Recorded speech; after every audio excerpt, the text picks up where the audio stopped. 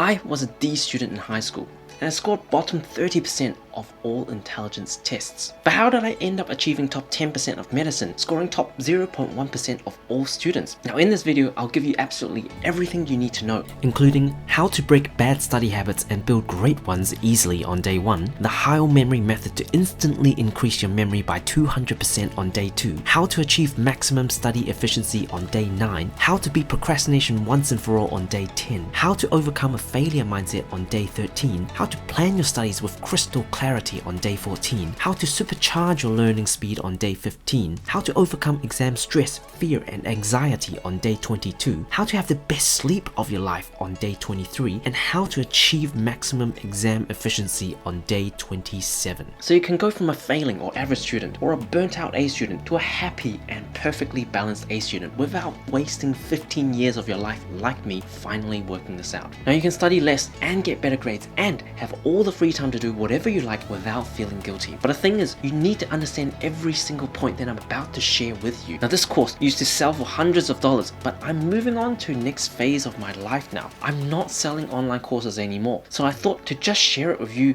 all for free. Now it's designed to be a 28-day course, or you can choose to binge watch this in 2x speed. Now there are quiz links in the description after each day to help you reflect and apply this to your own routine. Now in this information and AI age, information isn't power. Information plus action is. Now this might not be the most entertaining video on YouTube, but if you choose to carefully apply everything that's taught here, this might just be the last study video you'll ever need to watch. If you've picked up even one point that's helpful throughout this video, I hope you can share with a friend to help them out as well. Now without further ado, let's dive right into this. Hey everyone, it's Dr. Hugo here. Welcome to day 1, which is your most important first step in habit building basics. I'm super excited to have you here. No matter where you are, I'm going to take you to the next level. If you're getting C's and D's like me back in high school, I want you to gain the unfair advantage and pick up an efficient study system to get those A grades you want. Now, if you're already getting excellent grades, those A's and B pluses, and you're struggling because you're spending almost all your time studying, just like me again in pharmacy school, you will regain free time because your study output will be 2 to 3 times better if you implement all the efficient study methods that we're going to talk about here. And even if you have excellent grades and already studying efficiently, the principles and mindsetting methods will take you not just your studies but your whole life to the next level. Now the truth is, you don't have a problem with poor grades, poor memory or procrastination. You actually have a bad study habit or just a habit of procrastination. Now this is an important distinction because this habit is something you can change, and this habit is so deeply ingrained that you don't even notice what your brain is automatically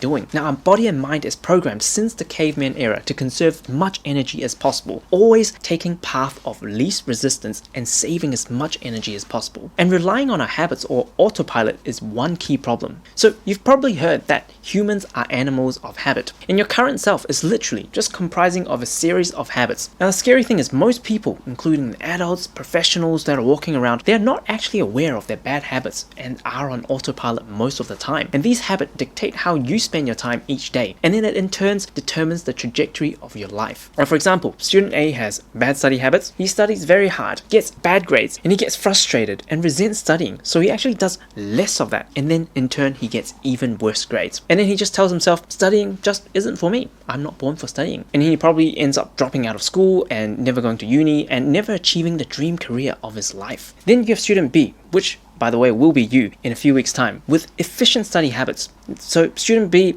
not using a lot of effort but getting a lot of good grades, and then he feels good in front of friends and family. He feels acknowledged and feels that his self-worth is good. Then he works harder and look for even more efficient ways to achieve even better. Then he gets even better grades in even less time, and he gets into his dream career of his life, while others think he is born smart instead of just looking at his efficient learning and study habits, which I'll give you everything over the next few weeks. So any habit like procrastination goes in 4 stages, and we'll go into much deeper details in later modules. And first you have the trigger or the cue. You want to sit down and study, but you're bored. Studying doesn't interest you at all. And then second, you have craving. As humans, we are deeply programmed to crave for that feel-good hormone called dopamine. So in this sense, when you're bored as the trigger, this part of craving, you crave for something to entertain you, an immediate gratification, that dopamine hit or that feel-good feeling. Then moving on to part 3, which is now your response. Then you now reach out for your phone and start scrolling Instagram and TikTok. Then moving on to the reward that you get. You see a funny TikTok TikTok and your brain releases that feel-good hormone. Or you send it to your friend and you joke about it and you have connections with your friend. Again, it releases that feel-good hormone dopamine. Then now you feel good, and then you subconsciously actually associate. Every time you get bored, you will get your phone out. And now this loop becomes quicker and quicker and quicker, and it becomes something on autopilot. Every time you just sit down, you immediately pull out your phone because you already cannot tolerate any boredom at all. So what these 28 days is going to be about building these 1% improvement in your study habits, because this is the key to your success. Now, if you get 1% better every day, you end up being more than 37 times better than when you started off 1 year ago. But if you stagnate and get 1% worse every day, you only have 3% of what you started off 1 year ago. Now, these trajectories then compound year after year, rewarding those with good habits exponentially and punishing those with bad habits again exponentially, just like what we talked about with procrastination. Now, I can give you all the best study mindset and methods, but if it is not implemented into your own life as your own habits, you won't see the results you want. Now, let's take your most important action right now and follow along as I explain the basics of how to build better study habits for you. Now, to address your trigger or cue to build a better study habit, you need to firstly make it obvious.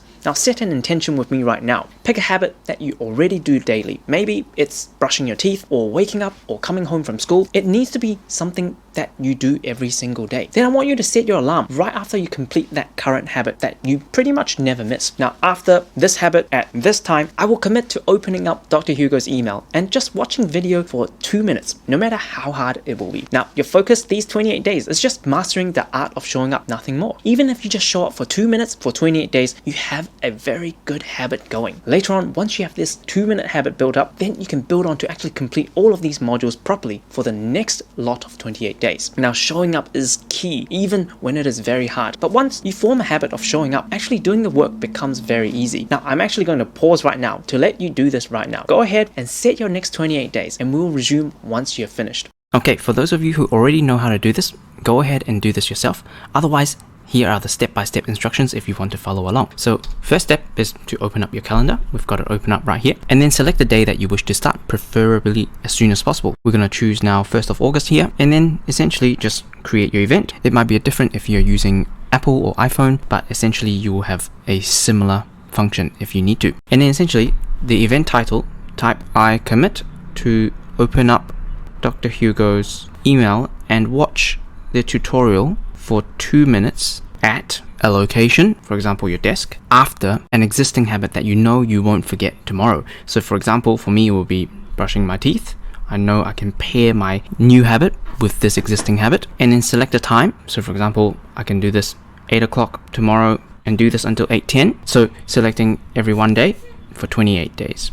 An alarm every single day. You know where you need to be, you know when you need to be, and you know what to do after which habit. Then part 2 is actually addressing your craving to build a better study habit. You need to make it attractive. Now, pick a small reward for just showing up and watching 2 minutes, and even bigger reward for completing the whole module for the day. It needs to be something that interests you and makes you feel good. Then it's part 3. To address your response to build a better study habit, you need to actually make it easy. That's why we set an intention of opening up the daily email and commit to just watching 2 minutes. No matter how busy you are, you definitely have 2 minutes to spare. Maybe you can shower for 2 minutes less, or even sleep for 2 minutes less. That is just what you need to tell yourself. And then the final part is to address your reward to build a better study habit. You need to make it satisfying. So apart from just having a small reward at the end of the day, you need to reward yourself something really big if you actually complete the 28 days. And this lets you look forward to final completion. And then also using a habit tracker that I'll provide for you with a link below, physically checking off each day as you use this habit tracker can also give you satisfaction because you can see how far you've come and you don't want to lose that chain of success. Then we talk about how to recover from lost days.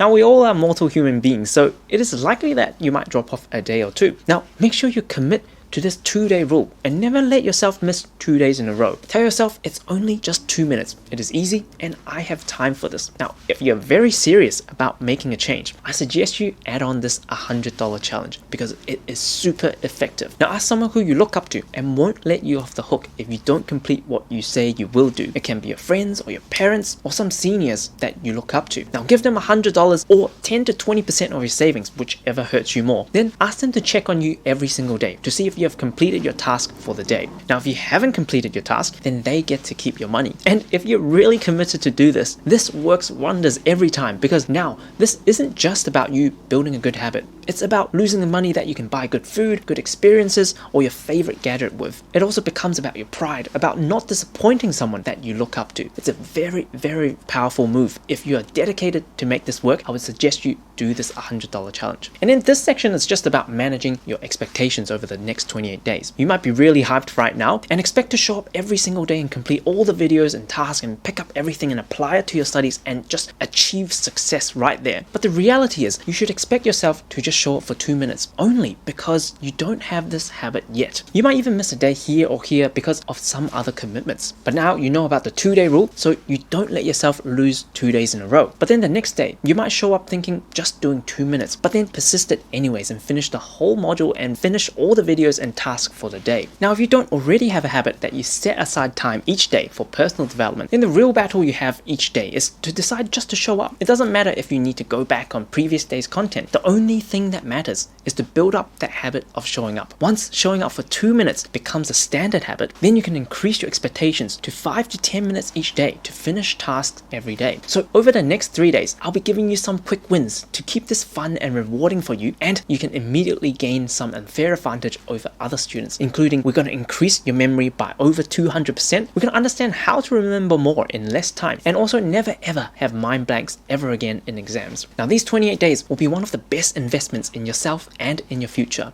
All you need to do is to set your intention to just opening up the daily email every day and to commit to just watching 2 minutes of each video. At the end of the 28 days, you will transform into a completely new self, gaining so much unfair advantage over other students who didn't take this course. Now, for the most important part of the day is to take action. Simply follow the instructions below and finish the quiz for today and complete today's minimum tasks. And I'll conclude today's module right here, and I look forward to seeing you tomorrow at the same time.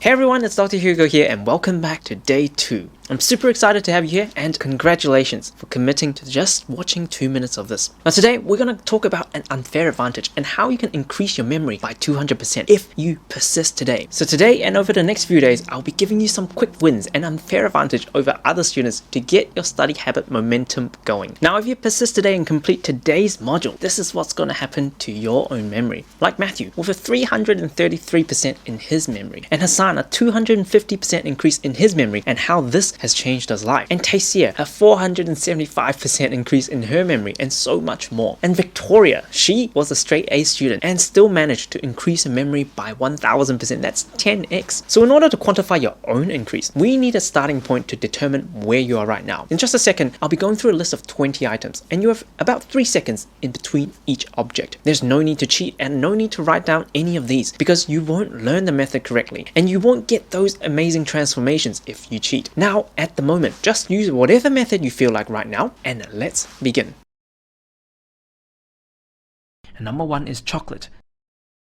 Number 2 is horse. Number 3 is Mount Everest. Number 4 is elephant. Number 5 is microwave. Number 6 is remote control helicopter.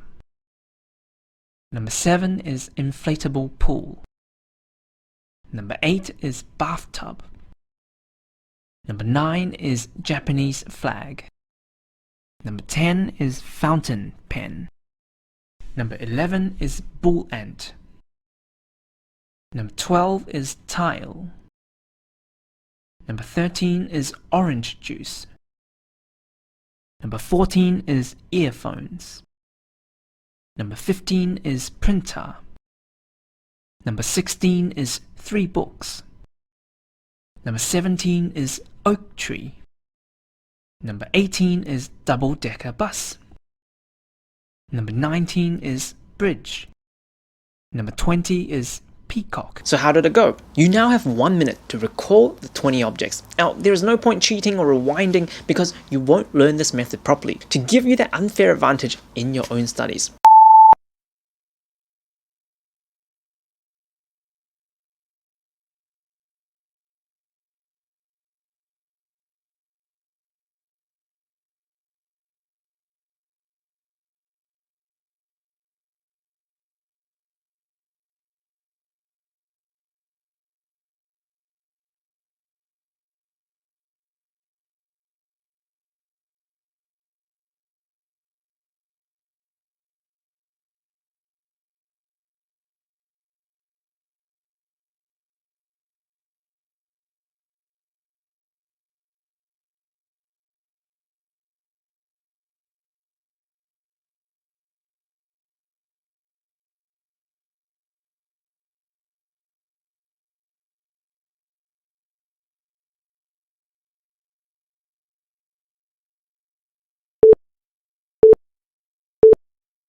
Now you can mark your own answers. Now you need to get both the number and the object correct together. If you said chocolate, but then you said it was number 2, then that still doesn't count. Now write down this result and we'll use it in the end to compare how much you've improved today by just watching this video. Now, if you're like most people, you are likely probably just chanting or staring at the screen. It doesn't work because our mind, with staring at words or repeating them out loud, doesn't make this information stick to your brain. For example, when you go to Italy and you see this Italian guy that only speaks Italian with no English. Now you can't speak English to him because he would have no idea what you're talking about. Now most people think that they're born with a bad memory and they keep forgetting things, and this isn't true at all. Now there is only a trained versus untrained mind. Now in order for information to stick to your brain, you need to speak the language of your mind, which is imagery, locations, and emotions. Now this is where I'll introduce you to the HILE method, which is Dr. Hugo's image, location, and emotion method. This is a whole range of memory techniques designed to give you the unfair advantage over other students involving imagery, location, and emotional keys to the 4 levels of HILE method. Now I'll show you the basics of the HILE method, which is the story linking method. And you'll see in just 5 minutes how this entry-level HILE method will make a big difference in your memory, even if you think you always have the worst memory in the whole world. Now in a minute, I'm going to dim the screen, there's nothing to see here. Close your eyes and focus. Clear your mind, clear your surroundings, and give me your full focus for the next 4 minutes, because you won't regret this. And we're going to start right now. So as you are out on your backyard in the field, you're holding this block of giant block of chocolate. It's bigger than your head, it's bigger than both your arms and carry. It's very heavy. And it's very hot outside, so the chocolate is actually melting all over the place, and it's dripping onto your nose, you can taste it in your mouth, it's dripping on your feet, it's everywhere. And the smell of this chocolate actually attracted this animal over, and this animal is a big horse. It came so close to you as you're holding this chocolate, it came so close to your face, it's breathing into your face, and you can feel that moisture and that smell from that horse's nose and mouth. And having this giant horse coming up so closely, you feel really scared. You feel that you need to do something, so you didn't think, you just acted, and you chucked this big block of melting chocolate right into this horse's face. And the horse got so angry, it turned its back on you immediately, and you saw its tail wagging, and you saw it lift its hind leg up, and it kicked you so hard and it thrusted you so hard that you landed in someplace very cold, and you realized that you were on the top of Mount Everest. And as you were lying there, it was cold, but you looked up, you were a bit dazed, but you looked up and you see this big trunk coming down. And you see a giant big elephant that just saw you and was about to stomp onto you. Just as this moment, you realize that you've got superpowers, and you use your superpowers to make this giant big elephant into a micro-sized elephant. And just to the right hand side, out of nowhere, you realize that there is a microwave. So you decide to put this micro-sized elephant into this microwave. After you do this, you realize that you are trapped in Mount Everest. The air is very thin, you're struggling to breathe, you're hungry, and you want to leave. And you reach in and feel your left pocket. And there you pull out a remote control helicopter. As you pulled it out, the remote control helicopter grew in size. It grew and grew and grew, so it's big enough to actually carry your weight. So you use this remote control helicopter to leave Mount Everest, to fly you to one of the base camps on Mount Everest. So as you were flying, it took about 5 to 10 minutes. You were flying through the air, and you were about to reach this base camp. And just out of the distance, when you were about to land, you saw this big giant inflatable pool. It's all frozen because it's Mount Everest, and people were actually ice skating on top of it. There was a lot of people there, and you don't want to land there because you will hurt a lot of people. So you wanted to just fly over this pool, and over the pool you just saw this hot, steamy bathtub waiting for you to just drop in and have a nice bath to get that coldness out of you. And as you were there, you feel that hot water and warm water, and you feel clean. So you finish your bath and you stood up and you were dripping in water, and you wanted something to dry yourself. And just as this moment, you saw this Asian guy coming across. He was a Japanese person actually handing you a towel. And when you looked at this towel, it's no ordinary towel. It actually mostly white, and there's a big red dot in the middle, which is the Japanese flag. So the towel was a Japanese flag, which is number 9. And as you were drying yourself, you actually looked to your side, to the right hand side, and you actually see a big structure. It was a fountain structure. You first looked at it, it's not just any water fountain. It was a fountain, and in the middle of it, it was shaped like a pen with ink sprinkling all over, and it actually sprinkles so much that it dropped some on your face as well, and some black ink on your face, which is a fountain pen, which is number 10. So how did you go? Let's try and go through this together now. So you were standing there, you're holding a big giant block of melting what? Chocolate, that's right. And remember, this animal was coming towards you, breathing inside your face, and you panicked and you chucked this block of chocolate onto what? Yes, that was the horse. And remember, this horse was so angry, turned its back against you, and then kicked you right to where? Very cold. That's right, Mount Everest. And then when you landed there, you're a bit dazed, and then you looked up, and then there was a giant animal that was about to stomp on you. What was that? That's right, that was the elephant. And remember, just as about this elephant was going to stomp on your face, you use your superpowers to make this giant elephant very small, and then you put them in the... what? That's right, microwave. And then you were cold, you were starving, and you felt something in your pocket. You pulled it out, and it was a what? That's right, it was a remote control helicopter. And that helicopter grew and grew and grew in size, and it took you down to base camp. As you were hanging on top of it, you would see a big giant something that people were ice skating on top of. What was that? There was the inflatable pool. You didn't want to land on that because you were going to hit a lot of people on there, but just across the pool, you see a nice steaming, that's right, bathtub. And then as you stepped out of the bathtub after a nice hot shower, someone handed you something to clean yourself with and dry yourself with. That's right, it's no ordinary towel, it's a towel made of the Japanese flag. And then as you stepped out, there was a weird structure out there, sprinkling ink everywhere. What was that? That's right, the fountain pen. And I also can bet you can do it in reverse as well. Standing outside, all this ink everywhere, that fountain pen. So just tracing back, what were you cleaning yourself with? That's right, the Japanese flag. And then why were you cleaning yourself with a towel that was a Japanese flag? Because you were in a bathtub. So before you landed in this hot, nice bathtub, you actually flew across something. A lot of people were ice skating on top of it. You don't want to hit them. And they were ice skating on top of a strange object that was the inflatable pool. And remember, you were hanging onto something that you can fly across that inflatable pool. That was the remote control helicopter. And remember, before the helicopter was very big, it was in your pocket. And before you pulled it out in your pocket, you put something in an object. That object was the microwave. Remember, what was the animal that you put in the microwave? That's right, there was that big giant elephant that was about to stomp on your face. And before that happened, you were a bit dazed because you got kicked right at this very cold place, which was Mount Everest. And what animal kicked you right to Mount Everest? It was the horse, because you chucked a big block of what?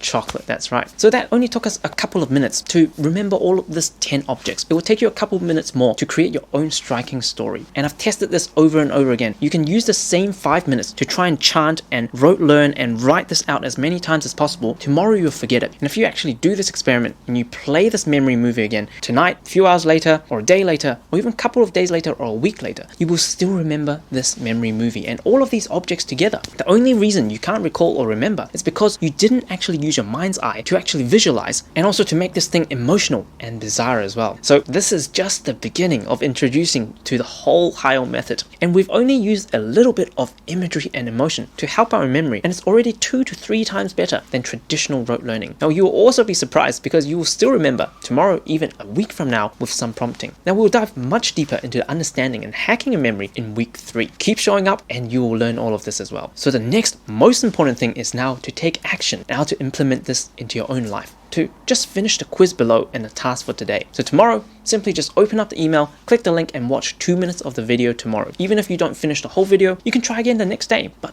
make sure to master the art of showing up. I hope you've enjoyed this one, and I'll see you again tomorrow. Hey everyone, it's Dr. Hugo here, and welcome back to day 3. I'm super excited to have you back here and committing to just those 2 minutes that we talked about earlier. Now today it's all about giving you another unfair advantage, now including understanding how your memory works and how to hack your memory so you can remember more for longer and in less time. Now from now, we'll focus even more on the learning the content, so you won't actually see my face and arms waving around to distract you on the screen. A lot of students say that this is actually a way they learn better. Now let me know in the task today and comment to see whether you prefer doing doing this over seeing me in the videos. Now, if you've been on YouTube and search study tips ever before, you'll hear everyone talking about active recall and spaced repetition. Now, if you haven't heard of this before, active recall basically means writing down everything you've learned from memory without reference books, and spaced repetition right here, meaning you revisit the learning material after longer and longer periods of time if you accurately recall the information. Now, these are all with good evidence behind it, but the truth is, most people don't use active recall and spaced repetition well, and basically throw in absolutely every single detail in their textbook into the physical flashcards or flashcard softwares like Anki. Now, if you don't know already, spaced repetition really is derived from this Ebbinghaus forgetting curve, this scientist who recorded how much information he would forget over the days. So for example, he would learn something and he'll remember 100%, and then by the end of day 1 he would have forgotten almost 80% of it, and even more in some studies.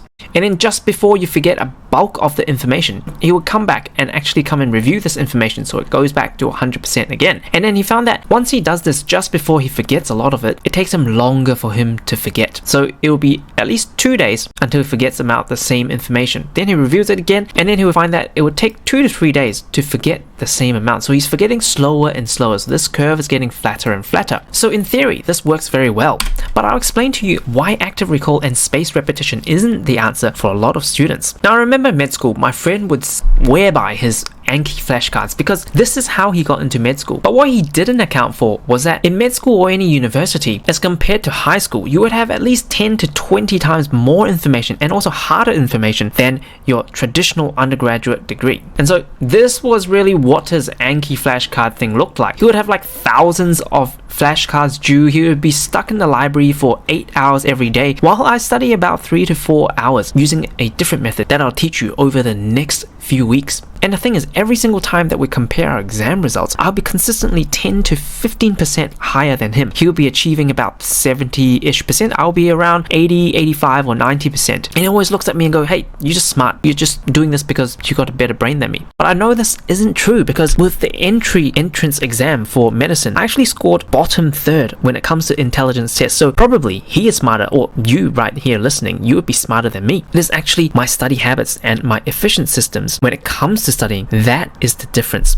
And that is the powerful thing that I wish to teach you if you choose to continue to show up over the next few weeks. And so the reason why active recall and spaced repetition isn't the answer is because most people are actually doing it wrong. Most people are actually pedaling their rusty bicycle as hard as they can. They're forgetting fast. They are working hard and not getting much results. They're learning passively. They're stressed. They're doing spaced repetition that is stuffed with rubbish. But what if this rusty bicycle that you're on, what if your destination is like 2,000 kilometers away, that your bicycle is going to fall apart? That's exactly what's happening. A lot of people who find their high school method works don't work in university, let alone a challenging degree like medicine. To travel 2,000 kilometers or to study and learn well in university and in life, you actually need a car, or even better, a plane. You need to completely rebuild your system. Now, as you progress through higher levels of education in high school and university, the content amount and difficulty increases. And the same thing that worked in high school might not work as well at all in university, because you never learn how to learn properly. You want to be the person that is in that Tesla or in that rocket that's actually remember longer, studying less, getting those excellent grades, learning actively, and make this whole process enjoyable. And this is what we're trying to implement in your own habits over the next few weeks. The reason why most people are doing it wrong is they don't realize there are many levels of learning, which is taught by the Bloom's taxonomy according to this. So most people would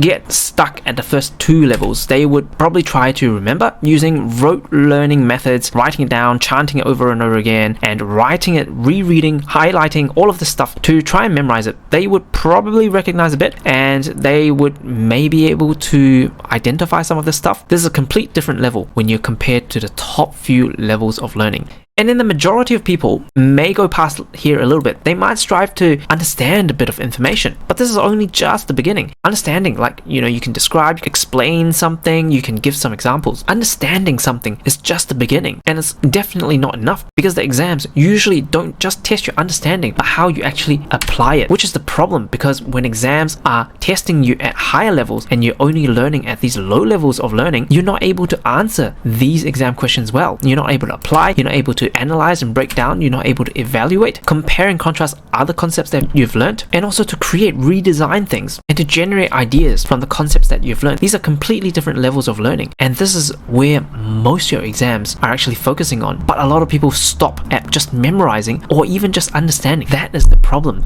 of what my friend was doing in med school. He was just putting all the details and just trying to remember, but the exam was testing at these levels. So here's a quick overview and an oversimplification of how our memory works. First, you've got all the sensory information coming in, this represented by these piles and piles of unlimited amount of piece of paper that's all scrambled up. So this includes everything that you see, hear, taste, touch, and also all the information your teacher or lecturer is trying to give you, and all that textbook information, everything that you're exposed to in your environment. And then it comes to actually your memory, your working memory. This is where all the information gets processed initially, gets bound into these particular maybe book chapters. You're going to put all the Harry Potter chapters together to make a sensible book. That's essentially what your memory is doing, your working memory is doing. Because if you don't handle this type of sensory information within a few seconds, 10, 15 seconds, you lose all of that information. And then once these are bound into chapters, they are actually stored in the process called encoding inside your long-term memory. Now essentially, if these are stored well and these book chapters are bound well into books and they are organized well, they can be retrieved very easily and they can be used in exams. But most of the problem I told you before was most people are stuck at remembering, understanding. So essentially what we can refer to is with these particular information, let's say you're trying to create a library of Harry Potter books. You've got all of these Harry Potter pages right here, and also a lot of other irrelevant information. Can be Lord of the Rings, there can even be biology textbooks right here. And then imagine you are just grabbing random pages from here and just chucking it in different piles and then putting it in your library. How are you able to systematically take these books out again and use it when you need it? That is the problem with traditional understanding of active recall and spaced repetition, because most people, they are actually storing or encoding rubbish inside their own libraries. So they will spend heaps and heaps of time to maintain this library, because this library, trust me, decays quickly if you don't encode it well. So once you put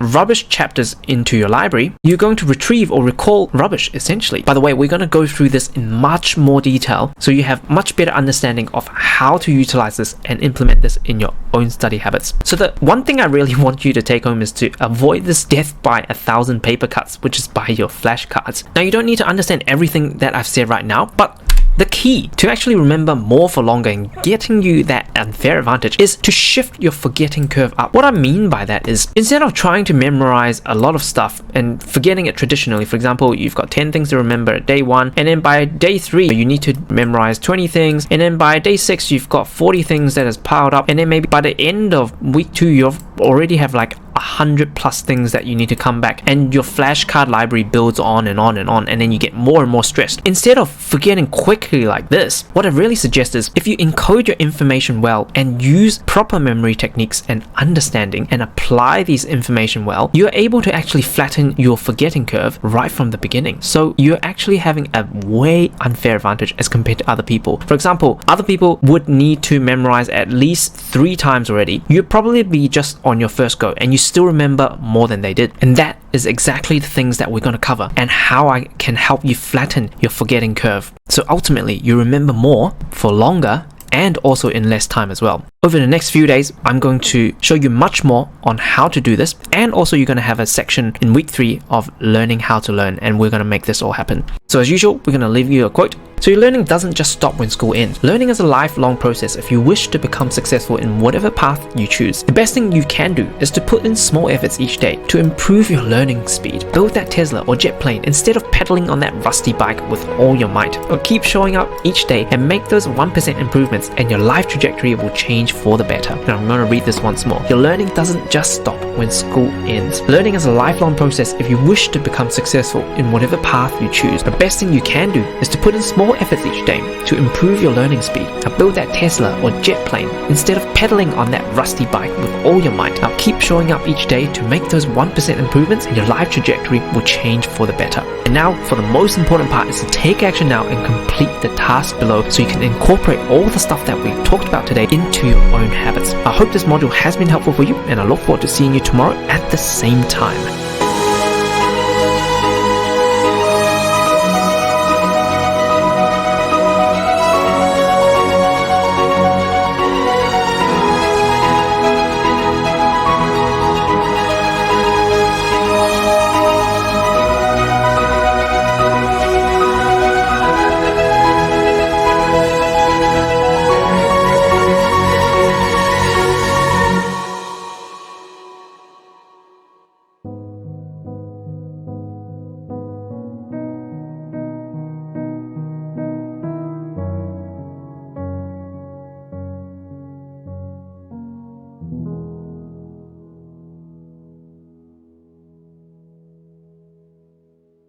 Hey everyone, it's Dr. Hugo here and welcome back to day 4, and I'm super excited that you are back and committing for another just 2 minutes. So today is yet another day to give you an unfair advantage over other students. Now including how not to be tricked by your brain, that you know your exam material but when the exam time comes, you just can't remember the right answer. Now remember those last minute exam mind blanks? Remember how the answer is just at the tip of your tongue? Now today, it's all about giving you that unfair advantage and never have those mind blanks ever again. So before we dive into today's content, I just want to do a quick habit check-in with you, and this will happen every couple of days because this course is not just about study but life in general, and this 2-minute habit is just the first step in building any desirable habit you want in your own life to change your own life trajectory. This is really important because these couple of minutes will build to 5-minute, 10-minute, 30 minutes, and you will go on this autopilot to propel yourself to success. Replacing unwanted bad habits will give you so much unfair advantage over other students, not just in school, but you'll see the difference in all areas of your life, including your career, your relationship, health, and personal development. So to help you and your habits on track, this is really from James Clear, the author of Atomic Habits, amazing book, and he's got this 30-day course as well, and I base a lot of my habit suggestions from this particular challenge as well. So today's focus to help you build your habit is your identity-based habit. It says that the ultimate form of intrinsic motivation is when a habit becomes your part of your identity. It's one thing to say, I'm the type of person who wants this. It's something very different to say, I am the type of person who is this. So you saying I want A grade average is very different to I am an A average student that studies regularly and constantly, intentionally improves on my study efficiency. Every action you take is a vote for the type of person you wish to become. Anyone can essentially convince themselves to study hard for a day or two and cram just before exam, but it's the belief that you are this A student, you do study regularly. Once you become this identity and you shift to something that's externally motivated, like the normal rewards that you get after completing today's lesson, once it becomes your identity, that's the ultimate form of intrinsic motivation. So that's a little habit check-in to try and help you build your habits a bit easier. So let's dive right into today's content. Now the reason why most students have mind blanks is that they think they know the information, but they're never understanding why. They are really unclear, they are chaotic, they are unplanned when it comes to their own study planning and how their brain works and how they can store information in their brain. This is because they don't understand this principle of the illusion of competence. Your mind always tricks you to think that it knows it all, but a lot of time it really doesn't. Let's do a quick experiment together. Let's just picture a $10 note, or the smallest note that you have in your own country. Now where is that 10 in the $10 note? How many 10s are there? And what is that person or animal or object on the note, on the front, on the back? Now where is the country name written? Also, where is the serial number written? How many times is it written, this serial number? How many digits are there in the serial number? And what counterfeit measures are there? Now I challenge you just to take a minute to maybe sketch it out. Try to contain all that information above. This is a very powerful exercise, and we'll resume when you're ready.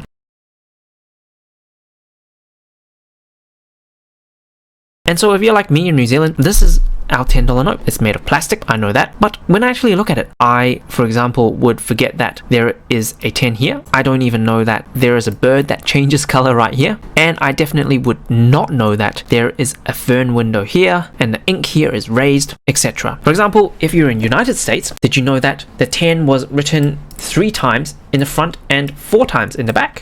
Know that the serial number was 8 digits in the middle, and also it began and ended with letters. Did you know that there was actually a series year? It's not every single year. It's 2004, 2006, 2009, 2013. And this is a powerful experiment because while we're able to recognize this $10 note, being able to recall this and draw it out again and also identifying all the features is a completely different story. And this is what you exactly need to take away when it comes to your exam material. And so how do we combat this illusion of competence? If you've followed me before, I keep on talking about the learning pyramid. For example, when you just attend a lecture or do some reading passively, you retain just 5 to 10%. And then as you go audiovisual or you start to demonstrate stuff, you retain a bit more. And then until you practice doing and teaching others, you'll retain a lot more. Now, why is that? Then I also want you to understand this retention hierarchy. I teach all my students as well. Retention percentage going up. And we've got the traditional passive learning methods, which is the rote learning, just keep on writing and chanting all over again, passively reading and highlighting. Basically, you forget it straight away. You can test this yourself, you can just highlight a bunch of stuff, and then one day later, probably you won't even remember 5% of it. Then we already talked about the HILE method, which is essentially supercharging your rote learning. You can list a good 20 or 30 objects, and you can use that story linking method that we talked about to remember these facts and lists of objects. That was the entry level of HILE method, and there are many levels of HILE method that I'll teach you in week 3 as well. But then ultimately, this is what I want to teach you, because most of our learning in school, in university, postgraduate, and even in life is about concepts. And with concepts, you really need to use this 5-10-15 rule. This is really a simple but powerful memorization technique. Simple meaning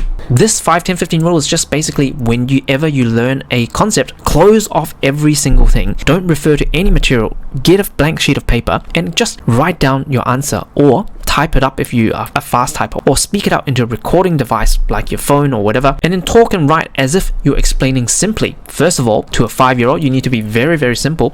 They don't have many words in their vocabulary, so it needs to be a very simple analogy, for example. Then to a 10-year-old, you can explain to them in a more complex way or a more difficult analogy. And then to a 15-year-old, you can use a little bit more jargon, or as if this is one of your colleagues that don't do your subject. Once you're able to do it simple, a moderate, and also at an advanced level, you pass this 5-10-15 rule. But it doesn't stop there. You need to make your learning and teaching 3D as well, not just simply explaining using analogies and examples, just what we talked about. You can also use mind maps, where we'll elaborate a lot more in future coming modules. And we talked about recording yourself, playing the concept and explaining to yourself, also actually teaching your friends, because that explanation and the interaction is different, because you've got someone live in front of you that will question you if they don't understand anything. That is how they point out gaps in knowledge and where you need to go and read up about again if you get those wrong.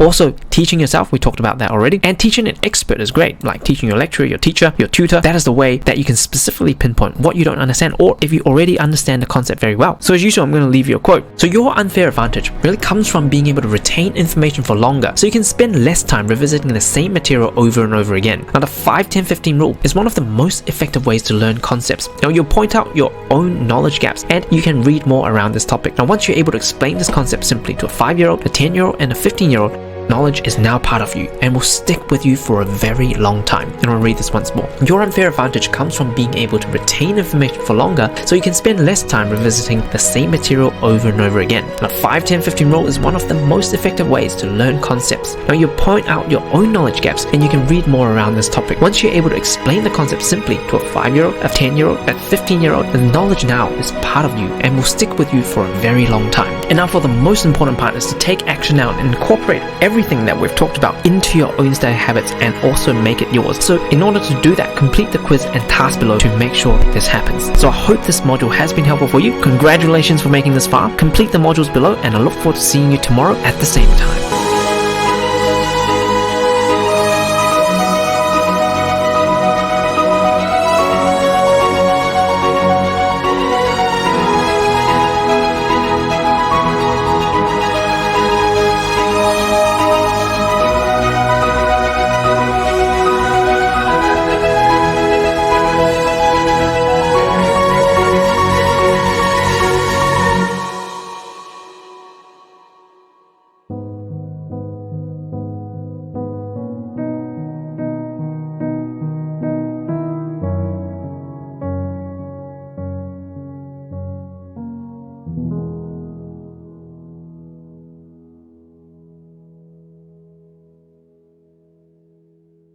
Hey everyone, it's Dr. Hugo here, and welcome back to day 5, and congratulations again for showing up and just committing 2 minutes today. Today we're going to talk about the overarching law and why it is so vitally important to understand this, because this really encompasses everything that can affect your grades and your life in general. I see a lot of students struggle because they don't have the insight to see the variables that govern their grades and their life, and they continue doing what they're doing and repeating the same poor grades over and over again and become frustrated. But once you understand this overarching law, it will bring you profound change in the way you think about studying and life in general. So let's dive right into this, because really no one really talks about these things, and teachers use these things in school, because growing up, for my own sakes, no one really talked about these things and taught me these things in school, or even my parents don't talk about it. We're talking about a principle that can change your whole experience in life, so it is vitally important that you understand this. But first of all, what do you actually mean by overarching anyways? So if we have to define it, it just means comprehensive or all-embracing. So with this particular overarching law I'm about to introduce you, now first of all, you need to understand this overarching law applies to every single life force and living being in this universe. Now, people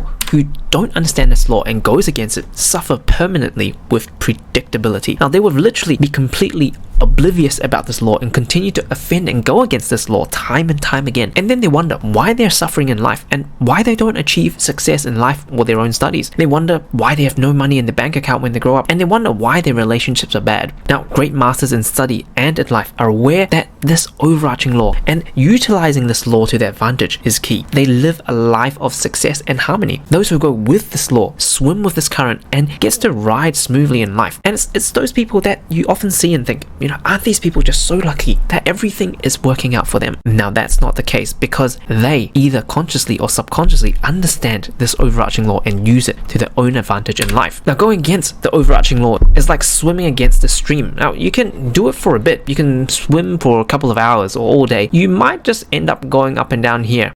People even walk through life in their studies not being aware that they're actually swimming against the stream. They're constantly swimming against this and they're not aware of it. And then they ask, why is life so hard? But once you understand this overarching law, you see the overall big picture. You know the direction of the current. You know which way to swim and go with the current. You start to win in life and suffer less and less as a result of this. Now, it took me over 10 years to figure all this out and apply this to my own life. And if you're able to grasp this concept now, you'll fly through life with unlimited potential and achieve whatever you want in life. Now, please understand how important this is for you to understand this overarching law I'm about to show you. If you apply it properly, you'll cruise through your life and your studies, and it just made me having goosebumps right now about how profound this could be for your life. So, this is the overarching law. At a first glance, it may seem to have all these complex words and arrows and plus signs, but once you understand it, it's very simple.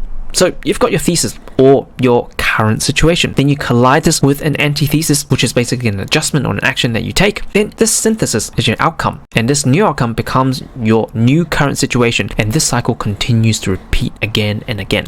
You might not understand it now, but let's go through an example and it'll become much clearer. So for example, here is you and here is the sun. You've been in the sun for a while and you got a sunburn. So if you continue doing the same thing, exposing yourself to the sun at the same time each day with the same duration, you will get the same sunburn. But if you don't want the sunburn, you might need to vary this antithesis. So again, you've got you right here. Next time you put on sunblock and you got a tan. A tan is something you want. Great. Okay. Then you try again. Okay, here is you and you stand at the sun at 12 o'clock without sunblock. You got sunburn again. Then you try again. Here is you and the sun at 4 o'clock without sunblock and you got a tan. But then now you ask, how is this even relevant for my grades? Trust me, this is pretty much everything. So you've got your current grades right here, which is your current situation. Then a lot of you, while you're in this program, either you're getting very bad grades or you're getting good grades, but you're tightening resources because you're using every single minute of your waking hour to study to get those good grades. And I can tell you right now, a lot of it is not to do with your intelligence, just like how I'm able to score top 10% of med school, being probably the dumbest 30% of the cohort as tested. It's due to your bad study habits, which is your antithesis, which is what you are applying to your grades every single day. This is your action taken every single day if you don't change it. This is going to predictably get you these poor grades and frustration every single time if you continue to apply these bad study habits. So then you ask, how do I break away from these bad study habits? Now the answer is really a series of never-ending scientific experiments. So for example, here is your current grades.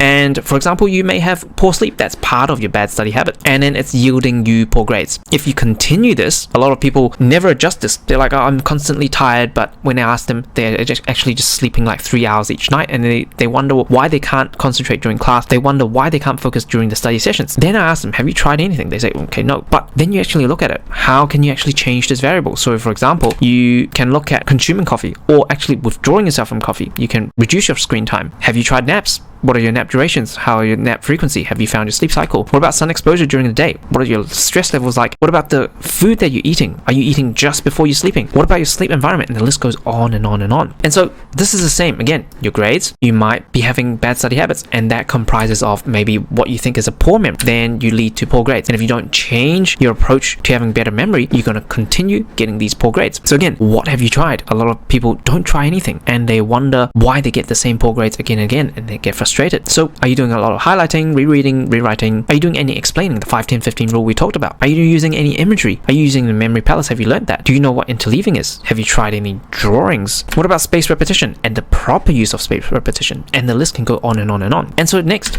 this is your grades. A lot of people have poor planning, or they plan unrealistically, or they don't even plan. And then they wonder why they're having poor grades, but they don't go and adjust this. Again, if you never do anything about these variables, it's just like you're swimming up that stream and you're not wary that you're in the stream and you're frustrated why you're so tired swimming against it all day long. Now, with the poor planning variables, are you actually setting an unrealistic timetable? Have you actually reviewed your daily routines? Do you actually have any leeway in planning? I'm going to talk about all this later, by the way, when I talk about study planning with you. What about planning for contingency? What about your duration of planning? And the list goes on and on. And the thing is, I can actually list hundreds of these that leads to poor grades, and list like maybe thousands of these variables that you can trial. But the thing is, you don't have to do this alone. That's why you chose to work with me. I have really done most of the trial and error for you, and I'll suggest the best way for you to do it. But there are actually two things that I cannot do for you. Now, I can give you the best mindset and planning methods in the world. I can give you the best study habits in the world. I know it works because it worked not just on me, but countless other students who have achieved success by following these steps. But if you sit here and listen just to my voice all day, nothing will change. You need to take action and actually show every day, not just showing up, but also to complete the quizzes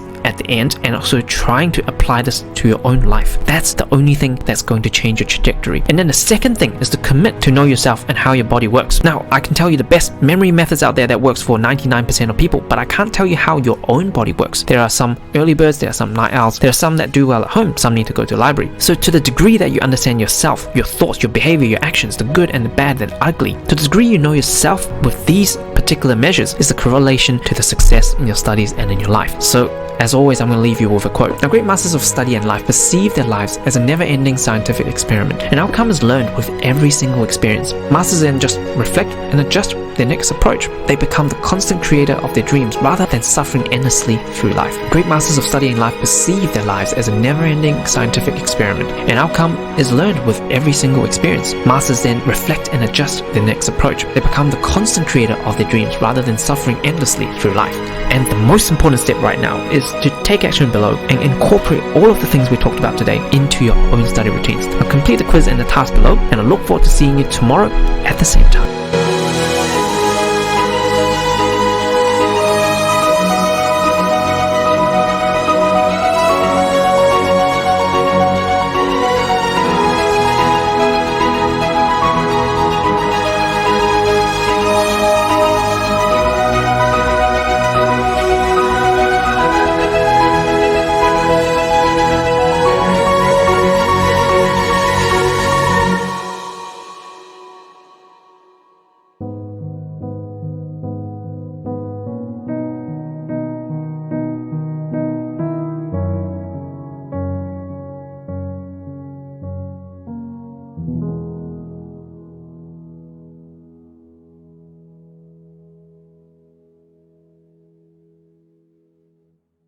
Hey everyone, welcome back to day 6. It's Dr. Hugo here, and I'm super excited for you to commit just 2 minutes today. Today we're going to talk about the 3 keys to excellent grades in less time, how you can study smarter and not harder.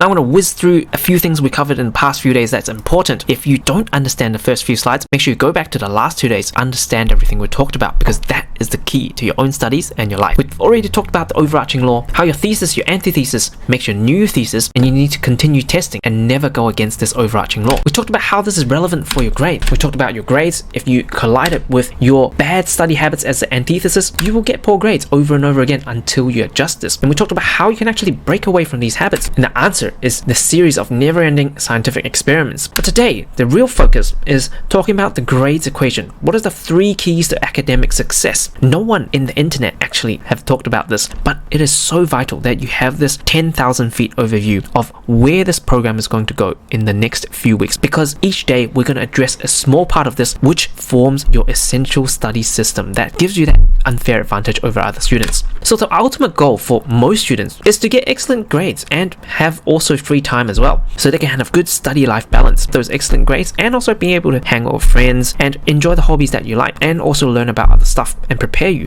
for your future career in whatever path you wish to choose. But no one really thinks about what contributes towards all of this. So now I'm going to systematically give you this overview of what makes up good exam grades and how you can regain your free time. So first of all, we need to look at most of the exams, which is made up of a syllabus. This is a series of learning objectives defined by, for example, your state exams or your national exam board. In university, this may be made up by your lecture learning objectives, plus or minus an exam board that governs your lecture as well. These learning outcomes or lecture outcomes will then make up these exam questions, and these will be tested, basically testing all the syllabus points, all the learning objectives, and they will make up your exam grades. To the extent and the efficiency you're able to the syllabus and answer the exam questions well, this forms your excellent grades, and plus or minus if you have free time or not. And these come down to these 3 specific areas that we're going to tackle within this 28-day course. The first we want to talk about is your time efficiency. And what I mean by time efficiency is, are you actually just having bums on seats time? This is what I call bums on seats, because your bum is there but your mind is not. Are you just daydreaming? Are you procrastinating? Are you actually on your phone, for example? Are you just wandering? Versus, are you actually in flow state? Later on, if you can see a little bit here, we're going to talk about how to maximize your study efficiency, which is 2 days from now. I'm talking about the study efficiency curve and how you can maintain a good flow state and concentration with that particular strategy session. Then with the time efficiency, with the time that you're putting in, even though you are sitting there actually procrastinating, or are you losing motivation, or are you not even having bums on seats time, meaning you're out there procrastinating, doing something that's irrelevant to your studies at all. All of this contributes towards how much effective time, not just time, but effective time that you can put in to learn the syllabus. And we will talk about each and every single one of these when the modules come. Maximizing your study efficiency, how to maintain your flow state, how to beat procrastination, and to unlock unlimited study motivation as well. Super excited, there's so much to cover here. And then the next component is actually your study efficiency. That comprises of many things. That is actually your current study system or your current study habits. Because with learning the syllabus at the moment, most of the information is broken down into concepts and facts. How well you're able to learn your concepts is determined by your learning speed. How quickly are you able to learn and retain that information? And we'll have dedicated modules in week 3 about this. And then also in week 3, we're going to talk about how you're able to memorize facts better. We talked about the HILE method, level 1 to 4. We only touched on the entry level, which is a story linking method that you memorized the 20 objects earlier on. That chocolate, remember? And then you chucked it at a horse, and then your memory movie continues to play. All of these memorization techniques help with facts. And it doesn't just stop there. It talks about your personal performance as well. What are your daily routine like? Are you able to maintain a good amount of energy throughout the day so you can focus to learn all these concepts and facts? And all of this big chunk contributes pretty much towards your syllabus learning. And then that in turn gives you all the knowledge that you need to answer these exam questions. But it doesn't stop there. Even if you have really good time efficiency, you're able to sit down for a long period of time and you're always in flow state and concentrated. Even if you're able to learn concepts and facts very well and retain them for a long period of time, and you're able to have a lot of energy throughout the day, you can still do really bad in your exams. And notice these are times in this equation, because the last bit is your exam efficiency. Even if you have all this knowledge, if your performance is really bad, you have exam stress and fear and anxiety, you go in and you have mind blanks, your exam planning is not good, and you stress out when exam time comes, this affects your exam performance. And if you do really poorly when it comes to answering exam questions, you can still get really poor grades. That is where my heart breaks when I see a lot of people working very hard but still getting bad grades because their exam efficiency is low. And I'm going to help you evaluate how you can do exam planning properly, and also how you can evaluate your knowledge, making sure that you don't have the illusion of competence. Remember that $10 note experiment? Making sure that you have a crystal clear way of knowing, okay, I actually know this information and I can walk in tomorrow and I know with certainty that I've done my best and I have all that information in my brain, rather than just going in and having mind blanks. So all of these components I'm going to talk about, and it's going to form your unfair advantage and essential study system. So this is your 10,000 feet overview. And so here's the grades equation we talked about. The time times study efficiency times exam efficiency is your grades. So let's put some numbers on it arbitrarily. So with your time, you can have 0 to 24 hours. So you can put in a time variable there. So your study efficiency can range from 0 to 10. How quickly you and how well you retain concepts and facts, and how well you perform in terms of your energy levels. And then exam efficiency, how well are you able to do in terms of the exam itself? 0 to 10. Be able to deliver all that information and remain calm and not stressed out and prepare for the exam well. This all times together will give you an indication of your grades. So this is all arbitrary. When you get number 80, it doesn't mean you're going to get 80%. So let's go through some examples. The first question I want to tackle is studying more equals better grades. This is very controversial. So for example, if you put in 4 hours times 4, 0.4, but you're studying inefficiently. Like 0 to 10, you're a 0.1, like very inefficient. So 4 times 0.1 times 0.1 is 0.04. And even if you put in like 24 hours, like you don't eat, you don't sleep, you don't do anything but study, and your efficiency is low, you're gonna get 0.24. Like that's not even like a 1. Yeah, it's a little bit better if you put in 24 hours rather than 4 hours, but you're gonna go insane. This is not sustainable. So let's take you through what I've gone through myself as a high school student and with my higher studies as well. So for example, me in year 11 or grade 11, I was putting in maybe 4 hours a day and I wasn't studying that efficiently. So 1 to 10, I'll give myself a 1. And exam wise, I'm not doing that well either. So 4 times 1 times 1 equals 4. And then in year 12, I'm like, oh my god, like there's so much information, the information is harder, so I'm going to put in more time. So I'm more stressed, like 8 hours a day, excluding the school hours as well. But I'm still studying very inefficiently and my exam efficiency is very low. And so my grades have gotten a little bit better because I put in double the amount of time. So I'm like, okay, that worked. So that was me in year 12 putting in 8 hours and not efficient. And then me in pharmacy, that was about maybe a 3 times the amount of content jump from year 12 to pharmacy, and the difficulty is about 3 times as well. I'm like, oh my god, my grades are slipping, so I need to put in even more time. So I was studying like maybe even 12 hours a day. I was like super stressed out and I had nothing to do than study. Like even my parents were worried, my sisters were worried that I was just in school, in library, in university, and library, and I was just studying. And yes, my grades kind of improved, but I was like super stressed out and unhappy because I had no balance at all. So taking this from me in pharmacy, throughout the years, I developed more and more study efficiency and exam efficiency. And this was completely different with the me in medicine, because I realized from pharmacy to medicine, that's probably another like 5 times jump in terms of the content and difficulty. I realized I cannot just keep on doubling this or adding more time to study. So instead, I worked on my study efficiency and exam efficiency, which is exactly what I'm going to go through with you these 28 days. And so what happened was that my study time actually decreased dramatically. Like I was only studying about 3 to 4 hours a day, but I was super efficient, super focused, learning very quickly, and also able to do really well in exams and never really stress out about exams. And my grades, arbitrarily, like that has gone like 20 times better because I needed to be much better because there's much more information and the difficulty is much greater, and I wanted more free time, so I needed to be much more efficient. So the take-home message really is, don't be this bull in life. My advice is not to just run and smash towards things blindly or whatever you see is red right here. Make sure to be smart and strive to work smarter rather than harder than everyone else. Life doesn't have to be hard, but life can be hard if you're not aware of the overarching law and if you swim against that life current. You use these principles to your advantage, and I promise you, you will find success much more easier. So in conclusion, these 2 days we talked about the overarching law in life, the grades equation, the only 3 things that matter when getting better grades, which is your time efficiency times study efficiency times exam efficiency, and we broke down the components so you can go back to review those. And we talked about why putting in more time does not necessarily mean better grades. Now I'm going to leave you with this quote again that we talked about yesterday because it is so important. Now, great masters of study and life perceive their lives as a never-ending experiment. An outcome is learned with every experience. Masters then reflect and adjust their next approach. They become the constant creator of their dreams rather than suffering endlessly through life. Now repeat this once more. Great masters of study and life perceive their lives as a never-ending scientific experiment. An outcome is learned with every experience. Masters then reflect and adjust their next approach. They become the constant creator of their dreams rather than suffering endlessly through life. So now the most important task right now is to take action and incorporate all the concepts we talked about. Now complete the quiz and task below to make sure that happens to you. And I look forward to seeing you for 2 minutes tomorrow at the same time.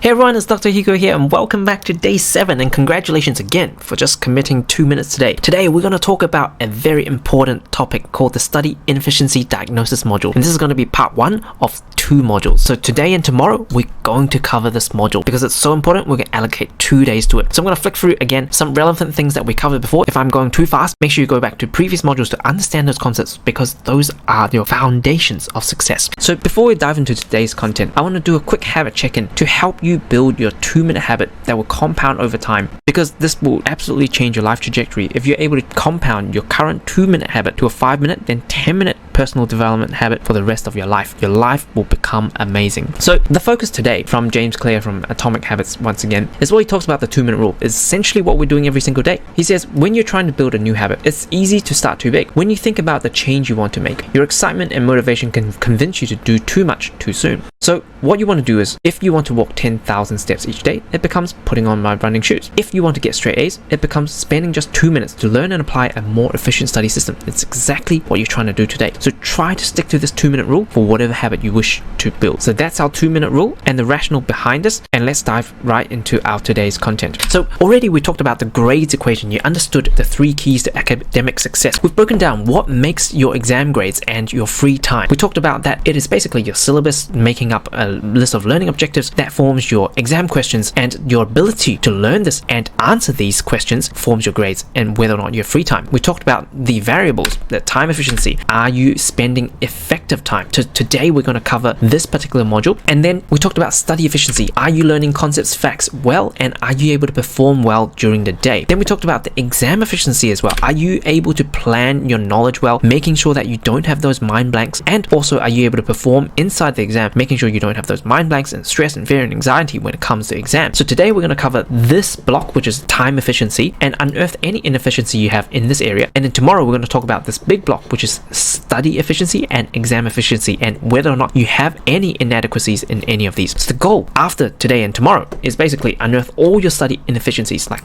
putting it out there. That's the first step of addressing any problems that you have. So the current you might be unaware or just partially aware of your study inefficiencies. By the end of today and tomorrow, you're going to be fully aware of all your study inefficiencies, and then the following day we're going to talk about how to address those. Before we get to that, we talked about this course is not just for your studies but also for your life as well. This is where I want to introduce you to this concept of increasing your insight. So you see these blue lines, what I call the sphere of the mind, or the level of insight that you can develop in certain areas of your life. It can be health related, wealth related, it can be well-being related, it can be your studies related. So applying to your study, for example, if you're at just level 1, you haven't been to this course before, you haven't been taught at school, or your lecturer doesn't teach you how to study, and your siblings and your mum and dad don't know how to study. So for example, you don't even know that a syllabus existed. You relied on what was taught in school. You relied on traditional rote learning methods, reading, rereading, highlighting stuff. You thought that was really good. So that was the amount of insight that you had. And now, just after a couple of days, you're already progressing much further. Now you're actually having a top-down view on yourself before, and you can see what components actually make up getting good grades and regaining your free time that we talked about in the grades equation, and how you can do that eventually. So you've increased your insight. And it's the same with sports and athletics. For example, a top tennis player out here may be able to predict their next opponent's shots just by looking at how fast the speed is and the angle of the ball that's coming back to them and the position on the court. Again, top chess players out here have insight. You know, maybe they can predict 10 to 20 moves ahead and foresee the outcome, whereas amateur players like myself can't even decide on my next move. This is really where you should be aware. In any domain in life you want to succeed, make sure that you always remain curious, whether or not you're at this level 1 or 2 stage, but you're thinking that you're at this level 6 stage, because as you expand your new sphere or sphere of mind and your awareness of the subject, then you can actually look inward and go, actually, I didn't know that much to begin with. And we'll talk about something called the Dunning-Kruger curve later on. But always remain curious, as in how you can increase insight in the particular areas that you want to succeed in your life. And so we already talked about the overarching law that, you know, nothing escapes. We talked about the thesis, antithesis, and synthesis. Your grades plus bad study habits continues to get poor grades if you don't adjust these. We talked about the grades equation, which makes up most of these, and all the breakdown under each of the 3 components we talked about. We talked about the stream of life, which is the overarching law, and also try not to go against this stream of life if you're able to swim with it and make life easier. Even Einstein says insanity is doing the same thing over and over again and expecting different results. Don't be that person that goes against the overarching law. So here's the first module that you can adjust your bad study habits. So talking about the first component of the grades equation, which is time study efficiency times exam efficiency equal grades. We're talking about this particular component now. So with time diagnosis, when I talk about time, it's not your bums on seat time, just like sitting there for 8 hours. Oh, okay, I study for 8 hours. No, when I talk about time, I mean efficient study time. So for example, say you study 6 hours each day for 7 days. You're working very hard. You are studying 42 hours a week. Of these 6 hours, you actually are on Instagram, on TikTok, and sometimes you even take a nap. So of the 6 hours, you actually only just on average study 2 hours efficiently. So times that by 7 days, 14 hours a week you're actually studying. So your efficiency, so it's pretty much 14 over 42 times 100% is 33%. So for every 3 hours, you're wasting an hour. So over a week, you seem to be like almost working full time, like 42 hours, but you have wasted a good almost 30 hours. So those 30 hours, you can actually go out with friends, watch a movie, or do whatever. It will still result in the same output because you essentially only study 14 hours. So why are you sitting there for the extra hours if you don't need to? And usually when I used to do my one-on-one study coaching with other students, this is basically what I do. I'll get down a piece of paper and I'll write down their day from beginning to end. Their typical study day, they can vary a bit, but usually most days they're the same. So when they wake, when they go to uni, what they do in between, when they do dinner, when they shower, and when they actually start studying. So for example, for this particular student, you'll be studying about 3 hours a day for 7 days a week. So that's 21 hours. Not bad. But when we actually look at how effective they're studying, it's actually 10 hours. So, every 2 hours they're wasting 1. So my question to them is, why don't you just study 10 hours and use the other 10 hours to just do whatever you like? It's the same thing. You can go and sleep, you can go and play, doesn't matter. But a lot of students actually don't realize this until we actually put this on paper. So I want to do the same exercise for you as well, which I introduced the time diagnosis tool, where I'll give you a copy of this as well. So here's our time diagnosis tool. We've got the days of the week up here. We've got the whole day right down here. So this is really a typical day for you when you allocate time for study or during the semester, or when you still have study going on. And then down the bottom here, we've got your total weekly study time, which is your bum on seat time, which we want to work out. And then the total efficient study time that we want to work out, the time that you actually focus. And then as a division, I've already worked this out. You don't need to do this. You can work out a study time efficiency. How efficient are you at utilizing your time? And here we've got a benchmark. Anything really below 60%, we really need to work on it, because we don't want you to waste every hour for every 2 hours you study. If you study 10 hours, you don't want to be chucking 5 hours down the drain. Anything above 60 to 80, kind of acceptable. Ideally, we want to be 80 to 100%, because we want to be utilizing your time properly and use the rest of the time to actually enjoy yourself. Do your free time stuff, work on your hobbies, and pursue your passions. So the fast and easy way would be how we just did it. Work out one day. If most of your days are the same, then you can multiply it across the 7 days. Work out how much time you actually spend sitting on a seat, like how we went through that schedule. But what I would really recommend is, because when you think about how you study or how much time you actually put into study, you might be overestimating or underestimating it. So I really strongly recommend you to actually take a week to actually see how you actually perform and what you actually do, and track your study time as well, and how efficient is your study time. Maybe you're sleeping from here all the way to maybe 7 o'clock. So next I'll be filling in my uni time as well. So uni or school time, if that still applies to you, usually take until this. And then as per our previous example, you'll be going to the gym, maybe eating dinner here, and then study time. Maybe this varies across each day. So as you complete this just day to day, you can complete this maybe at the end of the day easily. You can just do this once a day for 7 days and you've completed this worksheet. And I want to look at your study time. So this contributes towards 3 hours of the week inside here. Then after that day, I really want you to rate yourself. Of those 3 hours, how much of that have you actually focused? How much of that has gone into Instagram? How much of that has gone into distractions, watching some YouTube videos, or you just procrastinated? This you can actually work out day by day, your bum on seat time versus your efficient time. This is really the most accurate thing that you can do. And then you can accurately work out your time efficiency and whether attention is required because there's inefficiency there. And I want you to really take note at the end of the day, what is the main cause of your inefficiency? Is it procrastination? Is it some sort of distractions? Is it some sort of lack of focus, or any other factors? Once we unearth this forms the first component that we need to address. So once you have completed this throughout the week, you've worked out your time efficiency, we can move on to other areas of potential inefficiencies. Haven't already, you can press file and make a copy of your own. So as a quick recap, as you have worked out your time efficiency throughout the week, preferably you do this day by day on a real hour by hour basis,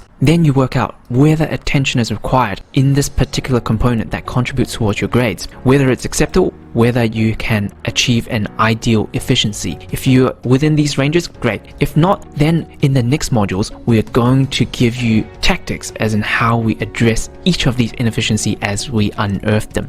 Alright, so I'll leave you another quote as per usual. So automation applied to an inefficient operation will magnify the inefficiency, by Bill Gates. If you carry on mindlessly with previous inefficient study habits, even if we study 10 times harder, we'll yield 10 times more inefficient results. Our first step to improvement is identifying and acknowledging inefficient study habits. The next logical step is to address these inefficiencies one by one to your success. Now, automation applied to an inefficient operation will magnify the inefficiency, by Bill Gates. If we carry on mindlessly with previous inefficient study habits, even if we study 10 times harder, we'll yield 10 times more inefficient results. Our first step to improvement is identifying and acknowledging inefficient study habits. The next logical step is to address these inefficiencies one by one to your success. Now, the most important part right now is for you to take action right now and apply everything that we've learned in this module. So complete the quiz and task below to incorporate all of this, and I look forward to seeing you tomorrow at the same time, just for 2 minutes.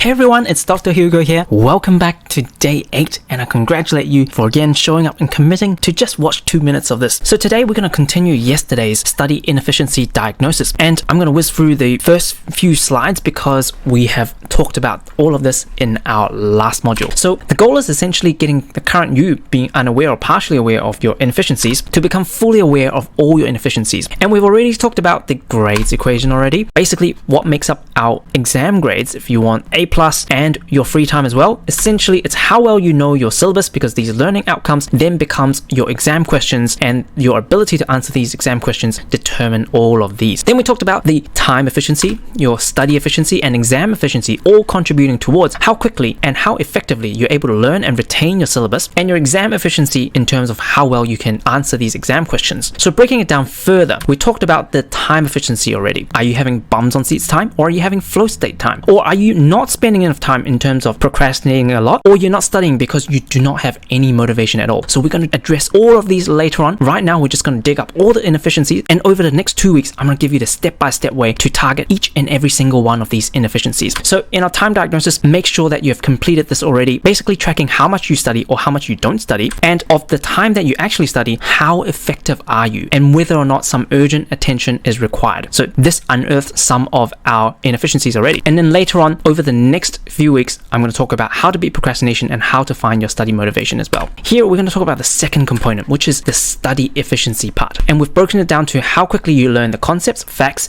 your personal performance in terms of your personal energy levels. So this is determined by your learning speed, how quickly you learn your concepts, and your memorization techniques for memorizing facts, and your efficient daily routines to make sure you're performing at the maximum level. So with our study methods diagnosis, I'm going to give you the tool in the link below. You can follow along as well. So once you open this up, you can click file and make a copy, and then you can make a copy of your own and follow along and edit. So here with the study methods part, it's really broken down into your passive learning versus active learning and active recall. This part, if you do a lot of this, means that you're spending a lot of time inefficiently. So you can study 10 hours, but 9 hours of that basically is information not going into your brain. So effectively, that time is lost. So for example, if you were like me back in high school, I listen and re-listen to lectures a lot, might be a 10. And I spend a lot of time reading and reading notes, and I spend a lot of time making notes as well, and I spend a lot of time making flashcards, because the process of making flashcards, every hour you put in to make the flashcards is every hour that you're not putting information inside your brain. Some sort of organization is good, I'll talk about this later, but overly spending too much time on these is not good. And then are you spending a lot of time just rote learning and rote repetition? So you're just copying it out, chanting it out. This is also not that great. So maximum, so if you're doing a lot of this, this is where we're going to highlight everything. So, you know, for example, if you don't spend a lot of time making flashcards and it's a 1, it's already green. So you can see where you're inefficient already. And then right down here, basically seeing where whether you're testing yourself on your learning objectives, because that is really a high yield thing you can be doing, and also doing past papers, so past exam papers, past questions that has actually come out in past years. You may or may not have access to this. If you have, this is great as well, so highly encouraged. If you do spider diagrams or mind maps without looking at study material, so you're recalling it from your brain, that is good as well, because you have to organize all that information. Testing yourself with flashcards, that's good as well, rather than just spending time making a lot of these and making it pretty. And also writing and answering your own test questions.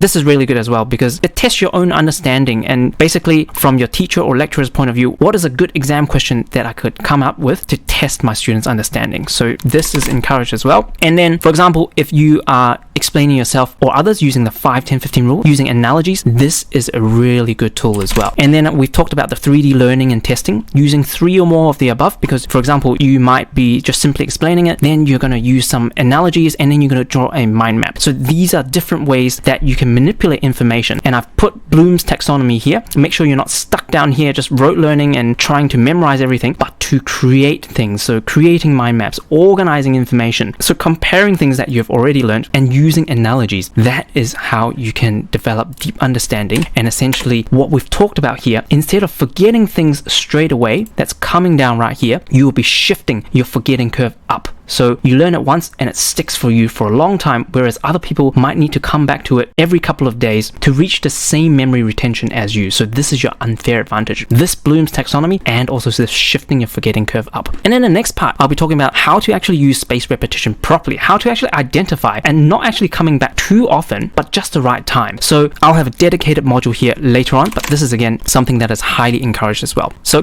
going back to our slides right now. So essentially talking about our study methods efficiency. If you're doing a lot of passive learning, avoid that. And then later on, I'll talk to you about how you can actually apply active learning, active recall, and spaced repetition the right way, and not ways that is actually going to do you harm. And then next is your personal performance. This is still under study efficiency, and we've got this tool again. You can hop back over to your Google Sheet. So down the bottom here, you've got another tab, which is study efficiency diagnosis as well. Again, this is personal performance. So basically the top part is a negative performance score, and then the bottom part is a positive performance score. So you can use either of these. It's just a mirror image pretty much. So if you end up procrastinating a lot, that is going to turn red and basically alert you that is something you need to address. If you get distracted a lot, are you feeling unmotivated? Do you feel tired a lot? Do you feel anxious a lot? Maybe you don't, so it's a yellow. Maybe you can't focus and concentrate a lot of times. These are all of the ways to actually identify what is the problem. Why are you not performing well? And I'll have tools for you later on in our modules to address each and every single one of these. So then essentially with your personal performance benchmarks, make sure we are addressing the negative performance. I'll talk through how you can do this, and also improving your positive performance as well. So this essentially concludes the study efficiency part. We talked about learning concepts and facts well, and then we talked about your personal performance as well. This all feeds in with the time efficiency part on how much time and how effectively you're learning the syllabus. Next is this next part, which is exam efficiency. So this exam efficiency part is broken down into your knowledge, how well you are able to retain your knowledge and know what knowledge gaps you have, because that knowledge needs to be delivered on that piece of exam paper for you to get the right answer and also get the grades. And then how well are you able to perform during the exam as well? Are you able to get your stress, fear, and anxiety under control? Are you able to use this as a positive motivator rather than getting you mind blanks in the exams? So we're going to talk about all of these, what you're going to do 4 to 6 weeks away, 1 week away, 1 day away. We're going to talk about all of this as well, and an exam success ritual. This is all going to be coming up, very exciting. So this is all going to feed into how well you answer these exam questions. So when you think about it, with exams, it's essentially just testing your transfer of knowledge from your brain to that piece of exam paper using the right keywords and phrases. So if you don't have knowledge, or you have a knowledge retention problem, that's a problem. Or if you have problems transferring that knowledge to that exam paper, that's why we talk about your exam performance, your stress and anxiety, for example, that is going to be a problem as well. So this tool, again,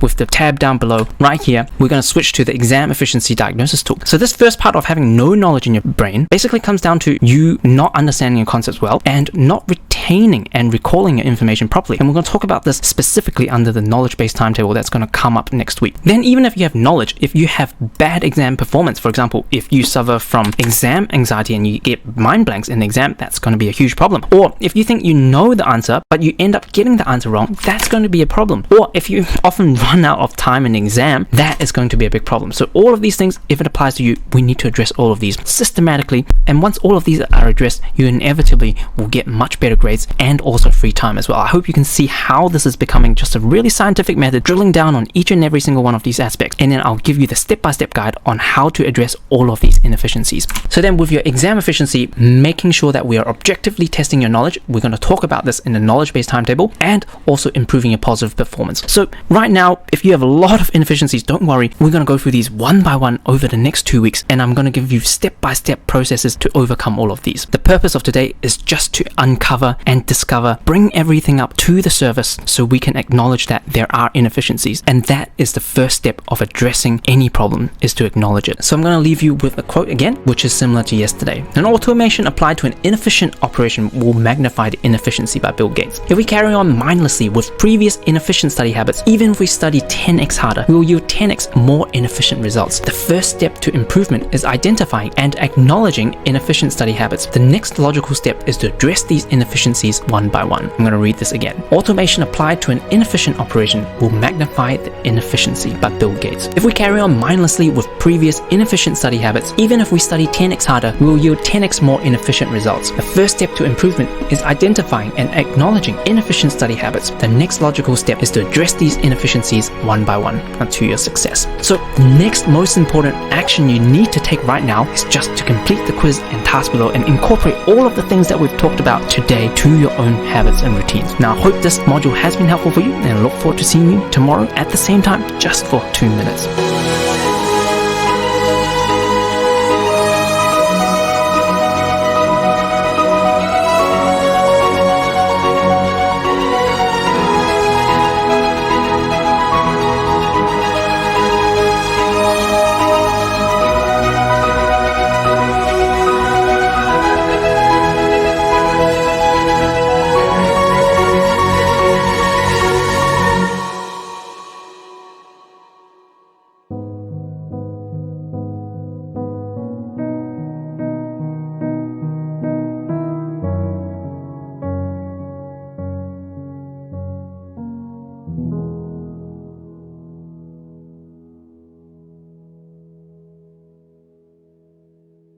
Hey everyone, it's Dr. Hugo here, and welcome back to day 9, and congratulations again for just committing to this 2 minutes watching this video, and see if you can last for longer today. So today we're going to be covering a lot of things, so it might go a little bit fast. Rewind if you need to, and we're going to get right to it. So our transformation goal we talked about is basically to maximize your study potential. So this might be the current you, fully aware of all your inefficiencies because we've gone through this for the past 2 days, and you might be unaware or only partially aware of the methods to improve. I might have alluded to this in the past 2 days. At the end of the module, not only you're fully aware of your inefficiencies, but fully aware of the methods and how to improve all of these. We talked about the overarching law again and again. We know that if we collide your grades with bad study habits, you get poor grades time and time again. So this is what we're trying to improve: your time efficiency, your study efficiency, your exam efficiency, which is all part of your bad study habits. Make sure you're not swimming against the stream of life. Make sure you're going with it to your destination with ease. And the one thing I really want you to take home is that experimentation is key. There isn't just one thing to remember. There isn't just one single right way, but the only way that produces a favorable result. So keep this in mind. Let's start. With maximum time efficiency, this is the first part of our grades equation, and we have already done this time diagnosis tool. If you haven't done this, I strongly urge it to do it at least a few days, because otherwise you don't know what's going wrong. So first of all, this is a category of students that I tend to work with as well. They say they don't have good grades. I'm actually struggling a lot. I want good grades, and then they give me their time schedule, and it looks a little bit like this. You've got some sleep, you've got some school, you've got some rest, you've got some dinner. Something's missing from this. Essentially is study time. There's none. They're procrastinating a lot. They're not studying enough. So this might be very obvious, but until we put it on a piece of paper, they don't acknowledge that this is a problem. So if this is you, if you don't have sufficient bums on seats time, you definitely won't have enough efficient study time. That's why you're getting bad grades, but you have a lot of free time. So if you actually want to do something about it, you need to study more, you need to balance your extracurricular activities. Maybe you need to rethink whether or not you need to cut down hours on that part-time job as well. And if procrastination is a very big thing, we're going to go through this over the next day, and then study motivation will be the day after as well. And then we have our second category of students, which is the other extreme. So this wake should be before they study. So they'll wake up, and then they will do 2 hours of study, and then they would then go to school, and then they'll come home, rest a bit, have dinner, and then they'll study like 5 hours straight, and then they will only have a couple of hours of sleep. Some students will even have less than 5 hours, and then they won't concentrate during school, and then their study sessions get affected. And then I asked them, how much of these do you actually focused. They're obviously working very hard. They're forcing themselves to work. And then when you actually count all of these, this student is studying 49 hours. But when I ask them, how many of these do you actually focus? They say about 20 hours. So every single week, this student is actually chucking 29 hours away. Pretty much they can use these 29 hours to maybe sleep a bit more, watch some TV, hang out with friends, go to movies. It would achieve the same result because effectively they're only studying 20 hours. So this is what I call the ineffective use of time. So they have sufficient bums on seat time, but they are not really efficient. So the result is still bad grades, no free time, because it's the efficient study time that counts. So the solution would be to chunk the study time and revisit that study efficiency curve experiment that I talked about. And then to, again, these still apply, removing distractions, going through the procrastination module and the study motivation module, which we'll be covering in the next 2 days. So regarding study efficiency curve, if you have been to the webinar, you would know this already. If you don't, here we've got productivity, arbitrary maximum right here. And in here, we've got your study time. So as you progress, your productivity would increase. And then basically after 1 to 1.5 hour, your productivity will drop. So you've got the warm-up zone, getting you up to the productivity zone for about 1 to 2 hours typically. And then you're on this burnout zone. So that student has been in this for a long time, forcing themselves to study, but not really achieving much. So they actually need a break. So what we really want to do is to maximize and to experiment. How do you get yourself in this productivity zone or flow state for longer? Is it removing distractions? Is it getting better sleep beforehand? Or is it chunking your study time? Having rewards afterwards? All of these you can get as part of your experimentation. And then you've got the next part of people who may be like me. They will be studying about only just 3 hours a day for 7 days, which is pretty good balance. You have plenty of sleep and then you have plenty of time to rest and do other things. And they might even be focusing for a lot. So for the 21 hours, they might be focusing on 18 and they still get bad grades. So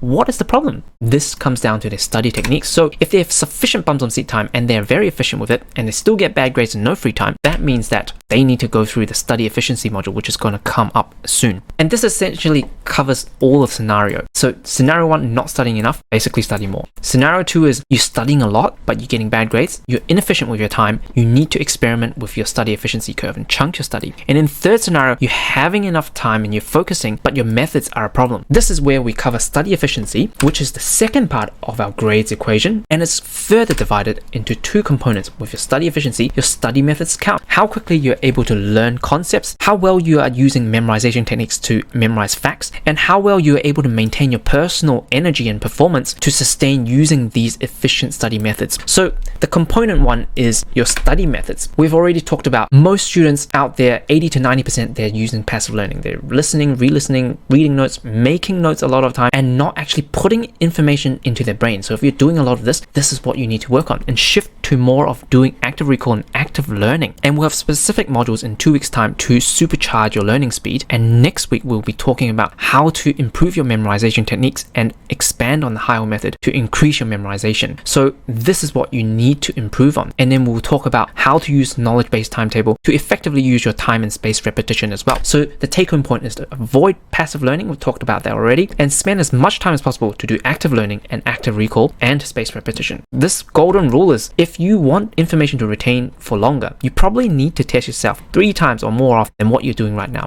Then we have the second component. Even if you're having effective learning methods and memorization technique, you'll need a good amount of personal energy and performance to sustain that. That is why I asked you, do you procrastinate? Are you distracted? Do you feel tired? Do you feel anxious? Can you focus? If not, this is what we need to work on. And we can't address everything right now. So tomorrow we'll be covering extensively about procrastination, and later on, we'll be talking about how to maintain focus and remove distractions. Then I'll have a dedicated module in 2 days' time for you to unlock unlimited study motivation. This is very deep as well. Make sure you come prepared for that. And then we'll have a dedicated sleep module in 2 weeks' time. So I'm super excited to bring you all of this because all of these are going to improve your personal performance as well. Then we're going to talk about exam efficiency, because even if you have enough time put in, effective time put in, effective study methods, if you're not able to deliver in exams, you're still going to have poor grades and no free time. So we've talked about what an exam is, which is basically transferring knowledge from your brain to that piece of exam paper using the right keywords and phrases. If you have no knowledge or you have exam performance issues, even if you study very well and have good study techniques, it's all going to come to a waste because you're still going to have bad grades. We've talked about this exam efficiency diagnosis, and you should have done this, and we're going to address all of these negative exam performance issues. So what can possibly go wrong? If you have no knowledge, this is where we need to go about the study planning masterclass and also the knowledge-based timetable, so you can have clarity about where your knowledge gaps are and when you need to go and address these. So we'll talk about this later. Anxiety wise, we'll have a dedicated module on this as well. This is a really good module. And then if you have silly mistakes, make sure you're able to find past exam papers, see what answers there are in past exam papers if you're able to address them,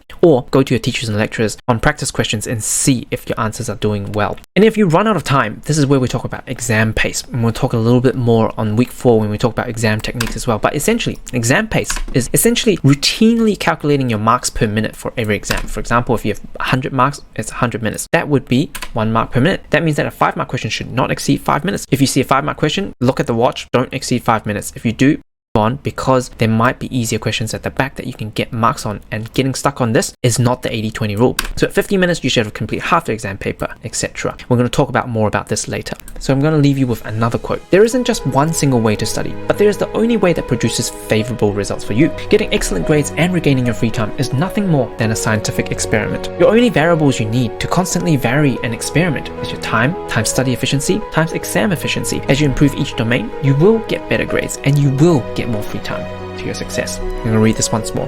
There isn't just one single way to study, but there is the only way that produces favorable results for you. When getting excellent grades and regaining your free time is nothing more than a scientific experiment. Your only variables you need to constantly vary and experiment is time efficiency times study efficiency times exam efficiency. As you improve each domain, you will get better grades and you will get more free time to your success. And your most important action right now is to complete the quiz and task below and incorporate everything we've learned into your own study habits. I hope this module has been helpful for you, and I look forward to seeing you tomorrow at the same time.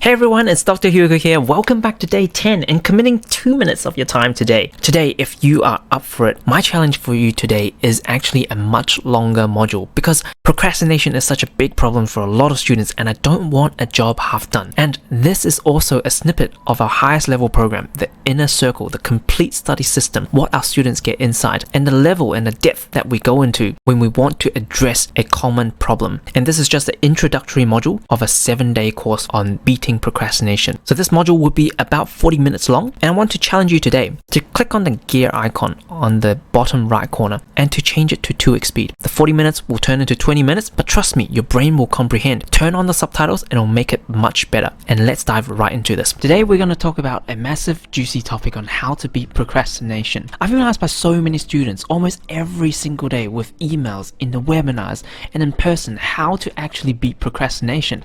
And today I'm going to give you the tools to beat it once and for all. Now, just an overview, we're going to talk about in this module why most methods don't help you beat procrastination, and the only 4 things that matter when it comes to beating procrastination. And I'm going to give you this procrastination tool, which is not available anywhere else because I created it to help you beat procrastination step by step if you wanted to. And next I'm going to teach you how to actually reprogram your brain and what I called a reward hack to beat procrastination. Now, how do most people try to actually bust procrastination? Before we actually go into this topic, let's procrastinate and talk about another topic, ironically. And the topic I wish to cover is the 80-20 rule, which is also known as the Pareto principle. So 80% of the effects comes from 20% of the causes is basically the crux of this principle. Now note, this is just an approximation, so it actually translates to the majority of effects comes from a minority of causes. So we'll go through a little bit of examples so you understand what I'm talking about. So with the 80-20 rule, we can even observe that in nature a lot. You know that on our planet, most of the earth is water and a minority of it is land. Of the land, 80% of the land are in 20% of the countries. And population wise, you can see that as well. 80% of the population lives in 20% of the countries. 80% of the state population lives in 20% of the cities. And then 80% of the city population lives in just 20% of the suburbs. Now, I'm going to give you one example, even Australian population. If you do a quick Google of the list of cities in Australia by population, so you see these are the greater capital city statistical areas and significant urban areas by population. So basically where most of people live in Australia. So number one is Sydney. In June 2018 there was 5 million people. Melbourne there was 4.9 million, and so on. So they ranked the most people living from top to the bottom cities. So there are 96 significant major cities in Australia, and they ranked it. So that's close to 100, right? So according to the 80-20 rule, the people that actually live in the top 20 cities should comprise of 80% of the whole population. So let's copy all of this and put it into an Excel spreadsheet, right? So we've got our cities here, same. This is the state, population, and the percentage. This is the percentage of the national population. So we add up just the top 20%. So we delete the bottom 80. So we only got the top 20 here. And if you add these together and just sum all of these, and you can see 79.3%, which is very, very close to our 80-20 rule. And as you can see, even in Australia right here, we can see that most of the population, 80%, nearly 80% of the population lives in the top 20% of cities, which is seen in Australia right here, this 80-20 rule in action. And next, if you go and Google the population where I'm living at the moment, which is Western Australia, Perth City is where most of the people live in. And if you actually do a quick calculation, 1.985 divided by 2.589, and you times that by 100, 76.6%, or nearly 80% of the people actually live in Perth City, as compared to Western Australia as a whole. And as you can see, Western Australia comprises of almost a third of the Australia, but most of the people focus and live in Perth here, again demonstrating the 80-20 rule in nature. So even amongst our Australian population, even amongst just even a section of this looking at W as a whole, only 20% of the people live in Perth City. Let's go back to our presentation. And so this is continue demonstrating. So if you look at 80% of the traffic is actually on 20% of the busy streets. And also when you look at accidents, 80% of the accidents are in 20% of the streets. And when you look at crime, 80% is committed by 20% of the people. The 20% of the bad people that does 80% of the crime. And even wealth, you can see that the top 20% of people hold 80% of the wealth, and we all know this as well. The thing is, what is the point of even knowing all this? Why am I procrastinating from the main topic and telling you all this? And it's all relevant for you to make smarter life choices. Let's take a seemingly small example from the supermarket. The 80-20 rule still applies. So if you look at the supermarket and the food inside, 80% of the food is actually really crap for you. And think of most of the foods in the aisle. So the chocolates, the sweets, the canned food, the preserved food, the ice cream, it actually makes up most of any supermarket that you look in. And only 20% that are actually good for you. You know, the fruit, the vegetables, the whole food. And when you actually look at it, it only comprises a small proportion of the whole supermarket. So what I tend to do in life is actually just go for these 20% of the things that is good for me, you know, from a supermarket to even a pharmacy. So 80% of the products have no evidence of health benefit, but 20% of them are good. Now vitamin aisles, they take over majority of the store, but do they have any scientific evidence that they work? Now most of them don't. And those vitamin gummies for kids, even worse because they are loaded with sugar. And heck, you thought those cough syrups actually help your cough, you know, think again.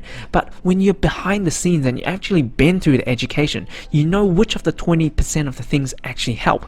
And this is the same in life. When you take advice from people, 80% of the advice, remember, is bad for you.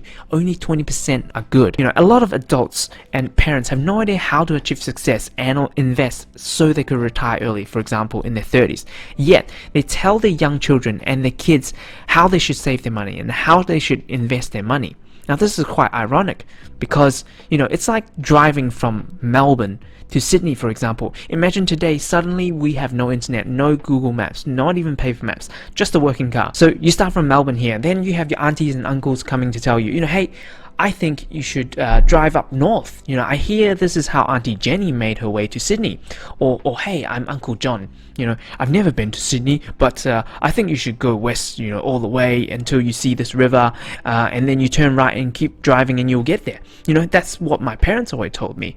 That's how my parents always told me, and that's how things have always been done. Now let me ask you, if they've never been to Sydney themselves, should you really be listening to them? If they haven't achieved financial success and you listen to these 80% of the crap advice from the aunties and uncles, how likely are you going to earn and invest enough to retire early using their methods? So the point is, if you're looking to get from Melbourne to Sydney, you should be listening to people who have already been to Sydney.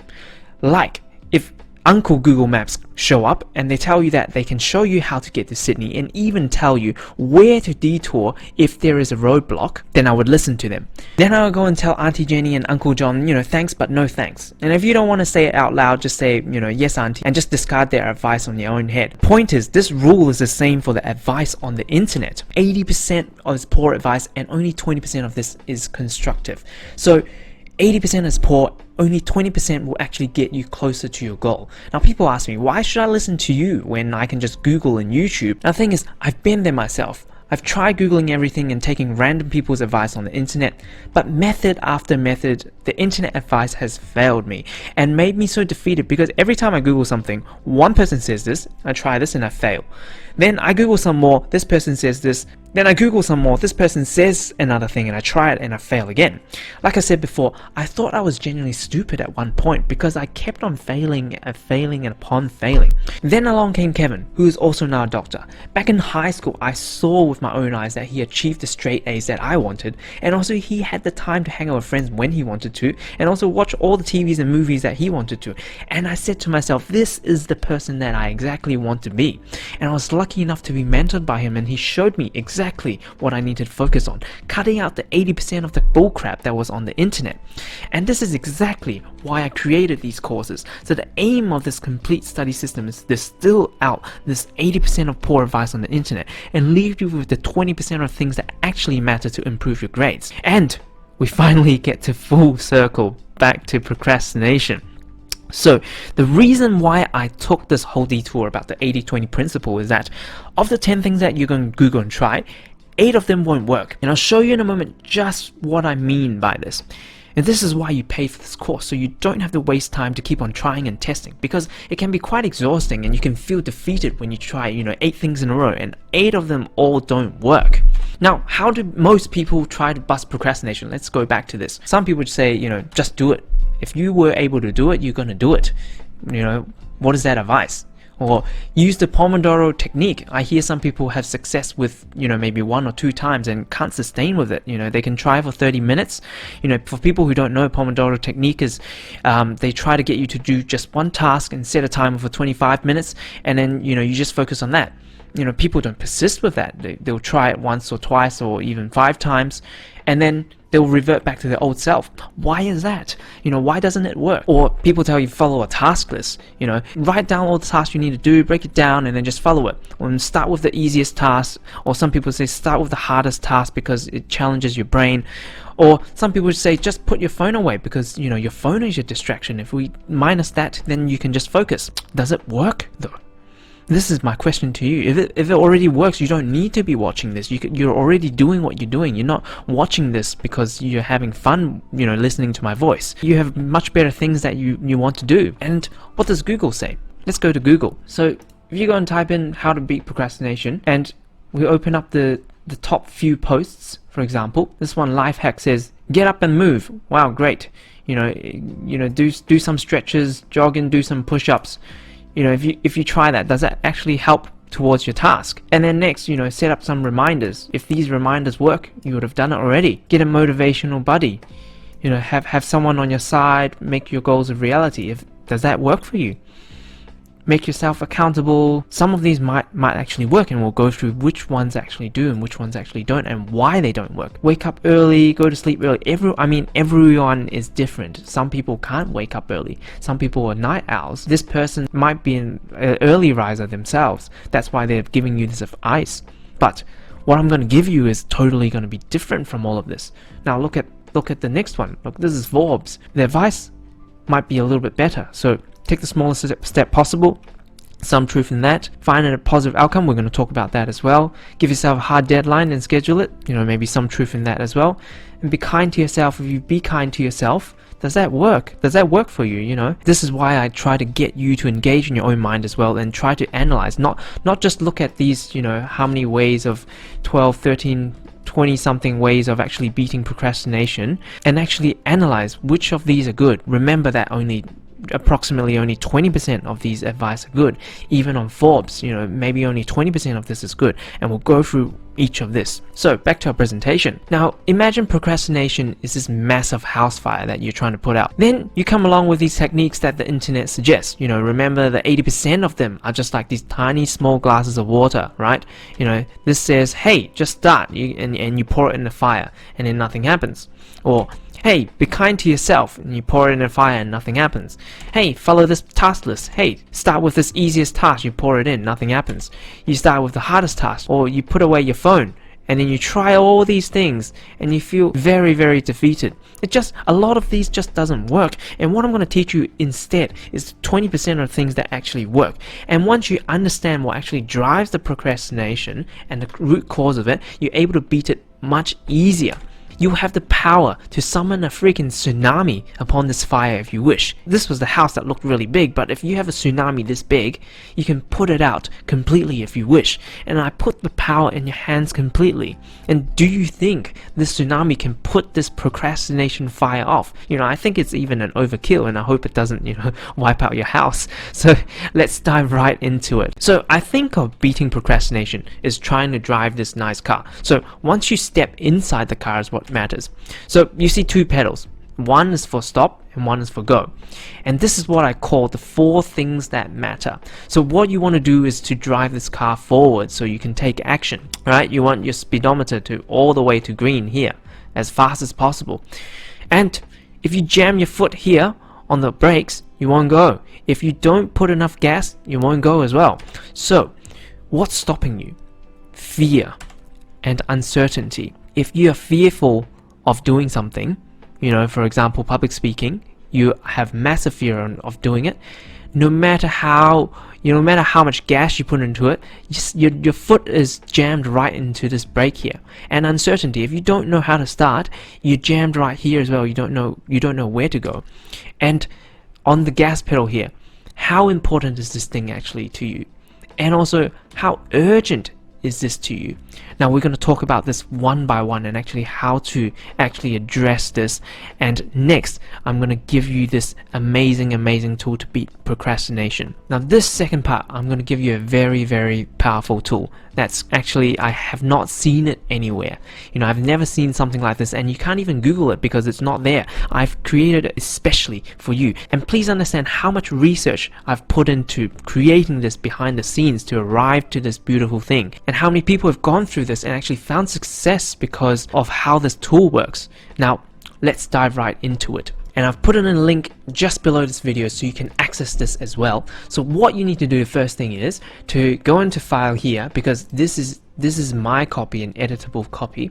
What you need to do is, come down here, click make a copy, and then save it into your Google Drive so you can access it. You can even download it as an Excel spreadsheet or even a PDF document if you wanted to. So that's what you need to do first up. I'm going to talk about this tool step by step. So it's broken into 4 steps and they're color coded as well. So step 1, we're going to identify what you're actually procrastinating from and how you're actually procrastinating. And also here, for every single little triangle here, there is a tooltip. Whenever you get lost and you don't know what you need to do, you can just put your mouse up here and then it will tell you what you need to write, for example. So first of all, you need to identify what specific task that you are avoiding, because if you don't know what you're avoiding, you don't know what to address. A specific task is meaning, not that, I want to study biology. That's not specific enough. I want you to say, what were you actually planning to do? Are you trying to study 15 minutes worth of biology on the topic reproduction? So are you trying to do that? So once you've identified what you're actually procrastinating from, what are you actually doing? Are you scrolling Instagram. And if you press Alt Enter, you can put in another line. Are you scrolling Instagram? Are you just watching YouTube?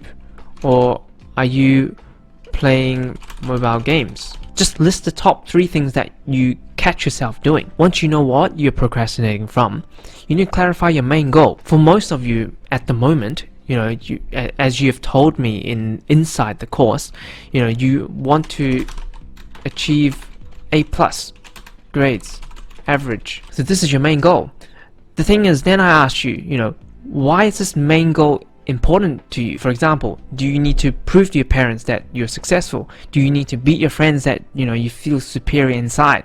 Or you need to fulfill your dream to get into medicine, like how important that was to me. For me, it was to fulfill my dreams to get into medicine. That was my dream back then. Then next, I'm going to get you to rate the importance and urgency and how much fear you have and uncertainty. So just go through one by one, and there's a drop down box here as well. And so the next step that you need to do on step 3 is to actually quantify the importance and urgency of the task, then rate your fear and uncertainty of the task. So for example, now this is the task that you're procrastinating on, studying 15 minutes worth of biology on the topic of reproduction. How important is it to you? So right now you might not see the importance because you think that you'll never be able to use this in your life, and it's not relevant to you at all. So maybe you give it a 2. It's not so important. So on a scale of 0 to 10, how important is it for you to achieve this task? Level 10 is you've starved for 5 days and you're willing to crawl through the desert for 10 kilometers to reach food and water. It's that important to you. And level 0 is not important to me at all. I would rather clean the toilet 10 times because it's more important. Studying 15 minutes worth of biology on the topic reproduction, rated a 2. So next is urgency. On a scale of 0 to 10, how urgent is it for you to complete this task? Level 10 is you've starved for 5 days. I need water and food right now. This is the urgency. Like, I will die if I don't have this. This is level 10. Level 0 is there's no urgency at all. I can do it in 10 years time and it will still be too soon. How important is it for you to study 15 minutes worth of biology? Maybe you don't see the importance right now. Maybe this is the beginning of your semester or beginning of your term in school. So you might give it a 2. And also then next is fear. So on a scale of 1 to 10, how fearful are you of this task? Level 10 is, there's no way I'm going to do this. This is way too scary. This crocodile is going to eat me, right? Then level 1 is, I have no fear of this at all. Like, I can eat McDonald's all day with no problem. Studying 15 minutes worth of biology. Usually people have no issues with actually, being scared of studying. So usually this shouldn't be a problem for you. So next is uncertainty. On a scale of 1 to 10, how uncertain are you of this task? What I mean is, how uncertain are you to actually know the steps to carry this task out? So level 10 is, I have absolutely no clue where to begin starting this. You actually have no clue. Then level 1 is, you're completely certain. I have no uncertainty at all. I know I need to take a left, walk 100 meters, then take a right, and walk 50 meters to the nearest McDonald's. This is the level of detail that you know, and level of certainty that you know how to go to McDonald's and how to actually start this task. If you have no idea how to actually start studying for this topic reproduction, you won't go and do it. For example, you don't know how to study this at all. You don't know where to begin. You don't know where to look. So I'm going to rate a 10. Then this gray box is auto-generated. You don't need to do anything about it. And it reflects on this action score right down here as you populate the above. Anything lower than 0 or in the red zone, you are definitely not going to do anything about it. I can bet you a lot of money if you have rated the scores up here and you landed in the red zone, you're going to sit here and watch Netflix and scroll Instagram before you're going to do this. And this is why a lot of the methods don't work, because they don't understand the underlying factors that's driving your procrastination right now. Until you rate it important enough, until you see the importance, until you see the urgency, until you reduce the fear and reduce the uncertainty, you're not going to take action. No matter what the internet tells you, you can be kind to yourself all day, you're not going to take action. You can start with the hardest task, you're not going to take action. So next, I'm going to give you the 20% of the things that actually work, because they actually address these 4 fundamental things that matter to beat procrastination, which is increasing your importance, or actually how you perceive your task in relation to your goal. And then next is rating your urgency, so increasing your urgency, how you can increase your urgency and activate that panic monster inside to actually scare yourself to work. Then next is actually reducing your fear if there is anything, but for studies usually this is not needed. And then next is to reduce your uncertainty, so you know with certainty how you're going to proceed, because if you don't know, you're not going to proceed at all. So in the next steps, we're going to talk about all of this. So next is the action score, and this is how it's actually calculated: the importance times urgency minus fear times uncertainty. And the main aim of the game is to increase your action score as close to positive 99 as possible. So as you increase your scores, all of this would increase. So you keep this low and you are certain of what you're doing, and this is how you reach maximum score. But anything in the green, you're most likely to take action. Anything in orange, you're still not going to do anything. Anything in red, I can bet a lot of money that you're not going to do anything at all. So this actually takes away all the guesswork and actually stares at why you are procrastinating right now and what you need to do, in terms of is it increasing importance, is it increasing urgency, is it reducing fear, or is it reducing uncertainty? So it gives you a certain step of what you need to do to actually beat procrastination for this specific task. Remember, this is not just for studying, it's for anything in life. Like even in your adulthood, if you're trying to start on a side project to build some money, why are you procrastinating? If you go through the same process, you're able to beat that as well. And remember, this course is not just about your studying, but also about improving your life in general, and also give you this mindset and tools to actually achieve success in the long term in life as well. Study is just a small part of your life. You need to understand that. So going back to our presentation, I hope you have seen how powerful this tool is going to be, and the next step is actually trying to address those scores and actually address the only 4 things that matter, which we talked about, which is importance, urgency, and fear and uncertainty, which is holding you back. So the only 4 things that we need to do is to increase your importance, increase your urgency, reduce fear, and reduce uncertainty, like we talked about. So first, talking about rating the importance, right? So if you rate importance low, this is what you need to do. You need to increase the importance. Going deep, right? If it isn't important enough for you, you won't move a muscle. If anything is not important enough for you, you won't move a muscle. This is just how humans work. And this is why I've developed something called the purpose process. And I go very, very deep with my one-on-one students. And I actually take them through step by step to find their purpose in life. Now you see, purpose isn't something sort of fluffy duffy word that no one knows until the day they die. There's actually a step-by-step process to find your purpose. And if there is enough interest, I can make a separate program talking about this so you can find your purpose in life with certainty early in your days. What I want you to do is to amplify your drive and pride. This is the single most important thing that differentiates people who are successful and not successful. It's the pride inside them. So amplifying your drive and pride, the single most important thing to work on. If you wish to achieve success in life, you need to make it your duty, because if you don't, you will lose face in front of your parents, you will lose face in front of your friends. You need to convince yourself that you will be mediocre in life if you don't do this. You need to make it such a matter of life or death, otherwise your action score will not be high enough. And amongst this pride that I talk about, I further subclassify it into a positive pride, which I classify it as a higher level, and a negative pride, which is a lower level. Now, you see, negative is the pride that you see externally in a lot of school-age teenagers, and even in university, and even in some adults when they have not grown up properly inside and haven't evolved. It's the look at me, I'm so much better than you, look at what I have and look at what you are stuck with, loser.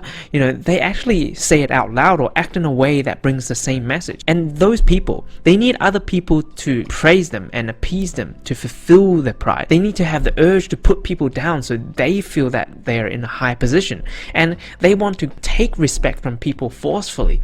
And I call this a low-level pride, because as you progress in life, some adults never evolve and keep this attitude. They end up losing friendships, they ruin their own careers. And not only this, I call it a low-level pride, because if someone identifies that in you, for example, for me, if I know that you have this attribute, you have this negative pride, then I can simply just appease you easily and put you in a higher position at my will, so you feel so good about yourself. Then you're compelled to help me back in return. And you have just been exploited without yourself knowing. It's it's a very, very dangerous trait indeed. But what you should actually do is actually internalize all of this negative pride and actually turn it into something positive. And the high level pride, this positive pride, high level pride, is not dependent on anyone else giving you approval or praising you. You don't need to put anyone down to put yourself in a high position. You get unlimited amounts of energy because you want to better yourself.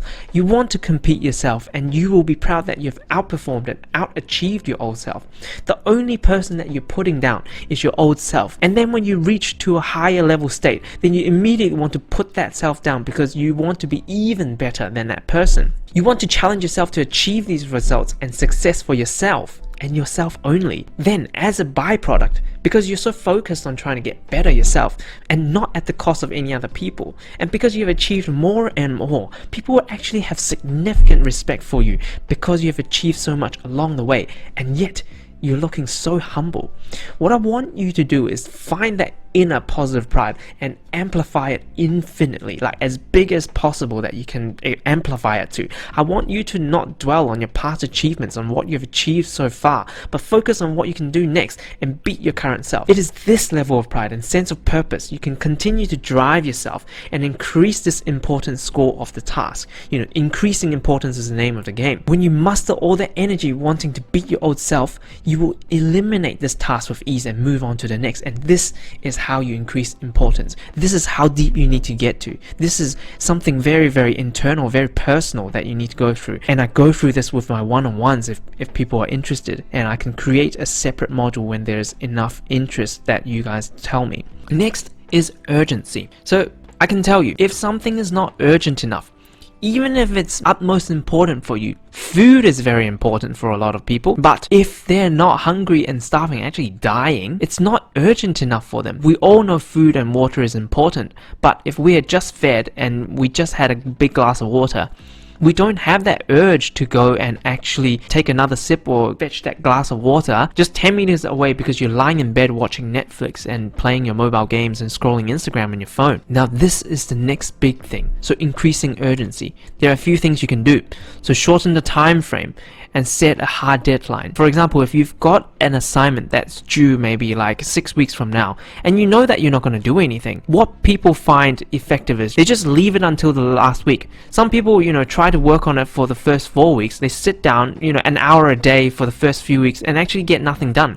You rather go and spend that time, have fun with your friends and actually leave it until the last week, and that panic monster kicks in and scares all the procrastination away. What I prefer is even a better way to actually bring that deadline forward. If you're the person that actually scared of losing face, I'd email that scary teacher or lecturer and say that I'm going to bet you that I'm going to complete it in a week.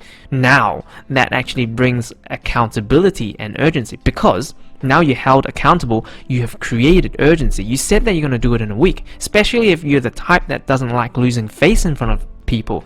The last thing you want to do is to talk up yourself and say that you'll finish in an email, and then your lecturer and teacher comes up to you 1 week later and say, where's your assignment?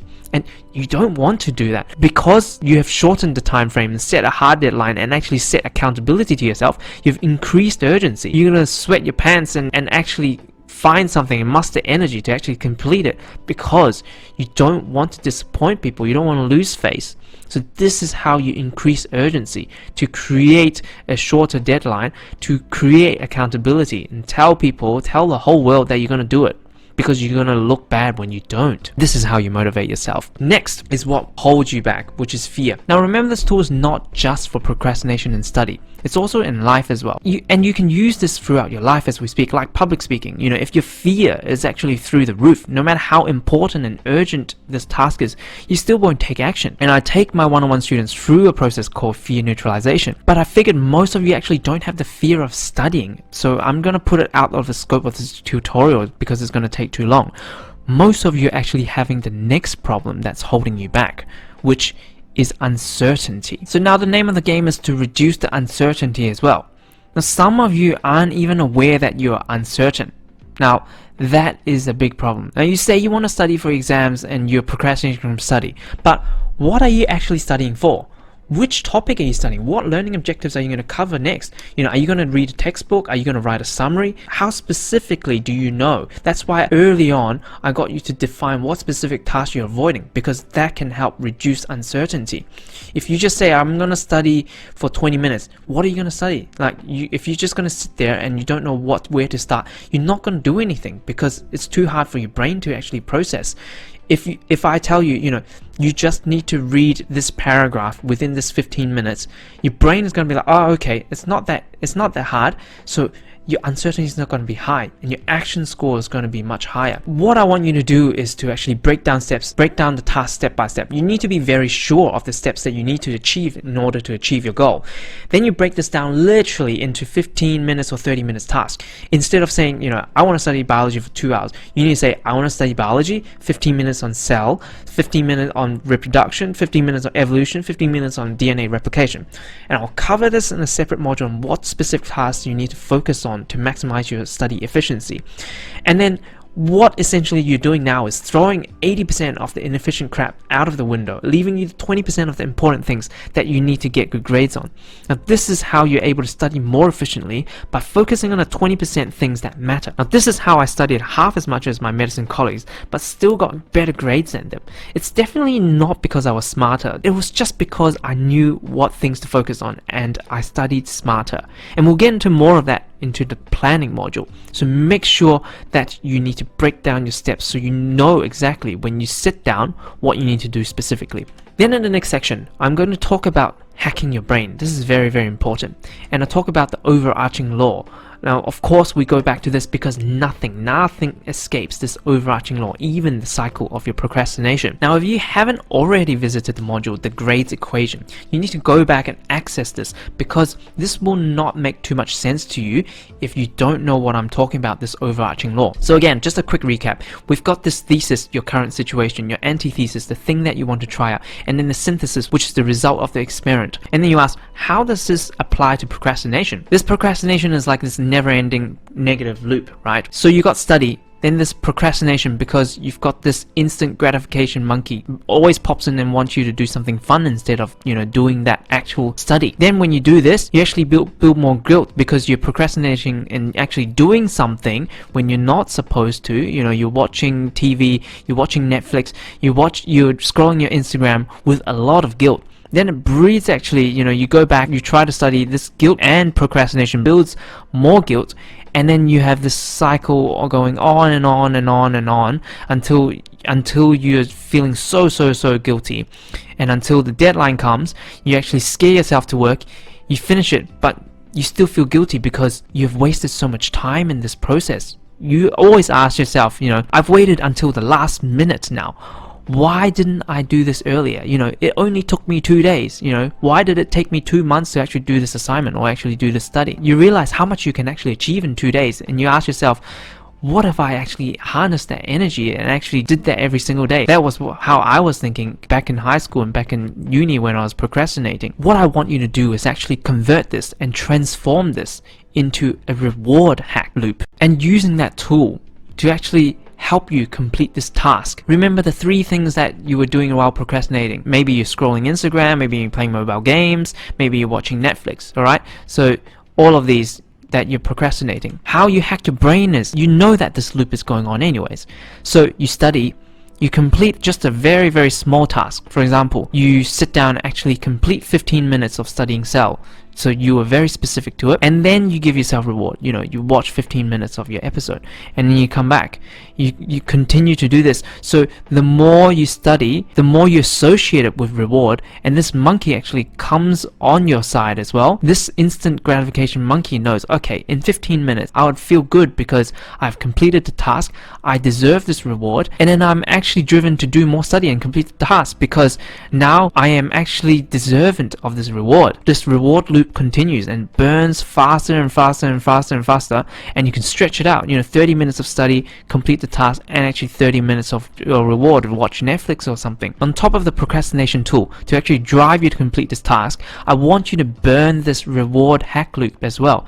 Make sure when you've driven yourself, increase the importance, increase the urgency, and actually reduce your fear, reduce your uncertainty. When you've completed the task, reward yourself, and then come back and do the study again. Reward yourself, so you associate study with reward, and you can have this hack of your brain, and you can generate a lot of energy because you know that you deserve it.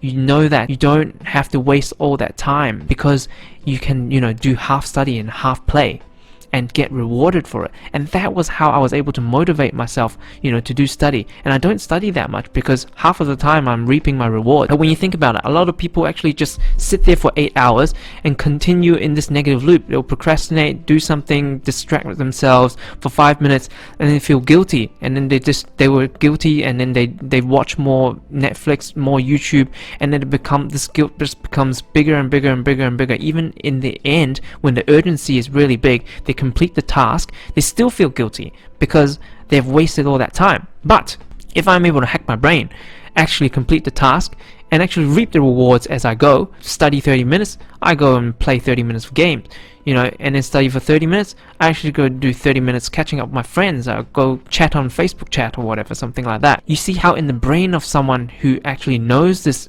feedback loop and the reward hack loop, you can motivate yourself to a next level. You can harness so much energy because you're getting rewarded every single time you do something, and you're satisfying this instant gratification monkey. This is what I'm trying to leave you. Now remember, I talked about the 80-20 rule. 80% of the stuff on the internet is crap, 20% of them are good.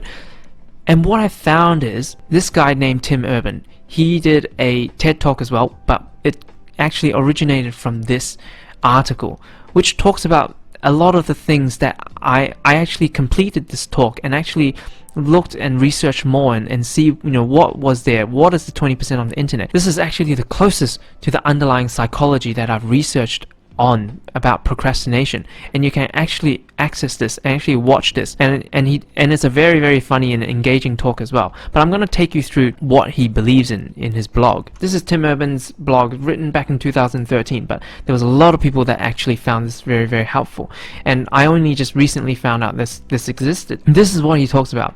In a non-procrastinator's brain, there's a rational decision maker. This is you do things that make sense. You think long term. You're not a child, right? It looks very simple. And in a procrastinator's brain, we talked about this instant gratification monkey. I have the same purpose as the guy and above, we're the same, but you've got this person here, look at how cheeky he is. When you, as the procrastinator, actually go, alright, it's perfect time to get some work done, and then the monkey comes in and go, nope. Then the monkey takes over the steering wheel of your brain and goes, let's watch a bunch of YouTube videos, creatures of deep sea, and then go on a YouTube spiral, takes us through Richard Feynman talking about string theory, and then watching interviews with Justin Bieber's mum, and then you go like this.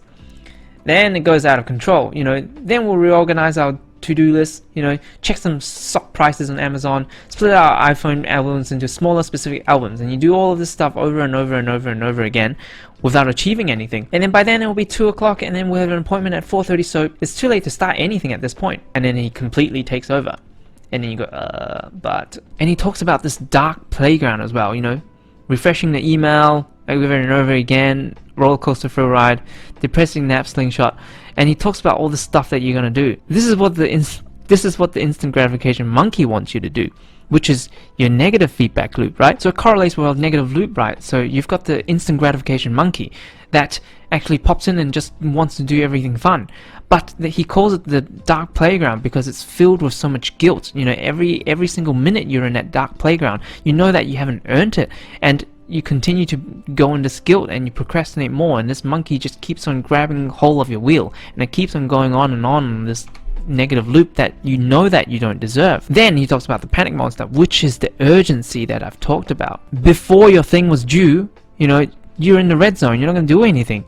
But as the time comes, your urgency is going to go up through the roof, and it's going to drive you to action. This is exactly what he's talking about. You know, this panic monster, it scares the out of the instant gratification monkey, right? Ah! And then everyone goes, ah! And you go, ah! Right. And then your instant gratification monkey returns to his little tree, right? And then you actually grab the wheel again and actually do something productive for once. And you realize that as well, as closer to your deadline, the more the instant gratification monkey would be scared away. Then there's part 2, and then he talks about how to actually get rid of it. So basically he talks about our positive loop, you know, read up on stuff, blah blah. So as you break down all of the things into smaller tasks, for example, you know, here he says learn how to code. It's very daunting, don't know where to start, but step 1, sign up for this academy. Step 2, do this. Step 3, do this. Step 4, do this. This is exactly what you need to do as well. Make a small, clear, manageable task. That's exactly what he does. Then this is the interesting part. So he talks about this critical entrance and, you know, the happy playground where everything is, you know, well deserved. The dark playground is the unearned procrastination, you know, all this leisure stuff. And then the dark woods is what you need to go through to actually reach this happy playground. So if you complete this task, this is well earned. You know, sometimes you actually go into flow and you forget you forget the time because you're doing so much. You know, rarely that happens. What actually happens is, you know, in the procrastinator's mind, you know, they actually just dwell in this dark playground with the monkey, and they just continue to be here. And then he talks about this panic monster, right? When the urgency kicks in and you actually finish the task, you go to this mixed feeling park, because even when you finish the task, you still feel really crap, which is what I talked about here. Remember, after a long period of procrastination, you actually finish the task, you still feel very guilty because you've wasted so much time on all that unearned leisure, and all the time that you wasted, you could have done something more productive. Then he talks about this thing called the critical entrance, right? Basically, dragging your gratification monkey from doing something fun to doing something very hard. This monkey's gonna fight all his life to actually drag you back to that dark playground, which is, you know, all that unearned pleasure, right? Then he talks about giving him this self-esteem banana, right? Basically, the monkey can be rewarded as well, which is closely correlating to what I'm talking about here. The reward hack loop. As you complete a task, you reward this monkey right here. You know, the monkey can be on your side as well. As you reward this monkey, you associate study with more reward, and then you associate more study with more reward, and then this hack continues. And as you get to actually the tipping point, as you can actually see the happy playground that you complete the studies, the monkey would actually go on your side and actually play with you inside, you know, inside this loop. And in the end, you have all this happy, well-earned TV, Netflix, you know, Instagram scrolling. You two are a team again, which is a very, very good story. I would suggest you to actually read through this yourself. And if you don't like reading blogs, you can actually go to the link that I'll provide in the bottom. He actually does a really, really good TED Talk about procrastination. So very quickly, in conclusion, we talked about why most methods don't help you beat procrastination. We talked about the 80-20 rule. We talked about 4 things that matter and how to beat the procrastination, and also giving you the procrastination tool and how to actually hack your brain. Next, I actually want to talk to you about, you know, one of 2 outcomes in life, and it's your choice. In life, people only go through one of 2 ways in every aspect of their life. And it's just an extension of how the overarching law works. And it forms an infinite loop, you know, on itself, as I talked about. It continues to loop and loop and loop and loop. So, as a result of that, there are only 2 things that happens. For people that actually know and exploit it properly, they'll go on a positive loop. And for people who actually don't know how to do it, they'll go on a spiral down loop. There's only 1 or 2. There's no such thing as staying stagnant. Let me explain. So people who continue to better themselves and actually want to beat their old selves would actually go on this ever-rising positive feedback loop. Everything they do gives them a sense of achievement, and that rewards drive more action, which breeds more results, and even driving bigger actions taken to improve upon themselves. And this spiral includes up and up and up, even off the chart right here. Now, you might ask, you know, why can't people just stay here? Because it doesn't work that way because of the overarching law. Now, people who continue to stay here seemingly, they actually don't get to stay exactly where they are. Let me explain. They actually get worse and worse because staying stagnant actually breeds more fear, and then they actually haven't tried anything better, and the more fear breeds more uncertainty, leading to even less action taken. Then more fear, more uncertainty kicks in and feeds on itself, and eventually breeding anxiety, low mood, and even depression. So years later, because the gap between the two is so significant, people who went on negative spiral wonder why these people who went on a positive spiral managed to achieve so much. And then they think, it must be because they're lucky, it must be because of their parents, it must be because they're outgoing, if only I could do that, and then they return to their negative daily habits and continue to wonder, continue to spiral down. Now I wish to leave you with these two choices. You're right here in the middle, not just in procrastination, but as a reflection on every area of your life. Now, do you want to improve day by day and have this effect compound upon itself? Now, do you want to better yourself this tiny little bit every single day so you can achieve what others only can dream of years from now? Or do you want to have that everlasting sense of purpose and energy every single day you spring out from your bed? Or do you want to live in fear every day and be crippled by uncertainty and anxiety and continue to this loop, to this never-ending negative spiral? Now, the choice is yours. I've been through out of high school now long enough to see those who actually chose to become stagnant, or they thought to be stagnant, and now falling behind exponentially and living mediocre and unhappy lives, as compared to lives like myself and those who have adopted a growth mindset to better themselves every day. This gap actually continues to grow exponentially day by day, and I wish somebody in high school, no, even in primary school, who actually came and told me this, and I actually took this on board. If I started early and adopted this growth mindset earlier, I would have achieved so much more today. But now, you have the time and you have the choice. Do you want to be on this positive spiral, or do you want to be on this negative spiral? And I'll make this available as a printout so you can stick this to your wall if it resonates with you and motivates you to take action. I hope this module has been an eye-opener and that you have truly understood procrastination. So I've given you the tools to beat this scary monster, and now it's your choice to take action or to continue to procrastinate. And I'll conclude this module right here, and I'll see you in the next one right now.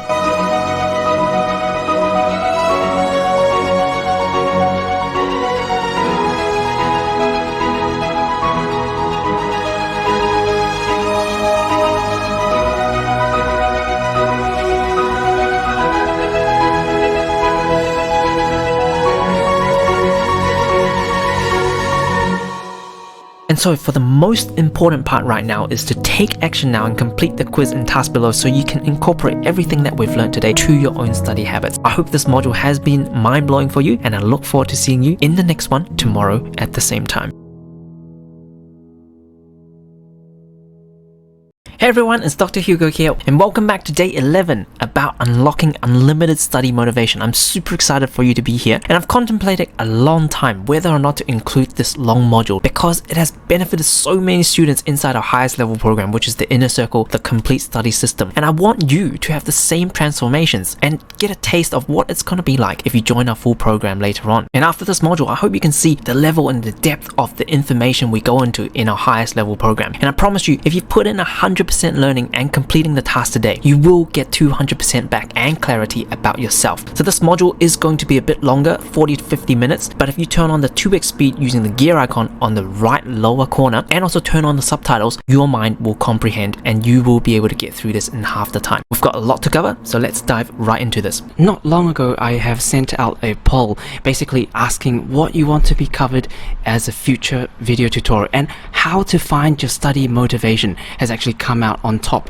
by far. So today I've actually put together a video tutorial for all of you on unlocking unlimited study motivation. So in this module, we're going to go very, very deep inside your mind, your heart, and also deep in linking your study with your purpose to find your unlimited study motivation. This is going to be profound and it's going to change some of your lives, and I'm super excited to bring you this module. So let's dive right into it.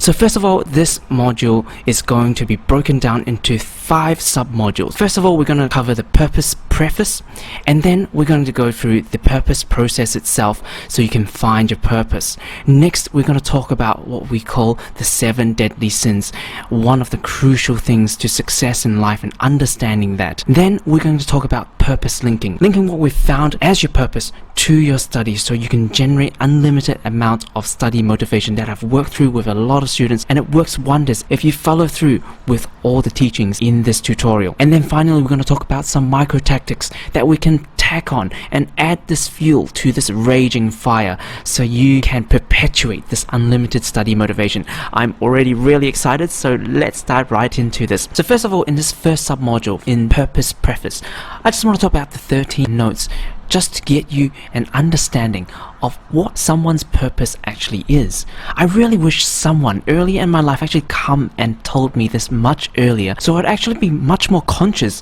of why I do certain things in my thoughts and why I choose certain things over the others, like my behaviors, and also why I speak certain things and the words that I choose that comes out of my mouth towards other people and words that I say to myself. And there's an underlying cause of all of this which relates deeply to your purpose.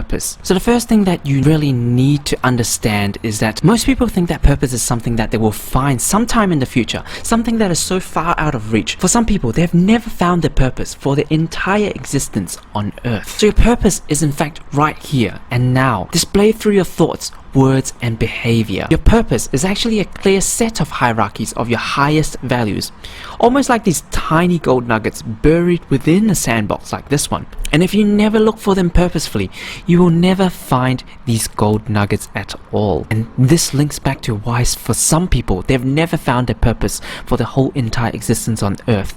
It's because they have never looked for them purposefully. If you don't do this, you will never find these gold nuggets buried inside this sandbox. Now next, these highest values, which are the gold nuggets, are formed from exposure to your environment, your upbringing, your personal experiences and events that occurred in your life. Your highest values are often voids in your childhood or teenage years that you end up desiring to fulfill in your adulthood. So things that you actually missed in your childhood and your teenage years, a lot of this actually links back to your adulthood purpose, what you end up chasing because you lack that exact thing, exact trait, exact thing that you wanted, you desired during your childhood, maybe your upbringing that maybe your parents didn't provide you that you actually wanted, or during your experiences you see other people's having it and you foresee that that is a good thing for yourself but you never had it, so you desire to fulfill this in your adulthood. Now this is strongly linked to your purpose. Now most people are clouded and have never listened to their highest values, or i.e. their purpose. They have scooped up the sand in the sandbox but have let the gold nuggets settle back into the sandbox. They have let this gold slip away from their own hands. So you see, some people, like this empty bowl here, never actually found their purpose, never actually bothered even looking or trying. Some people here, you can see even from their body language, they haven't even tried looking within what's happening in there. You can see that there is a full bowl of sand here, and maybe they aren't even bothering looking whether there are gold nuggets in there because they don't know that gold nuggets existed in the first place. But what I will really want you to do is this child right here, sieving through, being conscious of your thoughts, your words, your actions, looking for that hidden hierarchy of highest values that is displayed deep inside of you, that you manifest as your everyday thoughts that occupy most of your mind, the activities that you choose to do over other things, the topics that you even lead other people to because you're genuinely gravitated towards these things because it is your purpose, and also the words you choose to speak, and finally the actions that you choose to take. So all of your thoughts, your words and your actions that you take are actually a reflection of your higher hierarchy of highest values, and if you never look for these gold nuggets, you'll never find them. So through this following purpose process in the second submodule, you will unearth all the gold nuggets in your life and refine it into this precious gold bar that you can hold in your hand, and you say that you have a clear purpose. So your purpose will be clear. You will understand exactly why you have each thought, why you choose to take each action, and why you choose to speak each word. It relates all to your purpose. So once you're clear with your purpose, the next step is to form a strong linkage from your purpose to your act of studying, and this will ultimately unlock unlimited study motivation. So together with micro tactics such as micro rewards and micro punishments, this will give you perpetual energy and motivation to carry out all the steps required in the complete study system to achieve excellent grades that you wanted. So in time, your purpose will actually evolve and change depending on your adulthood experiences and the childhood voids that you manage to fill as an adult. So it's not just one set in stone thing that you will do. It will also be dynamic and change. But at this moment, if you want to unlock your study motivation, you want to unlock unlimited study motivation, you need to find that purpose deep within you that is driving you. What is actually driving you to move a muscle? Because with human beings, we don't move a single muscle unless we're driven to. There is an underlying drive to everything that we think, everything that we speak, everything that we do and behave and say. So masters in life align their true highest values with their thoughts and actions. Now these are all congruent and they live a seamless, happy life, a metaphorical heaven on earth. They understand their thoughts, they understand their actions, and they try to architect a life around their highest values. So masters in life, which is a lot of people, misalign their true highest values with their thoughts and actions, and they act and behave incongruently against their true will, living a frustrated life, swimming constantly against the currents of life, which is a metaphorical hell on earth. But what I mean by against true will is basically, here are a few examples. For example, they will be living by what society or their culture defines as good or normal. For example, if you want to become a doctor because society tells you that that is a good thing to do, but deep down that is not something that you're inspired about, that is not your purpose, then you'll be actually diving into a very challenging career that you never chose for yourself because that is not your purpose, that is not what your highest values are saying to you. And for their whole lives they will be in this profession. Even some of my colleagues, medicine is indeed not their passion at all, they're not their purpose at all, but they still have to go into it because now they've got family, now they've got responsibility, now they've got 2 children, now they've got mortgage to pay. And do you see how becoming what society thinks that you have succeeded and become a doctor, but still I see a lot of my colleagues living a frustrated life, swimming constantly against the currents of life. Every day they go to work dreaded and they don't want to see patients at all.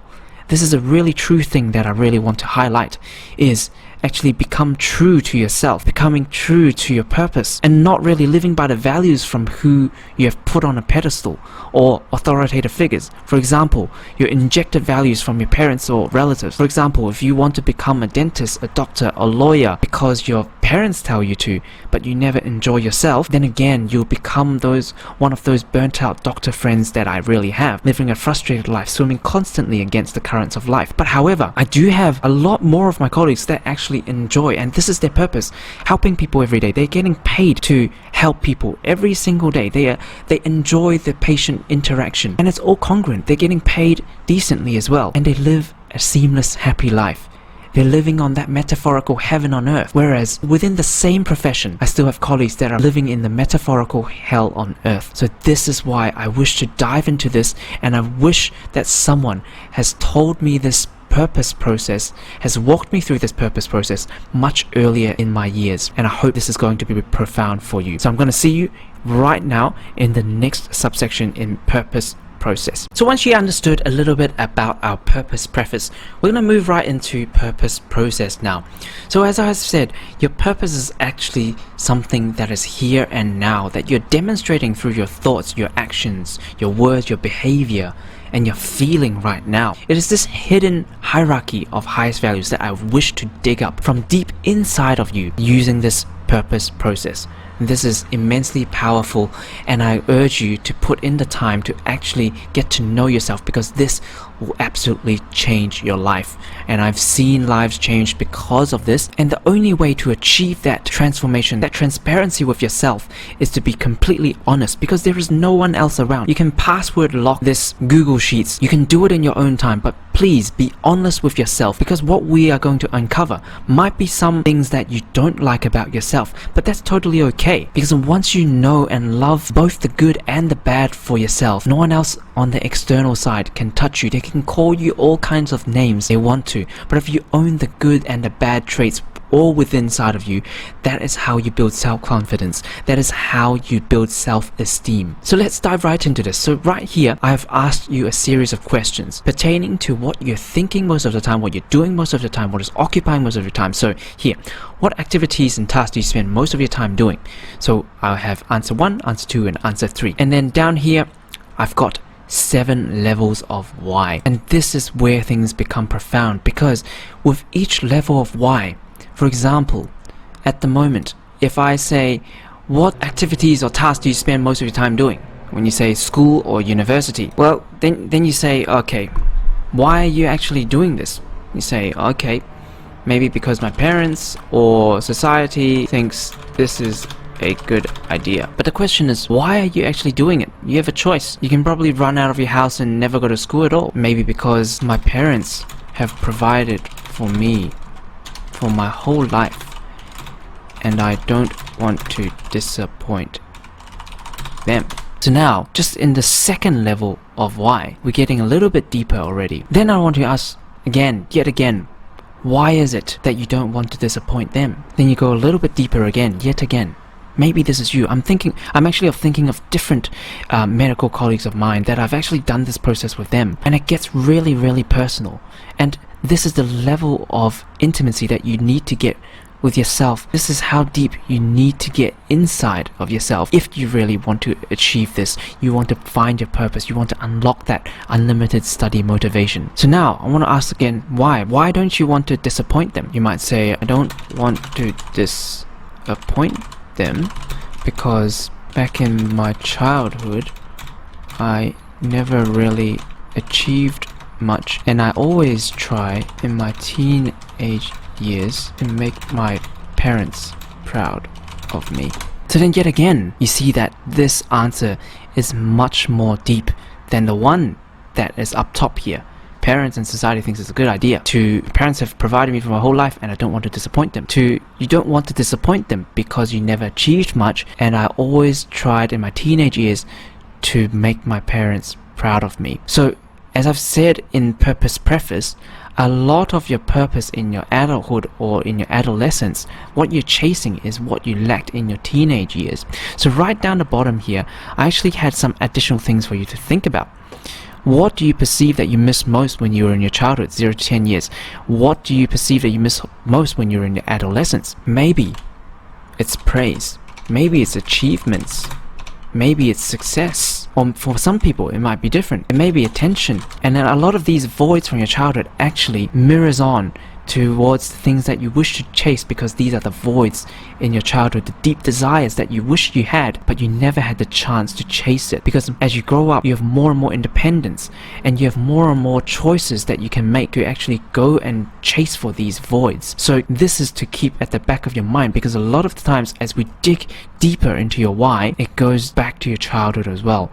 And also it goes much deeper into what I call the root, which is the 7 deadly sins. So then I want you to think about, can you still ask yourself why yet again? If the answer is no, then maybe this level of deepness is good enough. But then later on I can show you that a lot of these can link to an underlying theme, which is linking to 7 deadly sins as well. This is not all inclusive, but a lot of people that I've met, that I've done this with, have a lot of commonalities, and they manifest the 7 deadly sins in different ways as they go through this exercise of the purpose process. So I'm probably going to leave it right here. If you're able to go down even more, then go for it. The deeper you go, the deeper you know yourself. You continue going on, you might spend, so I'm thinking of another person now, they might be spending a lot of times playing the games. Why do you think you're playing games? Because it is fun and competitive, and I like winning.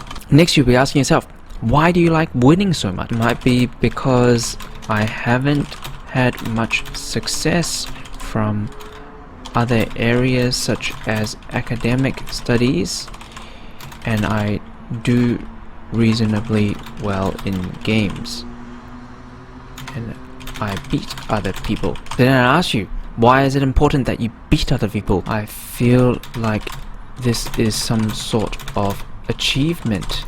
I am better than other people at certain things. I feel great about this. That's good. You see how it went from fun and competitive to, wow, like this is some sort of achievement that I'm better than other people. There shouldn't be a good or bad connotation to things. It's just what you purely think and feel. This is why this is a really personal journey. So when I do this process with other people, I do this in complete confidentiality because it digs really deep. And it gets really personal for them because it digs up a lot of things. Their childhood voids, for example, the deepest fears, for example, and also their deepest desires as well. It makes them very vulnerable because almost as if I could grab onto that desire, give them what they need and they will listen to me. Or if I tread on their desires, this will hurt them significantly because they have revealed the innermost truth about themselves. So this is what you want to do to yourself. You need to know yourself at a really deep level because this is directly going to link to the amount of study motivation that you're going to get, and this is going to link to your future success and your relationships with other people. This is one of the biggest keys, and I'll go through this in later sub-modules about this. So I want you to continue completing these. So continue to modify these. If these are not your top answers, obviously, you can delete all of this, work through your own answers. So I'm just going to keep these for now. So for example, what objects occupy most of your time and space? For a lot of people, it might be their phones. But the thing is, why is it your phone? For some people, it might be socializing. It might be important to keep up with Instagram and other people's stories. I cherish friendships a lot and I wish to see other people's updates. If this happens to you, you can just wrap the text like this and it'll go down like this. But the thing is, why do you want to see other people's updates? So I'm thinking of another person here, what they've told me. They've told me that I want to know what other people are doing and how they are progressing in life. This is getting a little bit deeper, but why do you want to know how they are progressing in life? What has that to do with you? And then that person has said to me, I need to know how other friends are progressing. I know that I am on track to a higher status or career advancement than they have achieved. So this is getting really, really deep. It's not something that you want everyone to know about, but it's actually what they're feeling. They want to keep track of other people, other close friends. They want to have the feeling that they are achieving a lot as well. So you see how from socializing, we can go all the way down here. In the same example, I hear other people saying, for example, so they use it as a means to keep their day organized. Then the next question is, why do you want your day organized? Become more time efficient and become more productive. So why is it that you want to become more productive? It's because I want more time to do things that I like and not waste time on things that doesn't matter. So then next, we'll be asking them, why do you want more time to do things that you like and not waste time on things that doesn't matter? I really enjoy my own time and freedom after I have completed the day's tasks efficiently. So as you can see, with the same object that is occupying them most of their time and space, we've gone from socializing to track their friends because they want to have a sense that they are achieving more than their friends, to keeping their day organized and enjoying their time and freedom, completely enjoying their time and freedom as they have earned it, as they have completed the day's task efficiently. So you can see, with the same object, it means differently to different people, and I want you to go deeper and deeper. Remember, this process is dynamic. As you come back a month later, 3 months later, it will be a little bit different. The things that are around you, the things that you keep on spending your time doing, will be different. So for example, this one here, what thoughts occupy your head most of your time? For example, you want to succeed in life. How do I make more money? I just want to do things I like. So then you complete this as deeply as you can go down here with your whys. Then next, for example, what topics do you naturally lead conversations towards? Because this is what you tend to gravitate towards, and it reveals a lot more. If you actually pay attention when you're in a group setting, you tend to steer a conversation towards some sort of topic, and there's a recurring theme for a lot of guys that I know. Talk about cars. Why is it? Because I enjoy driving nice cars. Why do you enjoy driving nice cars? Because it makes me look good and superior than other people. So as you can see, even just through 2 levels of whys, we went from, okay, I talk a lot about cars, to actually, I enjoy driving nice cars, to actually much deeper, because more a little bit about our vanity that makes me look good and superior than a lot of other people. You see that there are kind of running themes that are coming across, and this is what I'm hinting against, which is the 7 deadly sins that I'm going to talk about very, very shortly. And again, the same car guy that I'm thinking of, he buys a lot of in-app purchases or the game gems or the power-ups within the games as they play with their friends. Why do they spend a lot of money on that? Because I want to be stronger than my friends in the game. Then next, I want to ask is, why do you want to be stronger than your games? I love the feeling that I am superior towards other people. It's not a positive thing, it's not a negative thing, it's just something that you feel like. You love that feeling that you're better off than other people. It's something deep inside you. You don't have to say it at other people's faces, you don't have to do it at other people's costs, but if it's a true feeling, then you need to write that down. Because you see someone who enjoys cars and loves driving cars and also loves it because it makes them look good and superior, and when they actually spend the money on games and apps, it links back to the same thing ultimately. And then continue doing this. What activities give you most energy? Same thing. What keeps you up at night as well? So at night, when you don't sleep and your brain keeps ticking at full speed, and you need to take note, what is the recurring theme that keeps you up at night? What is the thing that you keep on thinking? What are the ideas? Is it some business ideas? Is it a dream that you want to become a doctor, lawyer, professional? Is it a dream that you want to become a millionaire? So as you go deeper in each of these, you'll find a deeper connection, and also keep this along your back of your mind as well. What did you miss most when you were a childhood? For some people, they had a really, really poor childhood, so in their adolescence, in their adult years, they chase a lot of money. So for some people that have lacked praise from their parents, from their environment, they would choose to go and chase after this external praise from other people. They would do things to please other people, to get praise from other people. Or if they've lacked attention from their parents, then they will become more clingy within a relationship. So it is all to do with filling the voids of our childhood and our adolescence, which I want to get you to keep at the back of your mind. So go ahead and do this right now, complete this, and take some time. It doesn't have to be right now today, but as much as you can fill up and you can think about, and you can always come back to this, and you can save this, bookmark this, you can password save this if you think that you want to keep this safe and personal close to you. So next submodule, I'm going to talk about the 7 deadly sins. So before you move on, I want you to fill out as much as this is possible, because in this next submodule, it's going to blow your mind away. As you think that you've gone deep enough and you can't go any deeper, this is where ultimately we're going to link a lot of your themes together and understand you as a person and start to put your hierarchy of your highest values together. So fill this out, and I'll see you in the next submodule. So welcome to this next submodule on the 7 deadly sins, the irresistible desires. I want a little introduction here. You might think, is this religious studies or something? No, this has got nothing to do with religion, but it's got everything to do with your successes later in your life and your understanding of your own purpose.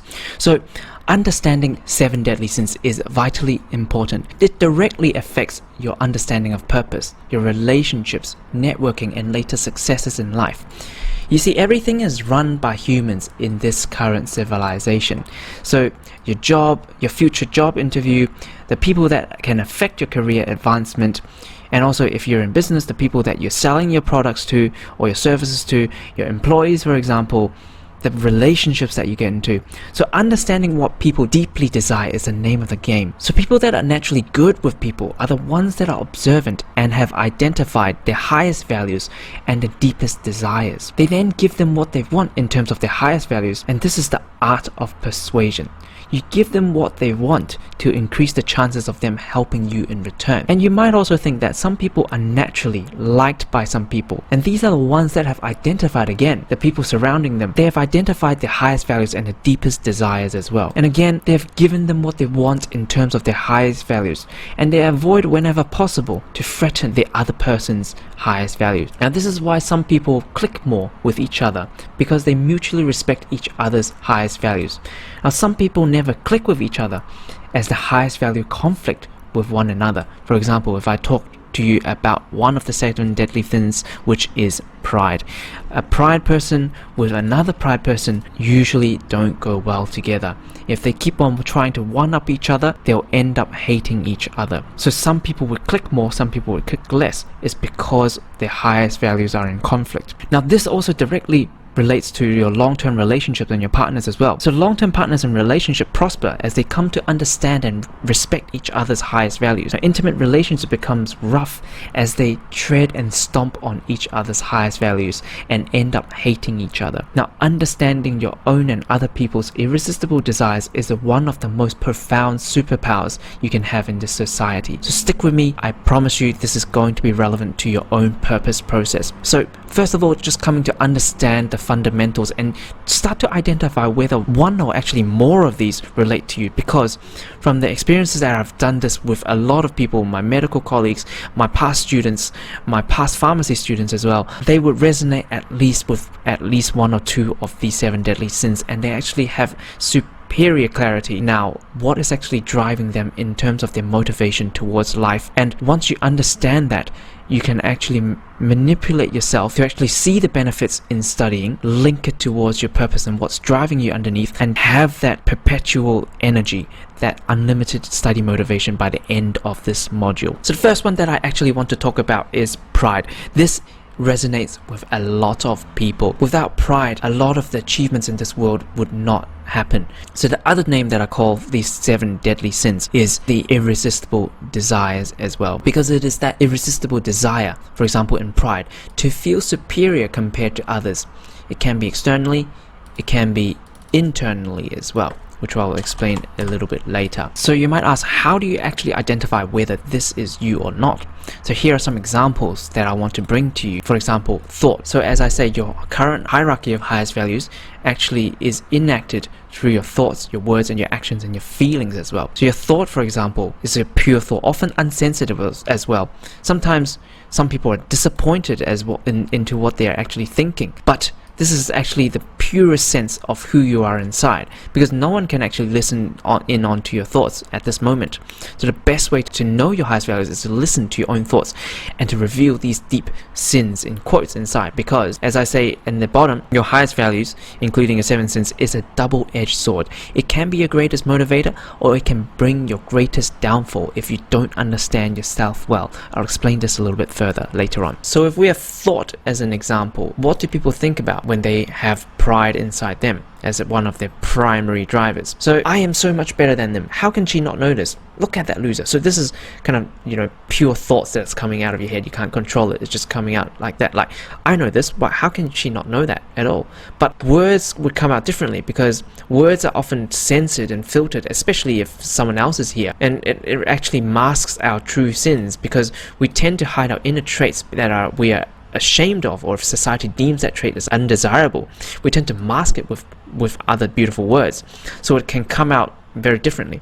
It's what you actually think when you're saying those words matters. So if you listen to yourself carefully and your others, it actually gives you clues to their deepest inner sins. If they forget to actually filter their words, it reveals their thoughts, their true thoughts inside. So for example, some of the words that can come out would be, look at what I have. Look, I have achieved this. Did he only just do that? I know a person that has done that +1, what I call, one-upping. Does he only have $10,000? I know this person has 100,000. Does he only have this car? I know this person has a better car, +1, 2 of them. Is he only able to throw the javelin for 50 meters? I know someone who can do 100, or I can do 55 meters.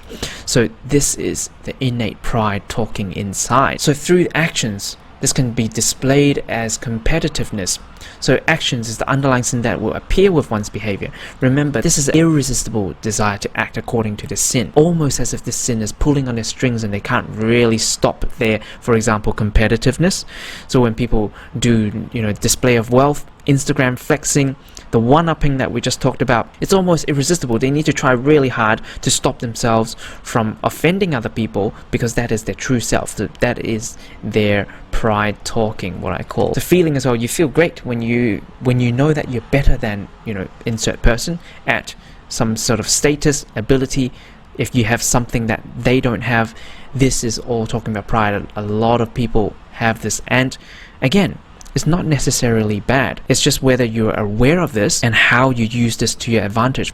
Because if you want to study better and you have this pride trait inside of you, then you need to use this as your motivator. You want to be the person that comes out on top of the class, for example. If you don't have that pride, you don't want this superior feeling compared to others, then you don't have that motivation. But for example, how can this bring you your downfall? For example, if you are in a job situation, if you're in a work situation, you keep on offending other people, you keep on saying, look at me, I'm so much better than you. This is one sense of pride bringing you down. Yes, you're acting in accordance with your pride, but also you're undermining other people's pride as well. This is why if other people have pride and you have pride and you're undermining other people's, they won't like you. And this is why people who truly know themselves, they let other people have their say on things, they let other people's pride come out, and it's a form of their own internal pride. They know that they are in control of the situation. They know that they're persuading this person to be on their side. They feel superior in other ways without overstepping other people. So this is the next level of manifesting your own pride in a way that can benefit you. So your double-edged sword once again. So it can do you benefits, or it can be your greatest downfall, or it can be somewhere in between. So I've seen a lot of people that has this downfall because they don't understand this mere concept of understanding everyone's highest values and the hierarchy of the highest values, because they don't even understand that pride is driving them, because it's an irresistible desire. They keep on one-upping people, they keep on upsetting other people because it's an irresistible desire to feel superior. They actually go and seek that validation, they actually go and seek that respect, but respect isn't gained that way from a lot of people. I hope you can begin to see how powerful it is as you understand your own hierarchy of highest values, and also when you start to pick and feel for other people's highest values as well, and you can act accordance to what they like and what they dislike. Now next is sloth. So the irresistible desire to indulge in complete freedom. So one of the thought examples is, today I don't feel like doing anything, just like that song. Lying here in bed is much better. I know this is bad, but I'm going to do it anyways. So one of the word example is, I can't be bothered, this is too hard, I'd rather give up, I'm going to do something else instead. I don't like being told what I can do and what I can't do. It's what they want. They can be upsetting themselves in terms of their future, but they want their current to be good. A lot of action example would be procrastination. They prefer easy things over challenges. You feel great as you engage in mindless activities, and you love escapism as well. So this is really your feeling example. So talking about how this can be a double-edged sword. So how can you use this to your advantage? If you want complete freedom, you might want to motivate yourself, for example, in your studies, so you actually get a good stable job, high paying job, so you regain your freedom back. Or you can motivate yourself to actually seek ways to become financially free, so you can enjoy in your complete freedom in your adult years. In your late 30s, late 40s, you can enjoy complete freedom because you worked hard. You motivate yourself to work hard in your 20s and 30s. You built up an investment portfolio, and then now you can sloth away. So you have used this sloth to motivate yourself to achieve something great, to secure your future. So in turn, you can satisfy the sloth and this complete freedom as well. But your downfall on the other side could be, you say to people, I don't like being told what I can do and what I can't do. You display this through your work ethic, you display this through your studies, and it actually brings you your downfall as well. You end up don't study at all, you leave it to the last minute and you still don't do it. This is going to be a downfall. So just being aware of it and how you can use it to your advantage. So now talking about greed, the irresistible desire to gain disproportionately more than what you put in. So one of the thought examples would be, I want to get $10 worth of this product for just $1. I don't want to pay for this, but I want this. But this is, so some of the words that people say would be, this is not worth it, I can get this cheaper there. I want him to do $100 of work, but I only want to pay him $10. And some actions would be, I know some close relatives that do this as well, and they feel great. So sneaking in 4 people into a hotel room that they only just booked for 2. So they get someone to like wait at the car, they will check in, and then they will sneak some people in. So it's wanting to gain that disproportionately more than what you put in. They don't want to pay for 4 people. They want to feel that, they have done well. So they will spend disproportionate amount of time finding the cheapest product or service online. You feel extremely satisfied when you get something for cheap or free, even when it is at someone else's loss. You just can't stop yourself from doing that. That is the definition of greed. And you need to be aware of that and how it can bring your own downfall. If you are consistently paying your workers or paying someone to do your laundry in the future for just $10 and you want them to do $100 of work, they might not end up being really happy. They might end up doing a really crappy job. Or if you continue to spend disproportionate amount of time, seeking these cheapest products, you're spending a lot of your precious time doing that, but you might only be saving $1, for example. So just being aware of how this relates to yourself and your future as well. Then next comes envy, the irresistible desire to want what others possess, some objects or some traits. So some thought example would be, yes, you're doing very well now. I will see when you fail. Now, I don't have this certain object, but I'm not going to let you have it either. Or insert person. It's not just only object, it can be a person as well. Some words will be, what nice object you have there. But inside, remember what I said, the thought is the pure insider desire and your highest values. So it does not matter what you say here, what a nice object you have there, you're not truly complimenting them. But if you're thinking this in the above, oh, I don't have this, but I don't like you having it either. But if this is truly what you think, you might be having this as one of your highest values. He is so popular in front of people, but I think he's so fake and not genuine. You might be gossiping about people, and this might bring out your envy. So action, for example, watching quietly to see when they crash and burn. Some people may go out of their way to make sure others don't even succeed, to an extreme case. So feeling example would be, you feel extremely uncomfortable when you see other people succeed, because if you feel that it's undermining yours, you can't help but to think that their success is only temporary and they will fail one day, and you want to see when they fail. When they fail, you feel a little bit better. Again, just kind of be aware if this can be a downfall. If you continue to envy towards other people, you're not actually progressing your own successes, but rather you can turn this envy around and make it something positive. For example, if you see someone succeed, rather than waiting quietly to see them crash and burn, rather turn this around and learn from them and go, why is he so successful? How can I actually achieve more? How can I actually take this trait and actually do this myself as well and actually succeed myself, so I will be more comfortable when I'm at the same level as this person? So you can see how it can bring someone's downfall, or this trait is inside you, you know how to use this to your advantage, especially when it comes to your study or your successes in your life later on. So gluttony is the next one. The irresistible desire to indulge in experiences that yield instant gratification. And this is a really big one as well. A thought example would be, I'm just going to eat one more of this food or dessert, even though you're really full and you're about to throw up, you're still going to eat it because it tastes nice. It gives you that instant gratification. For example, you just say, I'm just going to scroll. So it's not limited to just food or dessert.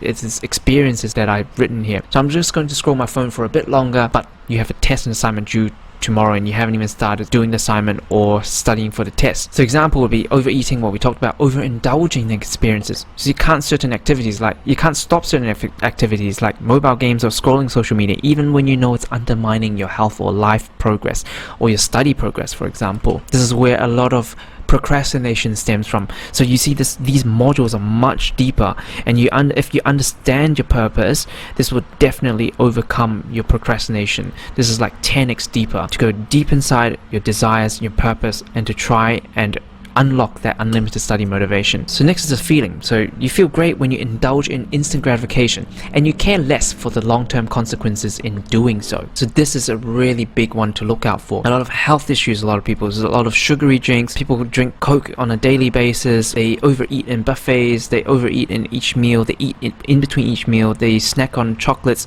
they can't stop. So it directly affects their health and brings their downfall. You can see how it can bring their downfall, as they focus too much on instant gratification. So I think life is always like this big balance between, having that instant gratification from every now and then, but also balancing that to the long-term planning as well, to the delayed gratification. So if this resonates with you, you need to be very, very careful not to undermine your current health or life progress because of these instant gratification. You need to be super aware of this, because it can undermine your life a lot. So next is wrath, which is the irresistible desire to unleash anger. Now this is quite a dangerous one. I personally don't have a lot of these friends or people around me just because of the nature of people that I'm with, but I've certainly seen a lot of these, for example, people especially that are violent, a lot of criminal history. This is definitely one of the things that they have, this irresistible desire to unleash anger in all sorts of forms. So your thoughts would just come, I want to beat this person up, I'm so angry, I'll hurt someone. Words would come out like uncensored as well. Do you want to have a go at me? Let's take this outside. I'm so angry that I'm going to punch something or someone. This is all going to come out in the form of unleashing their anger. For example, would be violence, aggression, and road rage. And feeling would be, you cannot stop yourself from unleashing your anger in the form of thoughts, words, behavior towards another person or object. The downfall of this is actually quite clear. For example, people will get locked up if you actually go and assert violence or aggression towards other people. Or road rage, you can get yourself hurt or killed as well. Interestingly, how you can actually turn this around is, unleashing your anger towards something that's meaningful. For example, I see that wrath is actually in a lot of athletes. For example, they have a lot of anger inside them, they have a lot of competitiveness and anger inside them, but they transform this into, for example, in swimming, they transform all their energy. They want to beat that person, not beat them up, but they want to, so they can transform this energy to actually the physical form and actually get them to perform at the peak when it comes to the competition day. So this is how you can use this to your advantage. So always just becoming conscious of it, and also how you can actually use this towards a positive side and also get you towards your goal as well. So neither good, neither bad. It's just how you become aware of it and how you actually use this towards your own benefit. So lust is the irresistible desire to engage in sexual activities. So this one here I won't talk too much about because we've got a lot of under 18s here, but again, this is just something that you need to be aware of: the thoughts, the words, the actions, the feeling, the potential downfalls that you can have if you overindulge in this, and then also how you can actually transform this towards benefiting yourself, your goals, and become your greatest motivator as well. And also remember, whenever you have two difficult choices to make, it is your highest values battling its hierarchy. Take notice, as it is life giving you clues towards your highest values in life. As I've said over and over again, it's a double-edged sword. It can be a greatest motivator, or it can be a greatest downfall if you don't understand yourself well. So again, how does this all relate back to your purpose process? For example, if you actually take the time and go back to here, as I have said here, school, uni, society thinks it's a good idea, my parents have provided me, I don't want to disappoint them, I want to make my parents proud of me. So you want to be superior and make your parents proud of you. So the underlying quote-unquote sin is, this is relating to some sort of pride. Being fun, competitive, I want to be better than other people. Again, this relates to pride. Being competitive, feeling that you're better than other people at games, at other things. Socializing, I need to know how other friends are progressing, so I want a higher status career. Again, you see how this is all linked. Pride. So here, keep the day organized, I enjoy my time and freedom.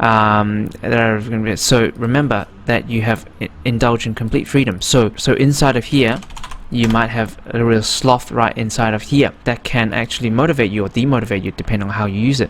Cars, you enjoy night driving because people look good and look superior to other people. So again, pride. Game purchases, want to be stronger, want to be superior. Again, you see how this is all linked together. For example, with this person being alone scrolling for Instagram, you can see if you go deeper, it might relate to sloth. As you delve deeper and deeper inside, you would start to have different themes that come up, which I'm going to talk about.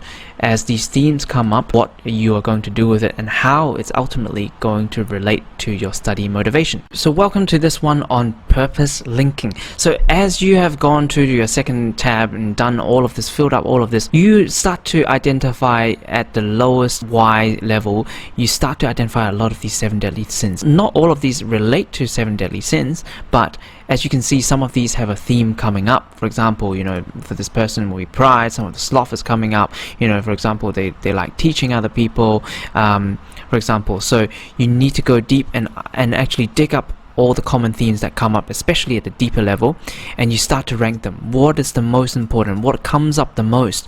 So what is number 1? What is number 2? What is number 3, for example? And you start to distill this. So this is all the gold nuggets dug up, and now we're refining it. You have a clear hierarchy, and also these would actually shift over time as your voids begin to fill, as you have different experiences in your adolescence, as in your adulthood. But now I want to link all of these highest values, because this is absolutely the most important things to you in your life. Your words, your thoughts, your behavior, demonstrate these over and over again. But once you're able to link how study can serve you in terms of your highest values, you would generate an unlimited amount of study motivation. So here we go. So first of all, this is just a sample list. You can have, more, 10, 11, 12. You can just add more rows if you need to. So for example, if pride is one of the biggest things that comes up in your purpose process, then you need to think, how can your study serve your purpose on earth doing prideful things, for example? Again, it's not a good thing, it's not a bad thing, it's just how you use it that determines whether it does you good or not. So for example, how can study serve this purpose? So for example, some of my colleagues that got into medicine, they studied hard. So if I study hard, I can become a doctor, then I can make my family proud. Every time at gathering, I feel that I have a superior status compared to other people. Again, like, it sounds a lot of these can sound quite vain, but again, this exercise is actually being true to yourself. A lot of adults, even a lot of doctors, still go by this. On the superficial level, they might be saying, okay, yeah, I like helping people, I enjoy saving lives, but then of course what I think of life is like a giant balance. You need a great balance between narcissism and altruism. Yes, you want to help people, but also you have that narcissism sense to balance it as well, to help yourself, make yourself feel good. You are rewarded for the time. People appreciate you. So people will appreciate me at work when I help them. I can help people and get paid decently. So a lot of these reasons, feed in. So if you study hard and actually become a doctor, a lot of these can actually happen. So a balance between narcissism, helping yourself, getting rewarded for helping people, getting paid, and then balance towards altruism, which is helping people, serving people, and saving lives. So always that kind of balance between the two. So once you become clear on that, you know the reason why you need to do your study. So here, gluttony is kind of enjoying your experience and your instant gratification.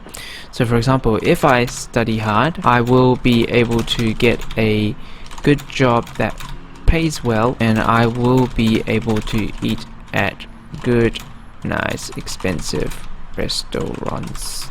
I will have freedom to do what I like in my free time.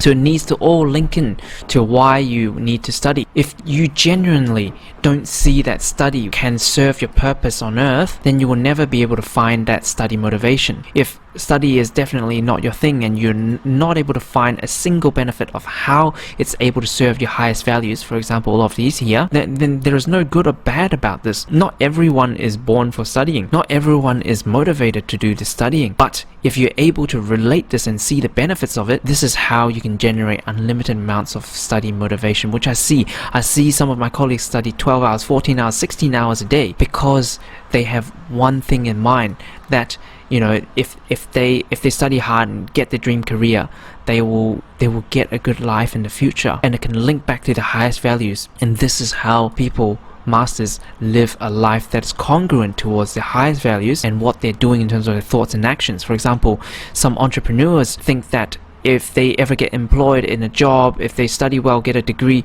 it would suffocate them. So they can never bring themselves to study. I've got friends that are CEO of companies. They actually did really poorly, no matter how hard they tried as a student. They never did well.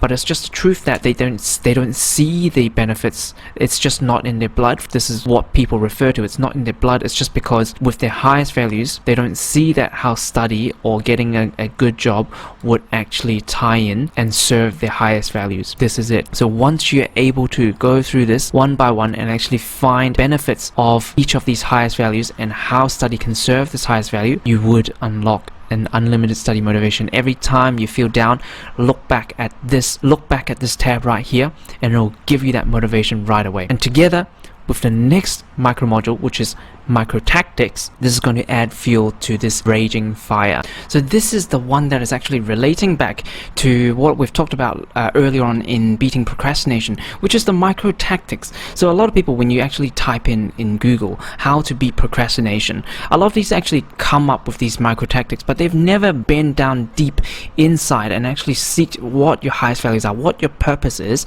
to actually get your engine sorted properly before they add this fuel to the fire. If you add fuel to a engine that is not working, your engine is not going to work, your car is not going to move forward, your plane is not going to fly. It's just because your engine, your deep down, your root problem, you don't see benefits of studying. That is why you keep on procrastinating. That is why you don't have motivation towards studying. But if you have found this purpose process enlightening, you've found your purpose linking process well, you've linked your study motivation towards your highest values hierarchy, then now these micro tactics are going to work on top of this. Because we talked about it, if we associate your study and completing a task with a reward, then you would associate study as a positive thing, and this loop is going to continue. And then when you associate study with not completing a task and having a punishment, then this is going to doubly work, because if you're able to bring yourself to do this with a lot of self-control, then you're able to associate this as well. If I don't complete this task, I'm going to get a punishment. So I want you to actually list up all the top rewards that you like doing. For example, Instagram scrolling, mobile games, naps, some people ice cream, candy, chocolate, all of these, for example. Then next is the top punishments. For example, it might be the opposite of this: ban Instagram for a day, ban mobile games for a day, cold shower. I hate this one, but sometimes I do this to myself when I'm actually procrastinating too much, and if I'm off track of my purpose, I need to go back and I hack this reward loop. I have this punishment loop as well. So every time I complete a task that I say I would do, I would reward myself. For example, 30 minutes of Instagram scrolling, 30 minutes of mobile games, or 30 minutes of nap after 1 hour of studying, for example. If I say I do it and I never did it by the end of the day, then I know that night I'm going to take a cold shower, I'm going to absolutely hate it. Just the thought of doing this, actually, I'm not meant to delete it, just the thought of this would motivate me to do this a lot. But you need to carry this out to yourself, and it requires a lot of self-control. So that is why a lot of these micro tactics, a lot of these don't work for a lot of people, because they don't end up carrying this out. But if you're able to have that self-control, rewarding yourself, or even combination of reward and punishments, when you don't do it, you punish, when you do it, you have reward, this is going to add that fuel to the fire. And I hope these modules have been really helpful for you. Remember, purpose is something that continues to evolve, and continue coming back to these modules and coming back to your own Unlocking Unlimited Study Motivation worksheet, and continue working on your purpose process, because it will evolve over time. You can come back every 3 to 6 months or so and actually see what has evolved over time. Just become kind of aware each day. What am I thinking of? What are my behaviors? Why am I saying these words? And also be aware of the people around you, even your parents, your relatives, your friends. What are they saying? How are they behaving? What highest values do they have? Which one of the 7 deadly sins do they carry with them that I can actually use it, in quotes, to persuade them to your side, for example. So I hope you can see this, how powerful this is, and I hope this module has blown your mind if you've followed this properly. So now for the most important part of the day is to take action now and complete the quiz and task below to incorporate everything we've learned today into your own routine. Thanks so much for staying right to the end. I hope this has been mind-blowing for you, and I look forward to seeing you tomorrow at the same time.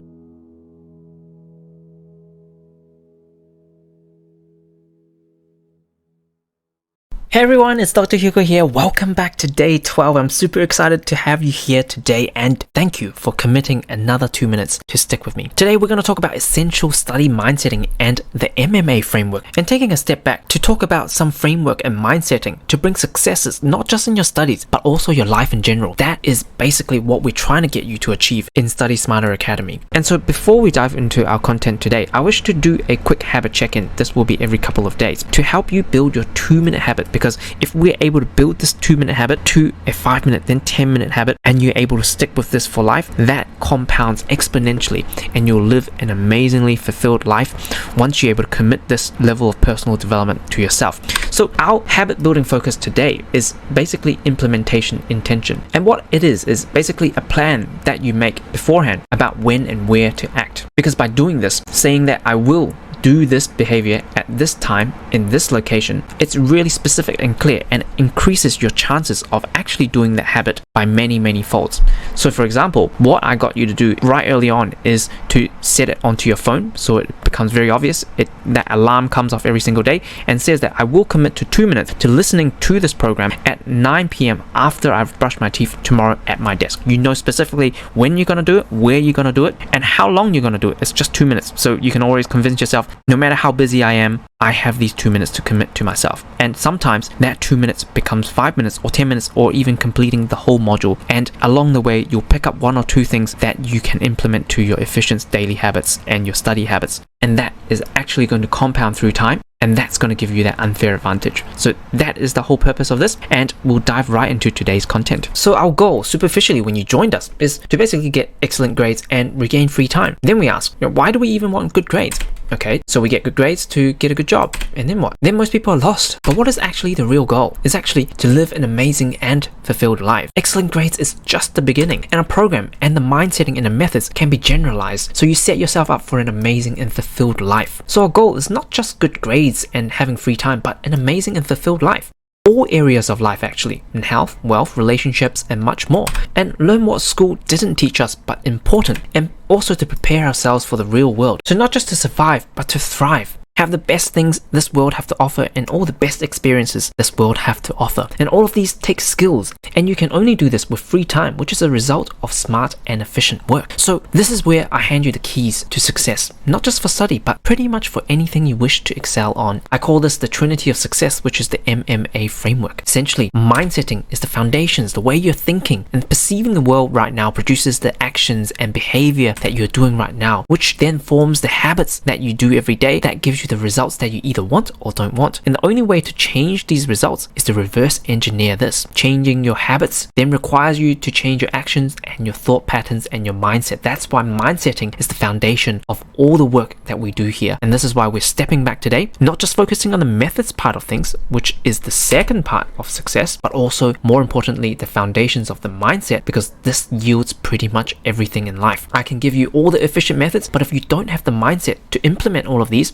efficient methods is not going to be implemented into your own daily routines, and none of the action is going to be taken. And if you don't take action again, you won't have those good habits and you won't get those results. So this is pretty much all interlocked together, and it is very hard to achieve success if you lose any single one of these domains. So that's why in week 1 we talked about the quick wins, the unfair advantages, the introduction to these study methods. This forms your mindset, the belief that you're able to change, and incorporating these in terms of small actions so you can form different study habits hopefully by now, and over time as you compound these habits you'll see different results. Then now in this week we'll talk a lot more about study mindsetting as well, focusing on this domain. Then over the next few days we'll also be talking about specific methods, addressing study planning masterclass and efficient daily routines that you can follow, having these effective habits. And in week 3 we'll be talking about more methods, the effective memorization techniques, the HILE method that I'm going to introduce you to, and then the week 4, which is our examination techniques. All of these are methods, and then every single day I urge you to take action, because that's the only way that you can incorporate it into your own habits to see different results. First really mindset that changed my life was taking full responsibility. The following spiel might be uncomfortable for some, but I hope you can see that this is coming from a loving part of myself to you. So I want you to look at everything you have right now. Whatever you have is directly a product of your actions repeated over time. So for example, if you're overweight, you're probably overeating, not doing much exercise. Yes, I agree, there are some genetic components from your parents. If they're overweight, it makes you more prone to being overweight, but genes are something we cannot change and alter. What successful people do is tend to focus on what they can control, and they don't focus on things that they can't change and are out of our control. Basically focusing on what we can and forgetting the things that we can't. But yes, you can't really change your genes, something you can't change, but you can choose not to eat that Big Mac. You can choose to go running every single day. You can also choose not to eat that snack in between meals, and you can choose not to eat that ice cream. And understand that there are a million things that you can do to get you closer to the goal if losing weight is something that you want to do. So this is really the first and foremost most important principle of achieving success in study and in life. To realize you are solely responsible for the results that you are going to get with this program. There are no blaming your parents, the scaling system, luck. You can sit there and blame all day, but no action by you is going to be done to change your current habits, to change the results that you're going to get. I hope you can see this really powerful loop.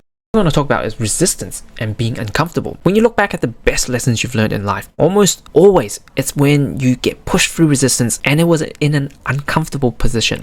Unsuccessful people mostly think that resistance is bad. Getting out of my comfort zone is really bad because facing your fears, facing your inadequacies, and making changes is really scary. I acknowledge that. But successful people actually embrace all this resistance and also being uncomfortable. They almost make being uncomfortable their comfortable state because they understand this is how they can rapidly learn and grow as a person. So learning to embrace being outside of your comfort zone is very important because this is where you will grow the most. Next I want to talk about is to level up your character. Just like in a video game, if you choose to play at a new level in study and life in general, it attracts a new level of resistance and uncomfortableness. And growth is almost impossible without facing these resistances. So if you choose to level up your character, you need to be prepared for a bigger and badder boss that comes up in this new level. Rather than hoping that life is going to get easier, spoiler alert, it's not going to. If you choose to grow, rather focus on yourself and developing those skills that you need to get through these harder and harder levels of life so you can handle whatever adversity that gets thrown your way. Then I want to quickly talk about what makes failure inevitable. It applies to a lot of students. When I was in high school, I was the same.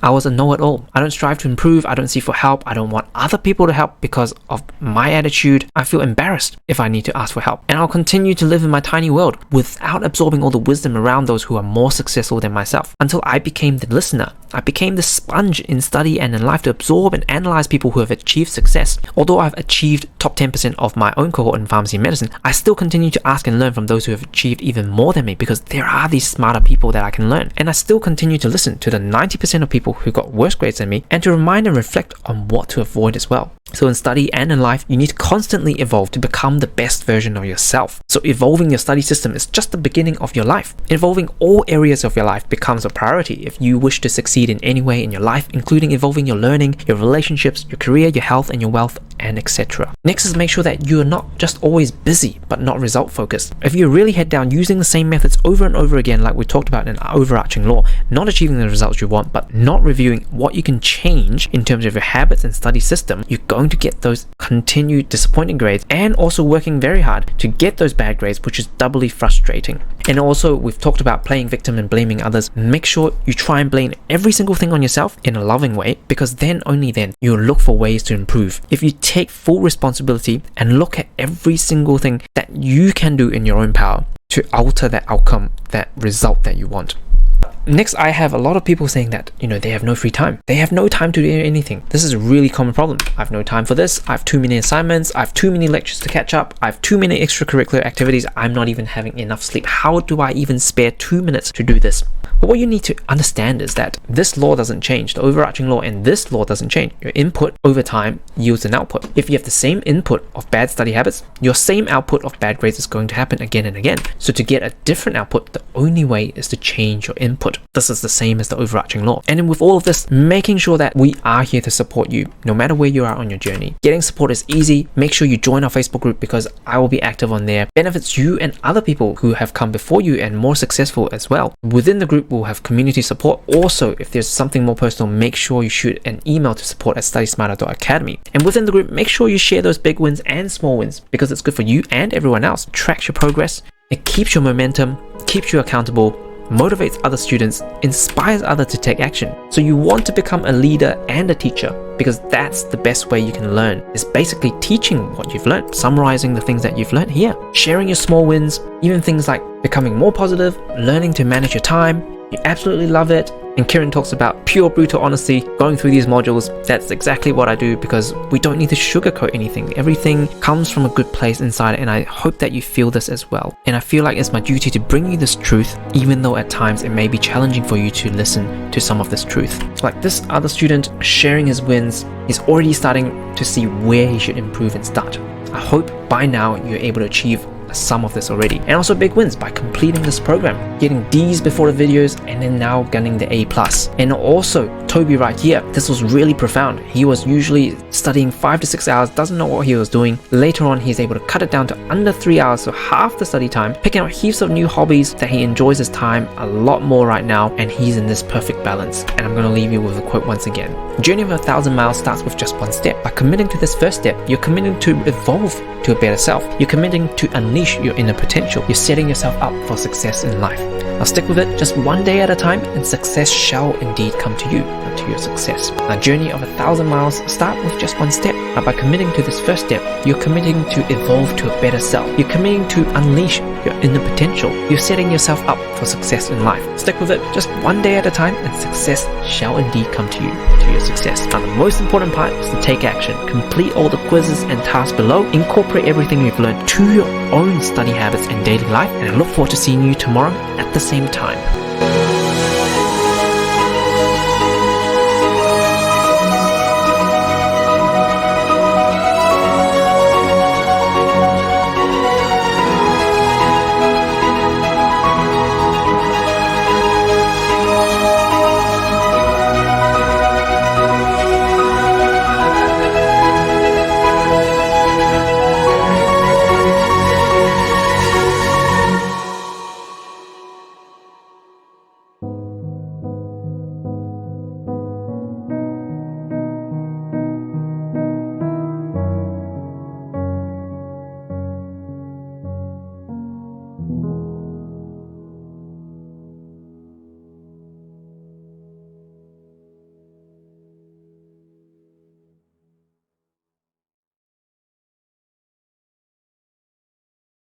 Hey everyone, it's Dr. Hugo here. Welcome back to day 13. Today we're going to talk about a very important topic to improve your grades and propel you towards success in life. Now this topic isn't commonly discussed because most people think that failure is a shameful thing. And society tells us that, we should hide all our failures and don't let anyone know about them because it's shameful. And coming from a Chinese culture, there is even a saying, the failures in the family stays within the family. Even built in some cultures like mine, failure is a taboo. But having worked with so many successful students and successful people, they tend to openly discuss their failure. So in this module right now, I want to reframe your relationship with failure. I want you to fall in love with failure because that means that you're learning and growing faster than anyone else that aren't trying at all. If you learn to embrace failure and love failure like a friend, life will treat you well and you will set yourself up for success. So whenever you feel that you've hit a roadblock in your studies or in your life, make sure to come back and listen to this tutorial again. You might find some gems the next time you hear it. So in this module, we're going to quickly talk about why most people fail in study and life and how to become unstoppable, how to combat this failure mindset and reframe your relationship with failure. So we've already talked about that failure mindset. When students come up to me time and time again saying that they have problems with their study, I usually sit down with them and actually analyze the root of the problems. Usually it isn't because they haven't found the memorization techniques or they haven't found a way to plan, because this is easily fixable. They can Google, they can YouTube, they can learn all of this, but the problem is bigger and deeper inside. It's normally their thoughts that hold them back and they don't even realize this. It's not until I shine a light on their problems and pinpoint the whole thinking and psychology is wrong, then they suddenly begin to see for the first time. And once they see that this problem existed, then and only then they'll accept a solution to overcome that. And only then their grades and free time would improve and the trajectory in life would improve. So in this tutorial, I'm going to talk to you about most common themes amongst people that fail, and for each point that we cover, take note and see whether it applies to you. If it is, we need to work together and get rid of that failure attribute because that's exactly what is holding you back. So let's dive right in. These are the enemies of success and we need to do whatever it takes to defeat them. If you identify one or more of these inside of you, you will need to use every single ounce of your energy to overcome them and become unstoppable in getting good grades and achieve success in life. The first we talk about is having no interest in evolving, not understanding compounding time effects, listening to the comfort voice, living in denial, and tolerating low standards. So first is no interest in evolving. So this was me in high school, and this was me about 10 to 15 years later and 2 degrees later. It's a completely different person. You can see it, you can probably feel the aura. That is very different. The fact is, genetically, these two are the same person, but there has been a complete transformation in terms of mindset with these two people. This right here in high school, that was me, shy and anxious, having a fixed mindset, blaming every single person in the world and the system but myself, poor emotion control, big procrastinator, having poor study methods, and thinking really small in life. And then as you can see, 10 years later, 2 degrees later, and a lot of personal development later, becoming more confident, having a growth mindset, always looking for ways to improve, having much better emotion control, always takes action, has perfected the study methods, and also thinking much bigger in life. And this is really to do with the overarching law we've talked about already. Your grades collided with bad study habits will always yield you poor grades if you don't fix this. This is what tends to happen in life. The more you avoid failure, the more failure you attract. It's like Metapod versus Metapod. If you know Pokemon, they will just use Harden and do nothing all day. So you need to evolve in order to become successful, because your old self is not capable of flying high. You won't be this Pokemon right here. And then on to number 2. And I want to tell you a quick story about the emperor and the chessboard. There's a famous legend about the origin of chess, and it goes like this. When the inventor of the game showed it to the emperor of India, the emperor was so impressed by the new game, he said to the man, "Name your reward." That man responded, "Oh emperor, my wishes are simple. I only wish for this. Give me 1 grain of rice for the first square of the chessboard, and then 2 grains for the next square, 4 for the next, 8 for the next, and so on for all of these 64 squares, with each square having double the number of grains as the square before." And then the emperor agreed, amazed that the man had just asked for such a small reward, or so he thought. And then after a week, his treasurer came back and informed him that the reward would add up to an astronomical sum, far greater than every single thing that they can produce. As you can see, by day 1, it's 1 million. By day 33, it's 4 billion. And then by this last square, day 64, it's 9 quintillion. I had to look up how to say this. And this really shows the effect of compounding time effects. Now, people sometimes recognize that they need to change certain things. They might start a new habit, but then on day 3 or 5 or 7, they give up. And they don't understand what they changed throughout this period. They changed too many things. They don't evaluate whether they have moved closer to the goal or they have moved further away from the goals. So you can see, for the first almost for like 14 days, nothing really happens. It's almost until after day 21, your compounded effect starts to take place. But most problem is that people have exponentially decaying memories, meaning that they really forget what has happened in the first place that contributed towards their successes or failure. And that is why this mindset is so important. It takes time for these compounding time effects to work to your advantage. And over this program, using this overarching law and essentially fixing your bad study habits one by one, all of these take time for you to compound. And with all the suggestions we've made so far, all of these are scientifically proven through so many students. But if you don't stick with them for a long enough time and use them enough, then the compounding time effect won't be working to your advantage. And even if you achieve success right here, but you don't remember what you have changed, then you don't know what have contributed towards that success. So the take-home message is essentially understanding this compounding effect. When we introduce a new study concept or habit, you need to continue to do it day in and day out.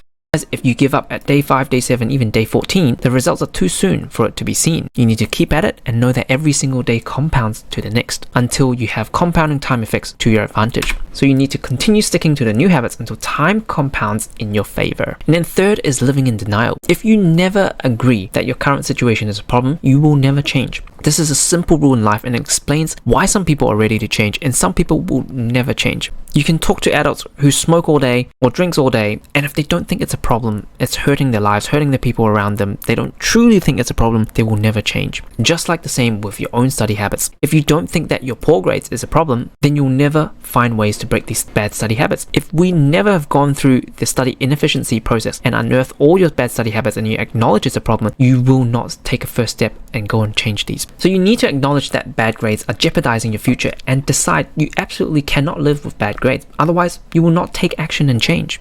Then on to number 4, listening to the voice. Now, this is a very common one and I battled with this for a long time. Now you see, our bodies are designed to protect us from danger since we were cavemen. Since then we evolved and we know that these fears and these things that we have on our mind is not actually lions that are chasing us around every single day. So in any form of discomfort that we have, for example, if you put yourself in an uncomfortable position like public speaking, your comfort voice right here will pop up and say, "Hey, you don't need to do that. Why do you want to do that? Just sit and chill and relax." It's so easy to give in to that voice. Or it's Saturday, you set an alarm to wake up, but your comfort voice whispers to you, "Why are you waking up? Turn that alarm off. It's nice and warm and comfy here. Sleeping an extra hour would be great. It won't make much difference to your studies anyways. You can just focus more when you wake up."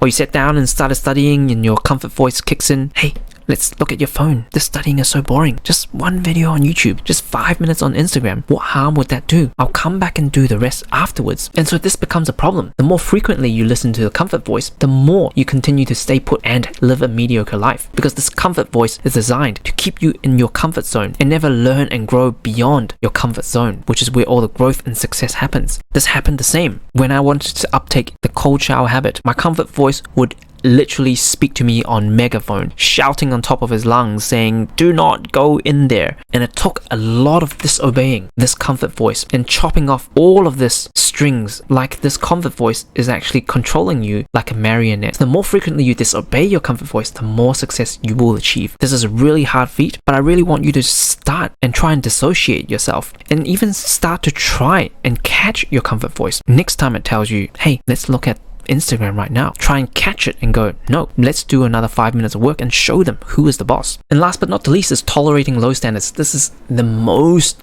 important one. To understand that we live according to our lower standards and not our higher streams. This is really important for you to understand. So this is a simple diagram. We've got our higher streams right here. We've got our lower standards. We always fluctuate in between all of these, and we take some actions to get back closer to somewhere average right here.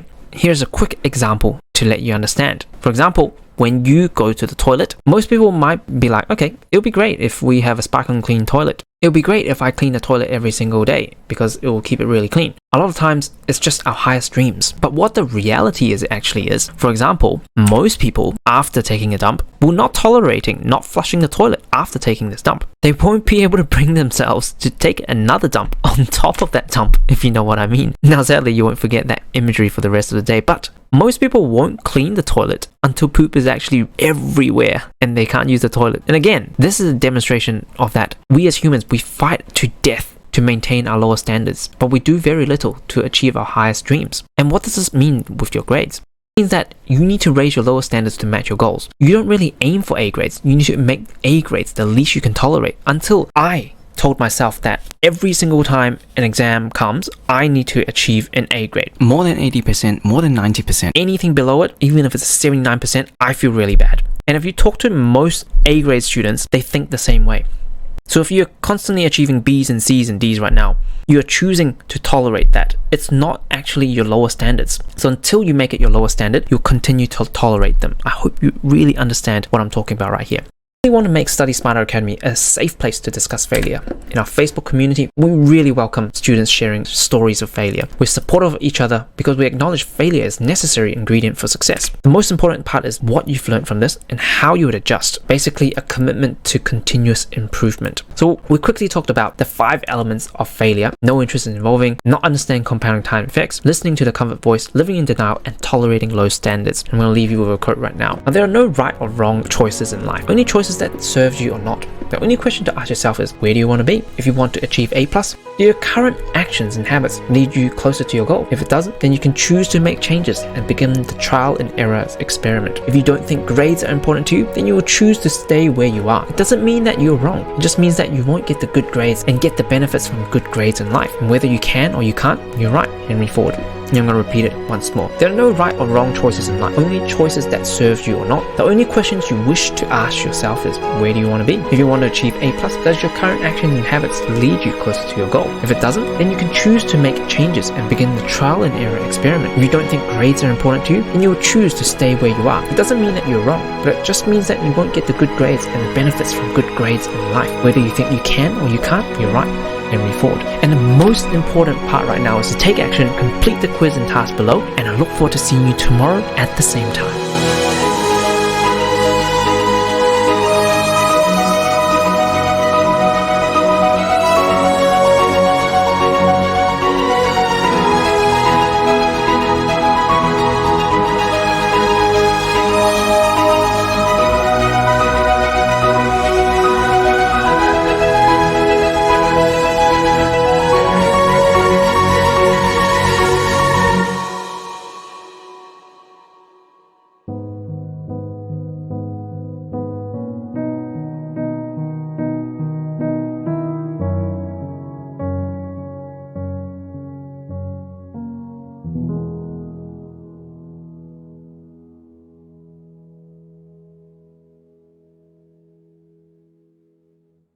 Hey everyone, it's Dr. Hugo here. Welcome to day 14, our end of week 2 on study planning masterclass, which is subject scoping. So why do most students study inefficiently? Now, a lot of times teachers and lecturers teach and you learn.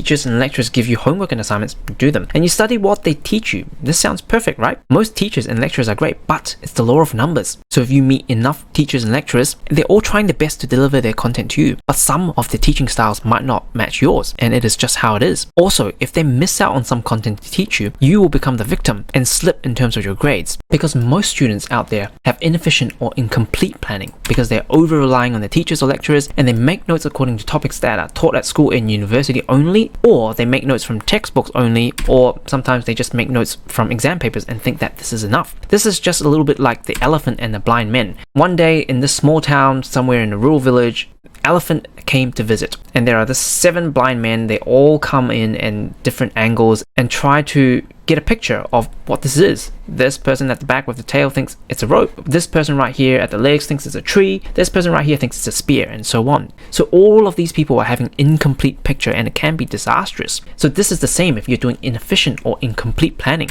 You might end up having surprise questions. You'll study more but achieve less. That is why it is very important having the end in mind. This is a very important principle, not just in your studies but in your life. So for your exam sakes, you need to think about who is actually giving you the marks. A lot of times in high school, it's not actually your teachers. For example, in your country, you will have an exam standard authority that sets the syllabus, and then from this syllabus, they will have a list of learning objectives, and then your exam questions will be derived from this learning objectives. Your teachers, which is hired by your school, is to try and teach you the syllabus as best they can, but they can leave out stuff. You might not learn well from them because their teaching style doesn't match your learning style. Same for university, your country, your university, and then there will be the faculty that can set the syllabus, or a lot of times the lecturers can set the syllabus, so you need to understand who is giving you your marks in order to make this complete study plan so you can study more efficiently, free up more leisure time, minimize surprise questions coming up in exams, and predict your grades even before taking up the exams. And you can also stress much less before exams because you know that you've covered everything.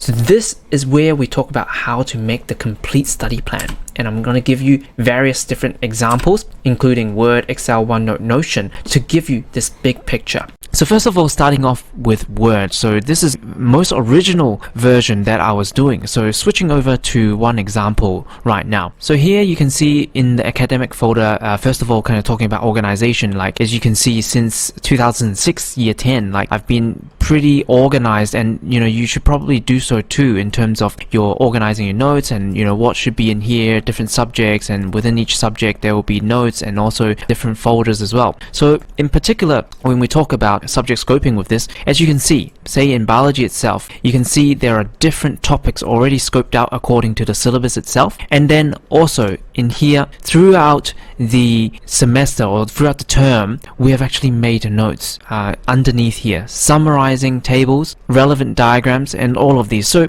the main thing I want to get across is don't spend too much time doing this. Rather, we need to spend more time kind of testing ourselves as well, rather making all of these texts white and actually trying to recreate all of this and test ourselves how well we understand it. So I'm going to go through a step-by-step process as well, but mainly this here is an example of how you can do it. So all of the learning objectives right up here, and then throughout the semester we have notes all gathered here. And as you can see, there's a lot of writing, in particular with here, but as you digest it in your own words, might as well later on when you try to recall, rather than writing all of this about glycogen, you might be just saying glycogen, polysaccharide, and you might say that it's highly branched and water soluble. And this already says a lot. So this concept of having context versus compression itself. So when you try to recall things, because you've got all this imagery probably in your brain already as you go through this a few times, so you can just type in a few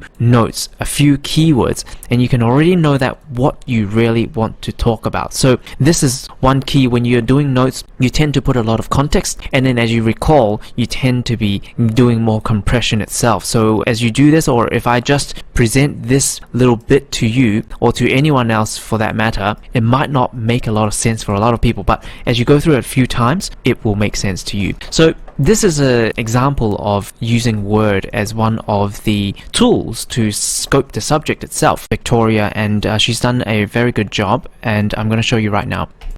So as you can see here, we've got her subjects all scoped out. She's currently in UK doing her A-levels. So she's got biology, chemistry, maths, and psychology. These are old GCSE levels or year 11 equivalent, grade 11 year levels here. So now she's doing a year 12, year 13 equivalent or A-level equivalent biology here. So as you can see, she has used the website or going to AQA, which is basically the examination board, and actually found biology, the A-level biology, and actually scoped out the content. As you can see, biological molecules here. See, 1.1, monomers and polymers. And then cells is the second one. So you can see cells is the second one that she needs to go to. So all of these are scoped out very nicely. And as you can see, even the subtopics right here. And then, so what would happen is that she's already got the key here as well. Every time she say, you know, when your teacher has finished covering the topics, then I would actually strongly recommend you to come in here, not look at any of these notes, because sometimes the syllabus itself gives you some notes. Monomers are the smaller units from which larger molecules are made. So remember from what your teacher have taught, maybe you have made a few notes and also a few questions as well. I'm going to go through this a little bit later. So you can already start to write a few questions in here. What are monomers? So this can be your first question. What are polymers? So this can be your second question, and so on. So writing a list of questions that you can really ask yourself, so then you can grade yourself. Okay, I can answer maybe monomers. So now you can, you know, chuck all of this notes away, and then you just start testing yourself. Okay, monomers are smaller units from which larger molecules are made. So you answered that correctly, and then you're like, okay, I don't really know what polymers are, and so say for this one, for representative sake, you might color this orange because you can only color this, you can only answer a few, not all of them. But if you're able to answer all of these, polymers are blah blah blah blah blah, and answer it right, then you might color this green. So as you go through the topics itself, you already know which ones you need to come back later and which ones you already know very well. And then when it comes to your next study session, what you can really do is to actually color all of this white. So you don't really have an answer anymore. So next study session, maybe this was orange to begin with. Maybe you're coming back to this. Then you can type your answer again because you can't see anything. Okay, monomers are blah blah blah blah. Polymers are blah blah blah blah. And then you can go and see whether your answers are correct, either using the syllabus notes itself, or you can be using the notes that you have already made and synthesized as well. And then next time you come in, okay, maybe this has already turned green, so then you might not need to come back to it. And also you've got your previous answers here as well. So this is how you can use this as a scoping mechanism as well. So you can even grade yourself at a topic level, how well you're doing in biological model as a summary of all of these, or you can do it at a smaller level, or even at a question level as well. So you can do this throughout your whole chemistry and also your whole mathematics as well. As you can see, she's already begun doing some of these as well, and also even in psychology as well, you can probably do this as well. So this is how you can use Excel as one of the scoping mechanisms as well. After Excel would be using OneNote, which I heavily relied on during medical school, and I'm going to show you a little bit about how I was scoping my subjects and how I was filling out my subjects as well. So with medicine itself, as an example, so I've got the OSCE topics here, as you can see. So OSCEs is basically a short form of a oral examination, a final examination before medical students become fully fledged doctors. So this is a very high stakes exam. So as you can see, all of these, I kind of scoped it out in terms of kind of stations. So as you can see, general medicine and general practice or surgery, how many stations are occupying each of these, and we were actually trying to also predict what's going to come out. So level 1 are the things that we need to cover more often. Level 2 are the things that, you know, might be coming up but maybe less often, and also what kind of skills that we need to be doing as well. So in surgery, you know, different topics as well, pain and anesthesia, oncology, so all of these different things that we need to cover. So what it really turned into was this. So with this scoping that we did previously, we then made different practice stations using the learning objectives, or using the most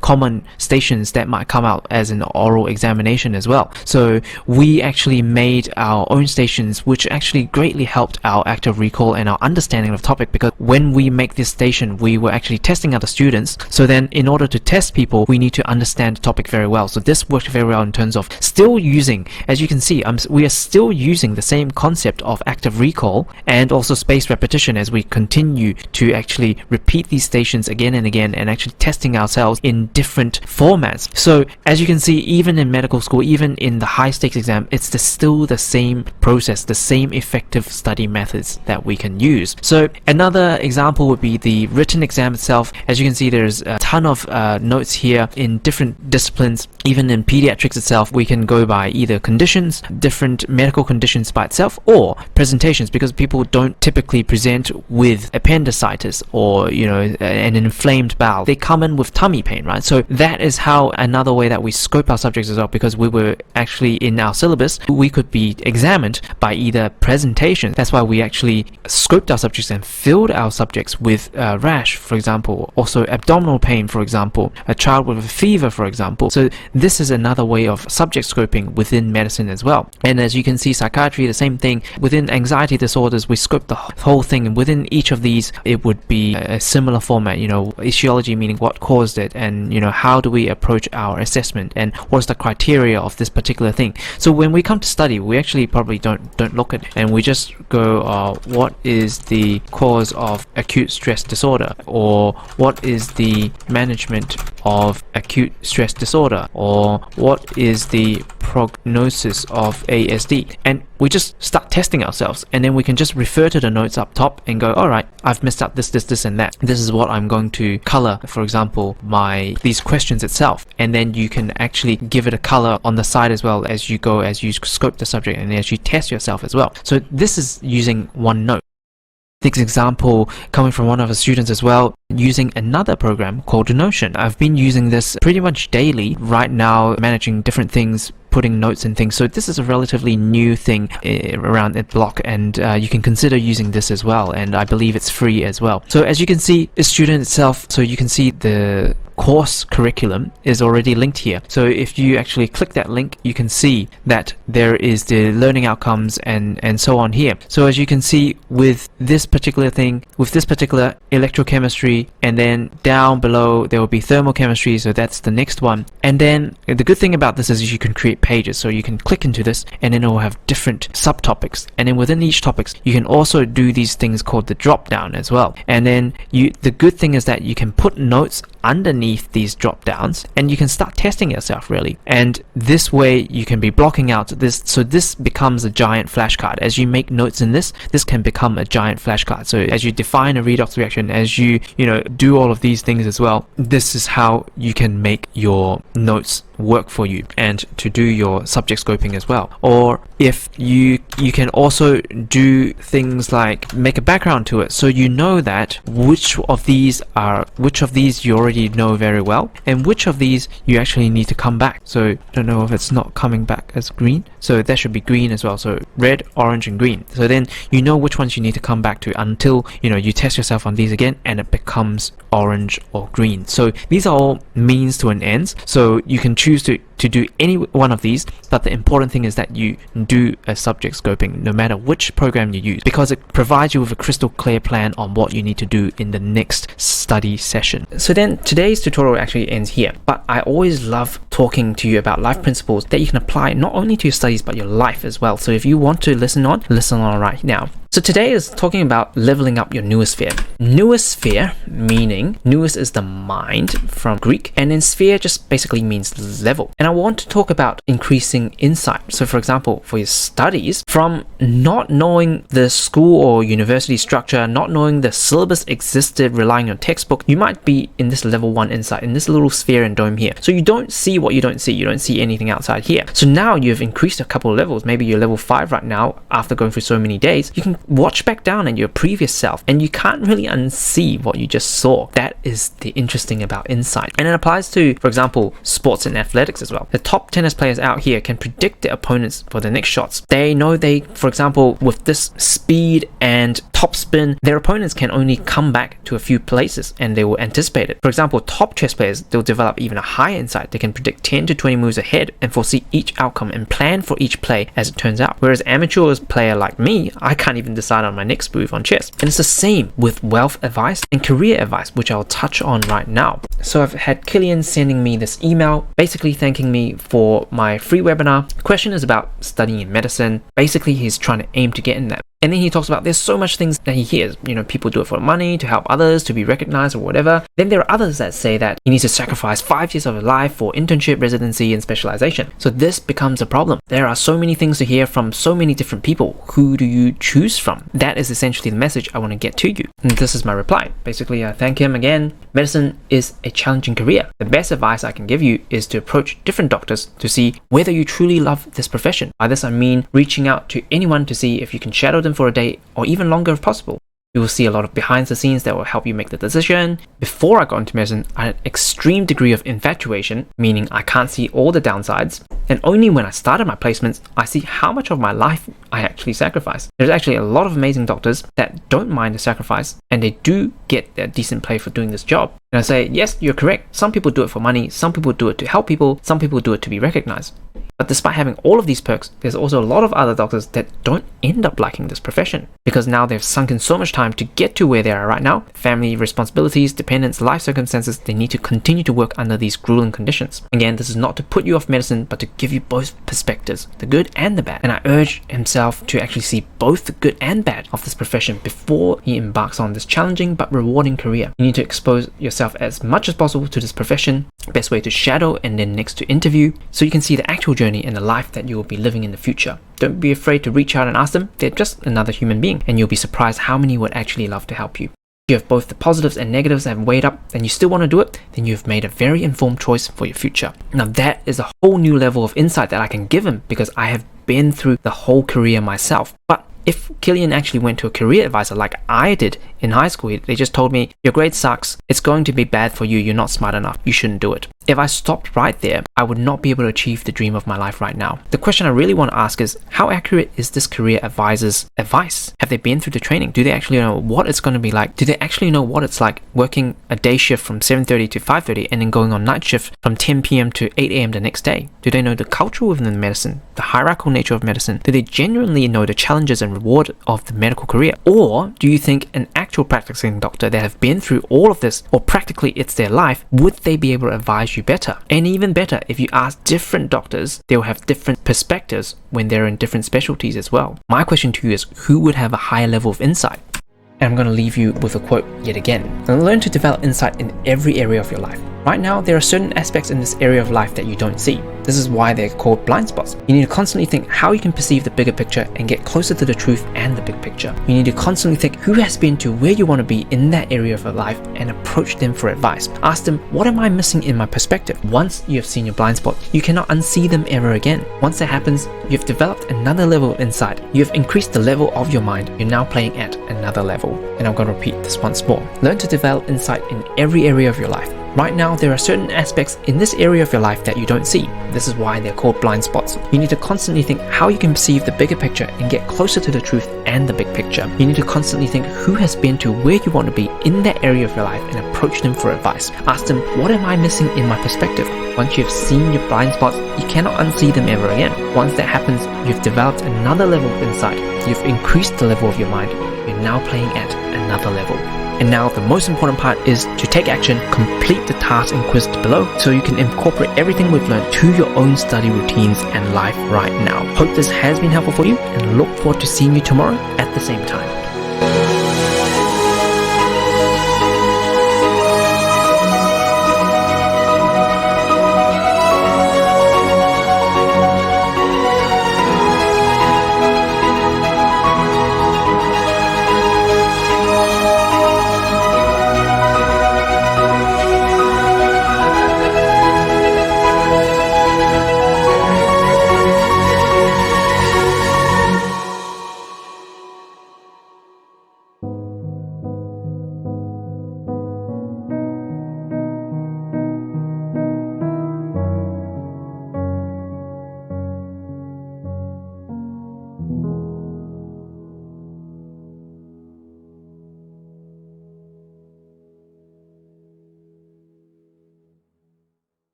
Hey everyone, it's Dr. Hugo here. Welcome back to day 15 and committing to just 2 minutes today to supercharge your learning speed and learning how to learn. So with this particular module today, we're going to transform you from the current you, which may have ineffective learning or retaining of concepts. And now by the end of today, you should be able to understand and apply these 10x concept learning methods. Now you might ask, why specifically am I saying concept learning speed? So we've already talked about this in terms of our grades equation. We know that with our grades and free time, it's made up of our time efficiency, our study efficiency, and exam efficiency. And what really determines our exam grades and free time is essentially how quickly we are able to learn our syllabus and apply this and answer these exam questions well and deliver in our exams. So in terms of our time efficiency, are you actually just having bums on seats time versus are you able to focus and be in flow state and have a lot of work done? We've talked about this in the maximum study efficiency module and talked about the study efficiency curve. And the other reason why you don't have enough time is because of your procrastination and your study motivation. And we've already gone into this into a lot of depth in terms of beating procrastination once and for all and also unlocking unlimited study motivation. So today we really want to talk about this middle part, which is your study efficiency, particularly your concept learning speed. And we'll talk about how to tackle facts in particular, which is our HILE method and memorization techniques. And we've already covered personal performances and daily routines, and we'll cover a bit more about your sleep and other routines that you can maximize your personal performance. And then in our final week, we'll be talking about our exam efficiency, which is addressing knowledge and performance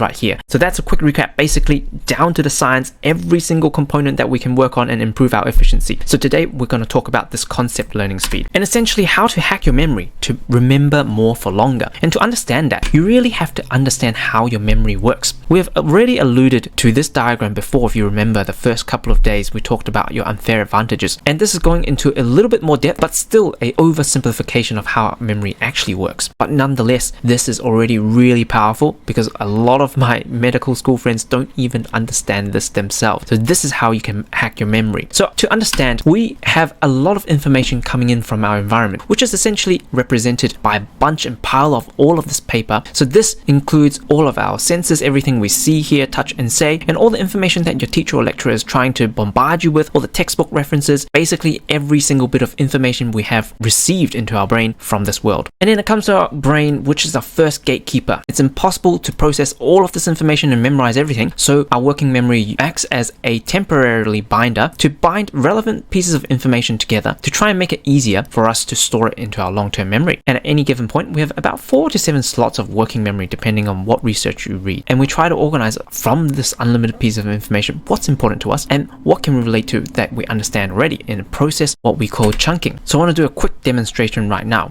I want you to look away from the screen for now. There's nothing more that's going to come up. I want you to remember the following: AIC, CFK, IBF. Then I want you to remember CAI, KCF, FIB. Then I want you to remember IAC, FCK, BIF. Now I want you to recall what we've covered for the first 9 letters. Now, unless you have already used some of the memorization techniques that we've talked about and try to commit this to your memory, you're likely not able to remember all of the letters in order that we've covered for the first 9 letters because essentially your working memory slots are bombarded and we've overloaded this already. And you can see, even with just some little information that I've fed you right now, your working memory is already overwhelmed and you've basically chucked it out into the ether and it's not going to come back anymore. So imagine the amount of sensory information and the information that was never processed by our working memory never gets passed and go into our long-term memory for your exams. But what if I tell you this? You can now read it backwards. So you've got this FBI agent that is munching on a lot of yummy KFC and talking to the colleagues over at CIA about a murder case. That becomes much easier because you've chunked your working memory and then you can simply just flip it back and you've memorized the first 9 letters. So that is the magic of chunking. Or procedurally, it's the same thing. For example, when you were putting on clothes. As a child, you were still trying to move your arms in a certain manner, and then maybe when you're a 3 or 4 year old, you're trying to put your shirt on, you can move your arm, grab the shirt, but you're trying to navigate your head above. And then right now, because you've chunked it so well, it becomes part of your subconscious. You are putting on your clothes and you're already thinking further about what you're going to do about for your day. And then this working memory slot again is going to be overwhelmed if I give you 20 random items. Just like when we first gave you the 20 objects about the chocolate horse and Mount Everest and the elephant, you probably were overloaded. That's why if you were most people that don't know how to use their memory properly, you will only be able to memorize maybe 3 to 5 of this. But then when we gave you this emotionally striking story, you've essentially just chunked it into one. So essentially, if you have effective chunking methods methods like this story linking method, or how we talked about making these unrelated letters grouped together to make something that makes sense or emotionally striking to you, then you're able to store this into your library of long-term memory. And essentially, this library is unlimited if you know the right techniques to use this. And so the process of actually storing information is just called encoding. And that is an essential part of learning. And we're going to talk about the specific part in just a second. So once it's stored into your long-term memory, basically it's stored as these neurocircuits. So inside your brain, you've basically got these neurons as basically your single brain cell that connects from one neuron to the other, to the other, to the other, to the other. So a circuit like that becomes part of your long-term memory. So it communicates to each other, so to the next brain cell, which is a neuron, through these little gaps. They don't actually touch, called synapses, and they use these little tiny dots, which is neurotransmitters. And the specific neurotransmitters that are used then determine the strength of your memory. For example, if you're in a history class and you're bored, that memory is not going to be as strong as if you are in the forest, you're getting chased by a bear, and you will never forget that in your life ever again. So with your big semi-permanent library, which is your long-term memory, you have to imagine that you've got this invisible child that basically just makes everything into a chaos if you don't have a librarian to constantly tidy this up to maintain it in this tidy state. And this is why this retrieval and recall process is important, because we've talked about this earlier, this famous Ebbinghaus forgetting curve. Whatever you learn right here at 100%, you will decay very quickly because of that invisible child basically mucking around with your library. But then as you revisit them day after day, you will forget them slower and slower and slower. And we've already alluded to this previously. If you are able to make the storage and encoding process efficient and you learn your concepts well, then you're essentially able to flatten your forgetting curve. So for example, other people have to come and revisit 3 or 4 times and you still retain the same amount of information. So remember, you can retrieve and recall as often as you like, but if you're putting in rubbish in your storage and encoding process, basically you'll just be tidying up a library full of rubbish and you'll be recalling a lot of rubbish as well. So that is a very essential concept that I want you to have at the moment, and I'll talk about why later. So this leads on very nicely to why I talk about spaced repetition is key, but with 2 big caveats or caution. And we've already talked about previously in the first week about death by 1,000 paper cuts, and I talked about my friend in med school. He would be relying on the spaced repetition program called Anki, and basically as a flashcard program, he would chuck all the information in here and he'll have thousands and thousands of flashcards. So he'll be in library for 8 or 9 hours a day while I study 2 or 3 hours a day, and I still consistently get 10 to 15% higher than him. This is because whenever you put rubbish in your brain, you encode rubbish in your brain, you recall rubbish out. So with this process, if you are not able to understand information well, you put it in your library, you're going to still recall a lot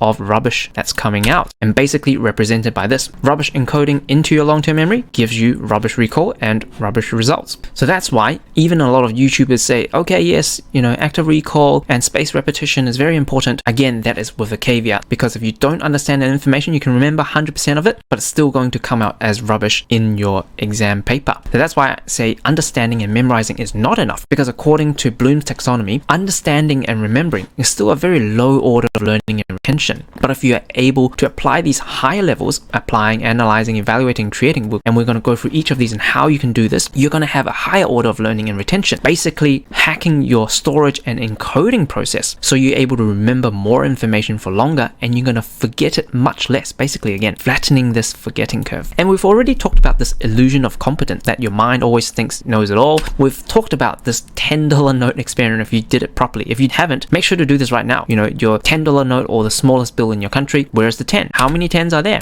What person, animal, object is on there? What country name is written? Where is the serial number? How many digits are the serial numbers? And what counterfeit measures are there? Make sure to try and draw it out. Maybe it's going to be different this time because you've paid more attention to that. For example, right now if I were to draw it out, I'll still do pretty poorly. For example, I forget this fern window, I'll forget this puzzle number. I don't know this, but I remember that there was this color changing bird. For example, for your own, which one of these do you not remember? Is it the series numbers, or is it the fact that there is a symbol of freedom right here? Which brings us nicely to the Dunning-Kruger effect.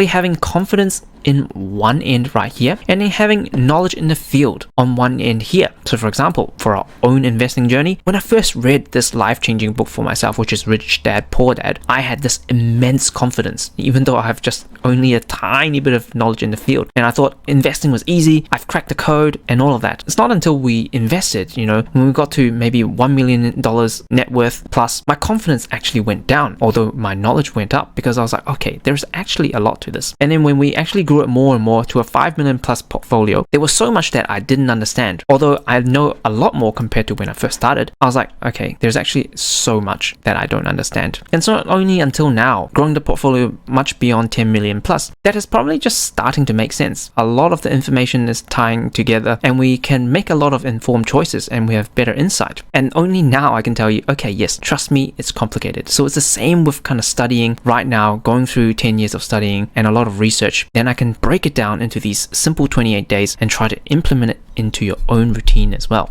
So make sure you're not the person that is standing on top of, a lot of people call this Mount Stupid, because you think you know everything, but your knowledge is actually not a lot. So our primary focus for this module basically is 3D teaching and testing. If you have to know one thing from this module, this is it. This kills the illusion of competence and it unleashes your learning superpower. Because I know 99% of students don't do this, but if you do this, you become that top 1% that actually studies smarter, gets better grades in less time if you actually religiously apply this. So this is what I mean by 3D teaching and testing. So most students just do 2D learning and it's going to be ineffective as well. They do traditional rote learning. For example, they're still stuck in this particular area here. They just memorize. They don't even bother understanding. Even if they understand, they're not able to do this higher order of learning. So with this 3D learning, basically any single one of these are already a very effective technique for learning, probably 10 to 100 times what you do normally. So it will save you a lot of time and the concept learned will stay in your brain for much longer. But when you do this 3D teaching and testing method, basically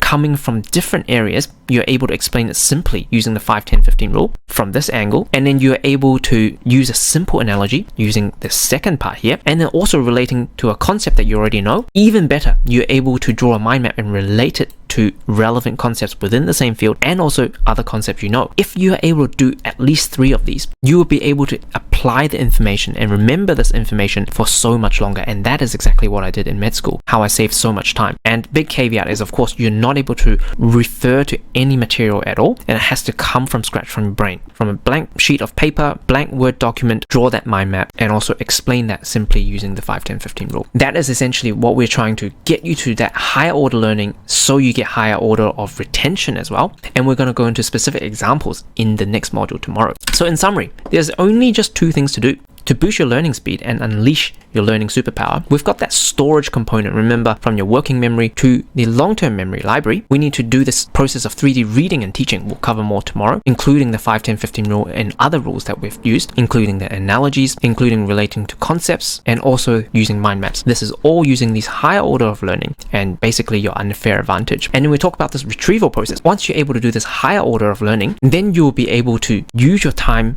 wisely to do the spaced repetition and not just coming back this good old day 1, day 5, day 7, day 10, day 15, the traditional spaced repetition, but using the knowledge-based timetable. Again, over the next couple of days, I'll be covering how specifically you can use this. Basically, you can come back with certainty when you need to cover what subjects and what learning objectives, and have so much clarity, calmness, and serenity when exam time comes as compared to other students who are just panicking and losing their minds. There's so much more to come. So this is an introduction of how you learn concepts better, and I'll leave you with another quote. So the first principle is that you must not fool yourself, and you are the easiest person to fool, by Richard Feynman. Remember not to be fooled by the illusion of competence. Remember the $10 note experiment. Number 1 is to teach in as many ways as possible and to teach as many people as possible. Then review knowledge gaps. Number 2 is to have strategic spaced repetition with a knowledge-based timetable. Now these are proven to work time and time again. You just need to trust the process and continue to compound your 3D learning and recall. I'm going to read this once more. The first principle is that you must not fool yourself, and you're the easiest person to fool, by Richard Feynman. Now remember not to be fooled by the illusion of competence, the $10 $10 note experiment. I teach in as many ways as possible and teach to as many people as possible, then review knowledge gaps. Number 2 is strategic space repetition with a knowledge-based timetable. Now these are proven to work time and time again. You just need to trust the process and continue to compound your 3D learning and recall. Now the most important thing of all is to take action right now and complete the quizzes and tasks below so you can incorporate everything we've learned to your own habits and results. So I hope this module has been helpful for you, and I look forward to seeing you at the same time tomorrow.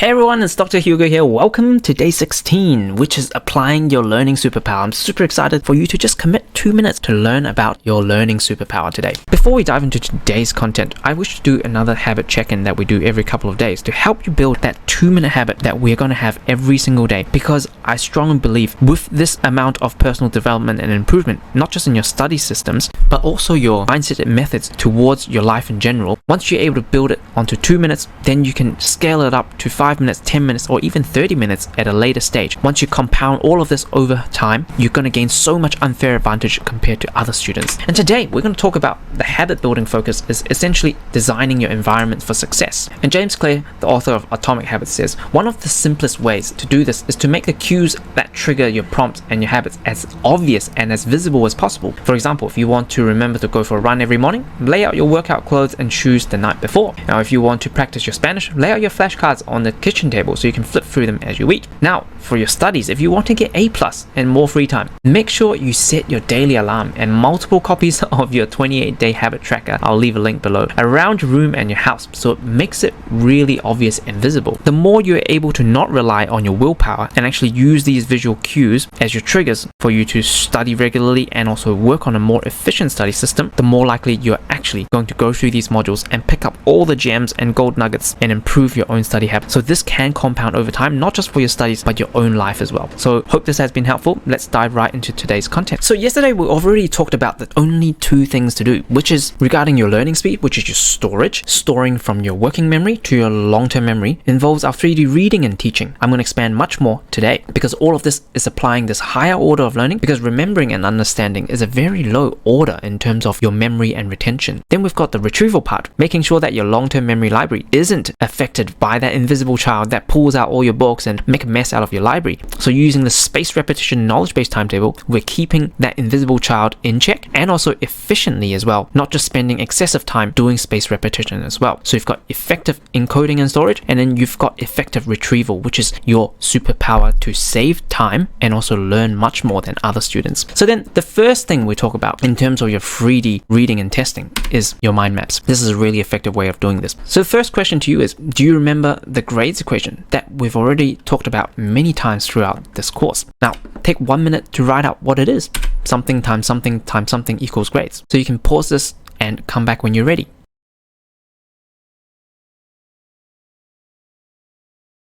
So did you get tricked by the illusion of competence that you thought you knew it, but you forgot 1 or 2 components? That is actually the lowest level of learning, which is just remembering or recognizing. So do you actually understand the grades equation? So what does each component mean? And what do each subcomponents have? If you already know this, it's time efficiency times study efficiency times exam efficiency. So what does each of these mean? And I've got a lot of subcomponents below this. What do they have? So that is testing your understanding. So again, take a minute, pause, write down what you know, and then we'll come back.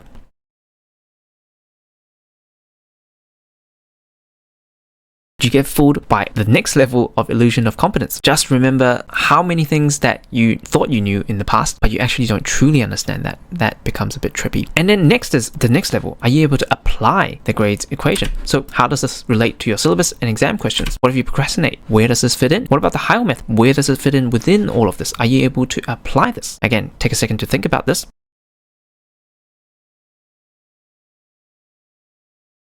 Again, did you get tricked by illusion of competence yet again? Next is the highest level, which is able to recreate the grades equation, not just recalling what the components are, but are you able to tie in all of these concepts together? Time efficiency, study efficiency, exam efficiency, syllabus, knowledge-based timetable, concepts, facts, HILE method, exam grades, free time, personal performance, procrastination, study motivation, all of these together. So again, just pause for a minute, do a quick sketch, and see if you're able to tie in all of these together.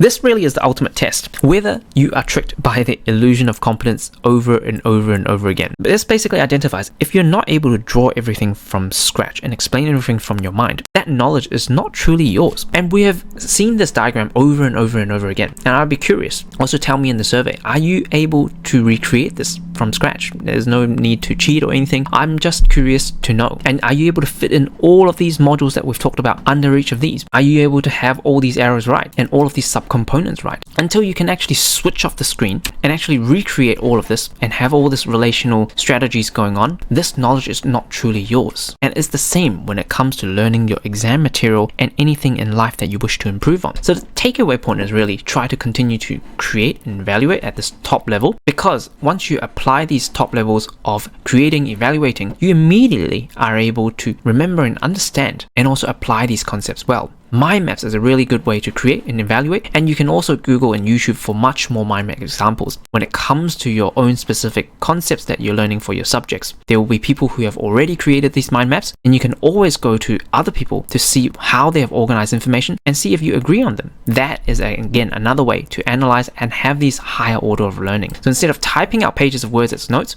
just trying to draw a mind map instead with minimal words to show the relationship of everything. And next, we'll talk about flashcards. We already talked about avoiding death by 1,000 paper cuts, making sure you don't have thousands of these flashcards due in these softwares or physical flashcards even. And I've explained to you my med school friend studying day in and day out, basically going through his Anki flashcards, but still consistently getting 10 to 15% lower than me, because I was able to apply a higher order of learning and I focused on understanding the concepts so it stayed with my mind for longer and relying less on continuous repetitive recall, but recalling rubbish from my long-term memory. But sometimes flashcards can be useful, and I'll demonstrate this over the next few modules as well, over the next few days. For example, using word-for-word definitions for science subjects, or if you're doing English literature for quotes and things, all of these are important. But if you're remembering lists of unrelated objects, the HILE method is really good, and I'll talk about the other things as well: basic association, story linking method, and memory palace later. The key message is really to use flashcards sparingly. If it doesn't need to be word-for-word memorization, always use the 5-10-15 rule and the other 3D teaching methods as well. And also the interval of spacing also matters, and there's also Skillshare classes that you can learn on how to program your Anki if you really want to use that program. But I personally never used flashcards at all throughout my studies. I heavily relied on the 3D testing and recall and the 5-10-15 rule. That's about the 80 of my 80-20 rule, and also the HILE method. That was how to fill in all the specific things that I need to remember down to the details, which was enough to achieve top 10% in both pharmacy and medicine and regain so much free time as well. So flashcards, I would say it's optional. So again, focusing on the storage and encoding process, having higher order of understanding so you can store all the sensory information through your working memory, compiling them to sensible chapters and book chapters into your long-term memory library, so you can flatten your forgetting curve. Other people need to go through this 3 or 4 times, but you only need to go through it once and you remember as much as they do. Next, I talk about the 5-10-15 rule, and variation matters. Not just the 5-10-15 rule, but 3D reading and teaching in general. So varying your 5-10-15 rule teaching, so I'm just talking about the teaching part, I'll talk about the reading part and demonstrate this later. At least use 3 of the minimum of the following. For example, mind map, we've talked about this already in terms of our grades equation mind map. We've talked about simple analogies and examples, that $10 bill experiment as an illusion of competence, because if you're not able to use simple analogies and examples, that knowledge again is not yours. So for example, when we talked about how our memory works, I talked about all of the loose paper as sensory information and then bound into chapters by your working memory and then stored into your long-term library. So once I explain that, I won't forget this analogy for years to come, and you can continue using this as well, and it makes your understanding much easier as well, as opposed to not giving you that simple analogy. You can also record it yourself and play the concept explanation to yourself. Then you can also hear which part of your explanation doesn't make sense. You can also actually teach your friends, because this becomes interactive, and then they will ask you questions and keep you accountable. You can also teach yourself, essentially number 3 as well. And then You can also teach an expert. This is really good. If you teach your teacher or lecturer, they can point out your knowledge gaps and make sure you're not using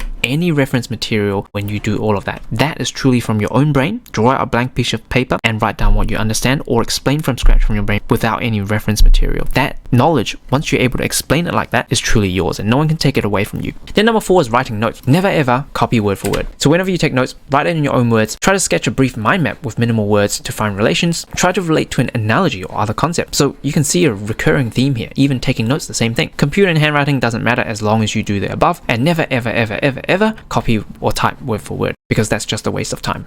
And then last but not the least, we talk about practical exams. It needs to be transfer appropriate. What do I mean by that? Basically, you can read about riding a bicycle 1,000 times. You still won't know how to ride the bicycle. When I talk about transfer appropriate processing, for example, when you try to read about riding a bicycle and then you try to use this when you're biking, you can't really read about that balance and the feel and how quickly you need to pedal or when you're going left or right. You need to actually go and ride a bike and try it out yourself. The same for written exams. Most people are not studying in the same conditions as their exams. For example, most people are reading, writing notes, rereading their notes, highlighting their notes, and reading textbooks. That is not how your exam is testing you. Your exam is testing you to recall information from your brain, to put that onto a piece of paper. So that's why active recall in the proper way is good, because it simulates the exam conditions. And again, oral and practical exams needs to simulate exam conditions as well. For example, we've got these big OSCE exams, which are oral exams in med school. A lot of people actually just try to study themselves, reading books, because that's how they worked in high school and they thought it's going to work again in med school. But in fact, these oral exams actually test much more. They are actually doctor-patient interactions. So as a student doctor or a doctor-to-be, you need to have a certain interaction with your patients, expressing empathy and how you approach questioning and the way you ask questions. All of these needs to be through practice, and you're not able to just read about that. So people who actually continue to just study in the library instead of practicing does the worst, whereas we just get together just kind of once a week, have some fun, 1 or 2 hours together and practice with each other, taking turns becoming the doctor, the observer and the student, and we end up again achieving top 10% of the cohort. So essentially that is what we talk about, transfer appropriate processing. So I'd like to leave you another quote. Knowing how to learn and actually applying these principles to your routine are two completely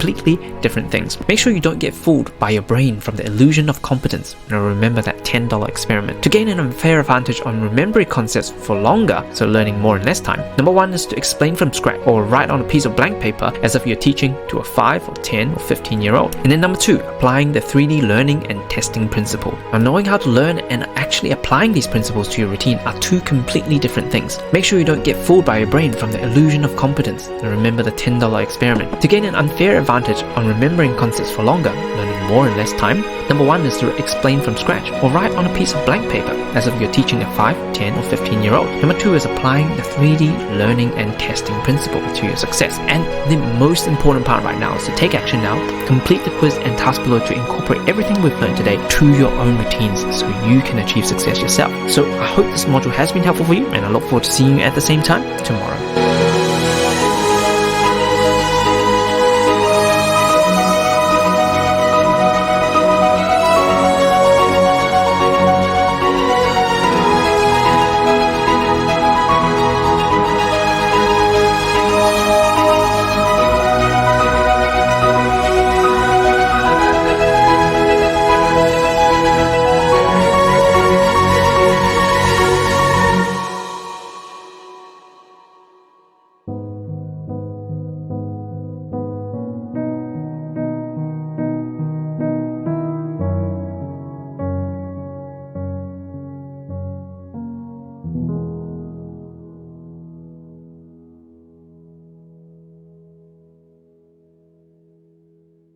Hey everyone, it's Dr. Hugo here. Welcome back to day 17 on your 3D learning method for concepts. I'm super excited for you to just commit to 2 minutes today to join me for a demonstration on how I would learn a concept myself, basically applying everything we've talked about in the past couple of days and put this into action. So let's go through just 2 examples. So today we're going to go through the first example, and we talked about when we learn any concept, we go through this process called 3D reading and teaching, essentially trying to have these higher order of learning like creating, evaluating and analyzing instead of just remembering and understanding, because that is not enough. And before I approach any concept at all, I would do this process called a pre-3D reading, especially if I have no prior exposure or I'm stuck on the concept. So for example, let's pick something from my med school. So this is going to be sufficiently hard for those particularly even who haven't done any sciences before. We'll go through this together and learn this together, and I'll talk you through my process on how to do this.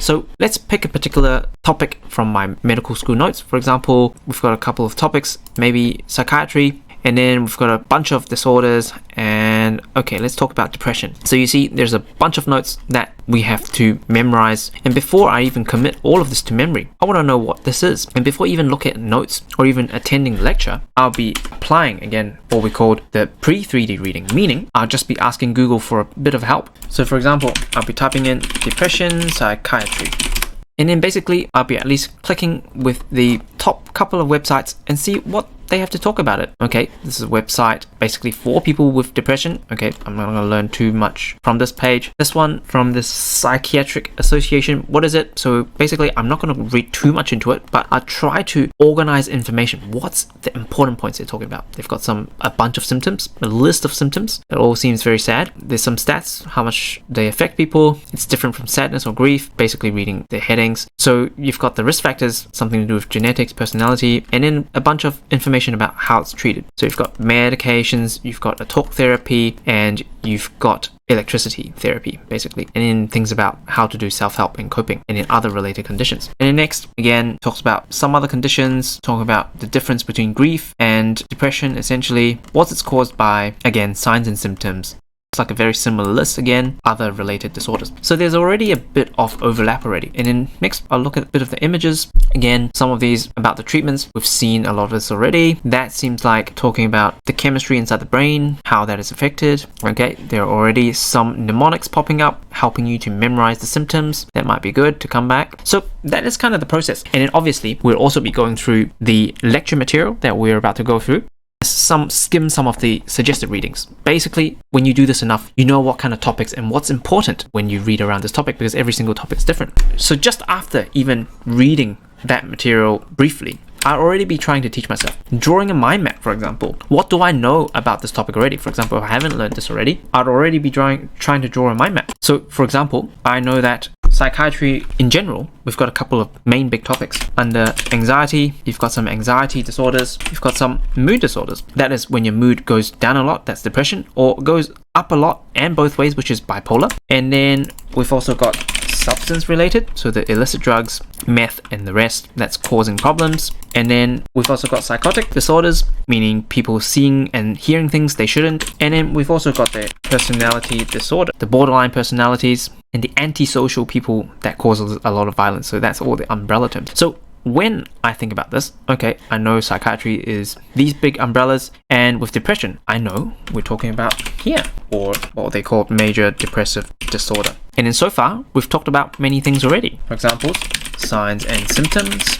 There was a list and a bunch. I don't need to commit to memory yet, but I know there is a bunch. And then the causes of it, or the brain chemistry behind that might be important. And then the stats, or the rates of it. And then we talk about treatment as well. So those are kind of the big concepts that we've learned. So we've already got some relational concepts, and we know, okay, these might be the important stuff that we learn about. So it doesn't matter if you don't know everything already, because you'll be like trying to ask questions. Okay, what would be the signs and symptoms? What other important topics are we going to talk about? So I'm recreating this from scratch. So then that's mind maps covered. So then next I'll be using simple analogies and examples. For example, remember that $10 bill experiment for illusion of competence? We need to try come up analogies and examples that applies to depression. So for example, an example I can think of at the moment is my dog. His name is Tubby. He's a West Highland White Terrier. And one day he got bit by a dog, another dog that was much bigger than him. I remember him being really sad, and basically he's neglecting his favorite toy. He was not eating. He was down most of the day. He was moving very slowly, and you can just see that he's not focusing at all at doing anything. Just thinking of that, him being a sad dog, already covers a lot of information. For example, when you actually have to diagnose someone with depression, for example, you have to go through what they call a DSM-5 diagnostic criteria. So you have to have 5 or more of the following in 2-week period. So basically this was my dog, depressed most of the day, no interest or pleasure in all with the things that he usually finds interest in, wasn't sleeping well, he was tired, and psychomotor agitation, basically meaning moving pretty slow. That was all of him. So essentially just thinking of that example helped me go through this diagnostic criteria. And later on, I'll cover how you can memorize this specifically. And then next, again, recording yourself and play the concept explanation to yourself. So explain to other people what depression is. I can replay this module, for example, and hear what my gaps in knowledge is. And then I can teach my friends, teach myself, and teach my lecturer or teacher. And then after doing all of that, I would have a lot of knowledge gaps. For example, that mind map or that example I've used, maybe not as good. Maybe I can come up with an analogy. Then I'll do a post 3D reading, meaning I'd actually fill in my knowledge gaps. So you see, when I did all of that recall, like right now, I did not use any reference material at all. It's just basically what's in my brain. Then I continue to fill it, and then this loops keep going on and on and on. So after the 3D reading, filling the knowledge gaps, and then I'll do the teaching example again. So that is how I learn concepts really quickly, and is essentially that simple. But most people don't do this. Okay, so on to example number 2, demonstrating how I would learn another concept, for example. So again, 3D reading and teaching. So we'll do some pre-3D reading if I had no any exposure, or particularly if I'm stuck on the concept already. So specifically, we've gone through major depressive disorder or depression and all of the things we need to remember here, and a bit of basic understanding. And then next we can pick another topic. For example, this one, hypotension or shock. There seems to be a lot of big words: obstructive, cardiogenic, distributive, hypovolemic. By the way, all of these notes, a lot of these are actually outsourced. I would get them from previous high scoring friends, so I trust that the notes are really complete and concise. So I basically spend all my time putting information into my brain rather than making all these notes. So now this acts as my central reference point. Whenever I want to learn anything and revisit information, I come back to these whenever needed. So a lot of big words, how to manage all of this. We've got a diagram, which is good. That's kind of the big picture approach. And there is a algorithm on what to do when someone has hypotension, or essentially low blood pressure. So to understand what this means, before we go into all the details, basically saying shock or low blood pressure is life-threatening failure of adequate oxygen delivery to tissues. Basically, there's not enough oxygen going around to your body, to your organs, and so you can die from that. So rephrasing that into a simple term, like I'm trying to explain to a 5-year-old or a 10-year-old, is the first step, which we've already talked about this using the 3D testing. First step is actually trying to do a mind map. Remember, we have the 3D reading before, so I've only had one source of information. So let's see if there is any information right here. So you've got Wikipedia, you've got Healthline, you've got a encyclopedia. Okay, so this content is quite good. So what kind of signs and symptoms, the cause, and then you can see pathophysiology, meaning what is actually wrong inside your body that's causing all this. How do you diagnose this and how do you manage it? Okay, already there is some subheadings. You use some fluids, you use some medications, you can use mechanical supports, and so on. So you get a big picture of what's going on. And so here already there is a couple of types of the shock can have as well. And then next here, another one, Medline. Again, different types of shock. Maybe that's really important. And then you even have a book chapter here. Again, you can see a lot of things that are covered, what the shock look like. Again, the different types of shock. So it's coming over and over again. So it's probably really important. How do you approach the patient? What lab tests should you be doing? What treatment? And then you've got a mnemonic that might be useful in the later stages. That's the first tab. And then you've also got images as well. So some flow diagrams, mind maps, some mind maps there already, so you can already see what's probably related. Basically saying your blood pressure is derived from a lot of different factors. That's all we need to know for now. And then what's wrong? Okay, here, your heart's not pumping so well. That's why all your other organs, your skin, your lungs, your kidneys are not doing so well. That's probably what I take away from it. So that's the initial kind of pre-3D reading. So I have a lot of things that's going through my mind, trying to form that mind map at the moment. So again, at the moment, my best understanding would really be from a diagram like this, because we know that it's essentially something to do with your heart not pumping well, and also that your blood flow is not so well, that it's not supplying your organs well, and that can cause serious harm or even death. So essentially, all your organs are here. Basically, this is the heart trying to pump all this blood to your lungs to get oxygen, and then once with this blood, with all this oxygen, it goes to the rest of your body where your organs are.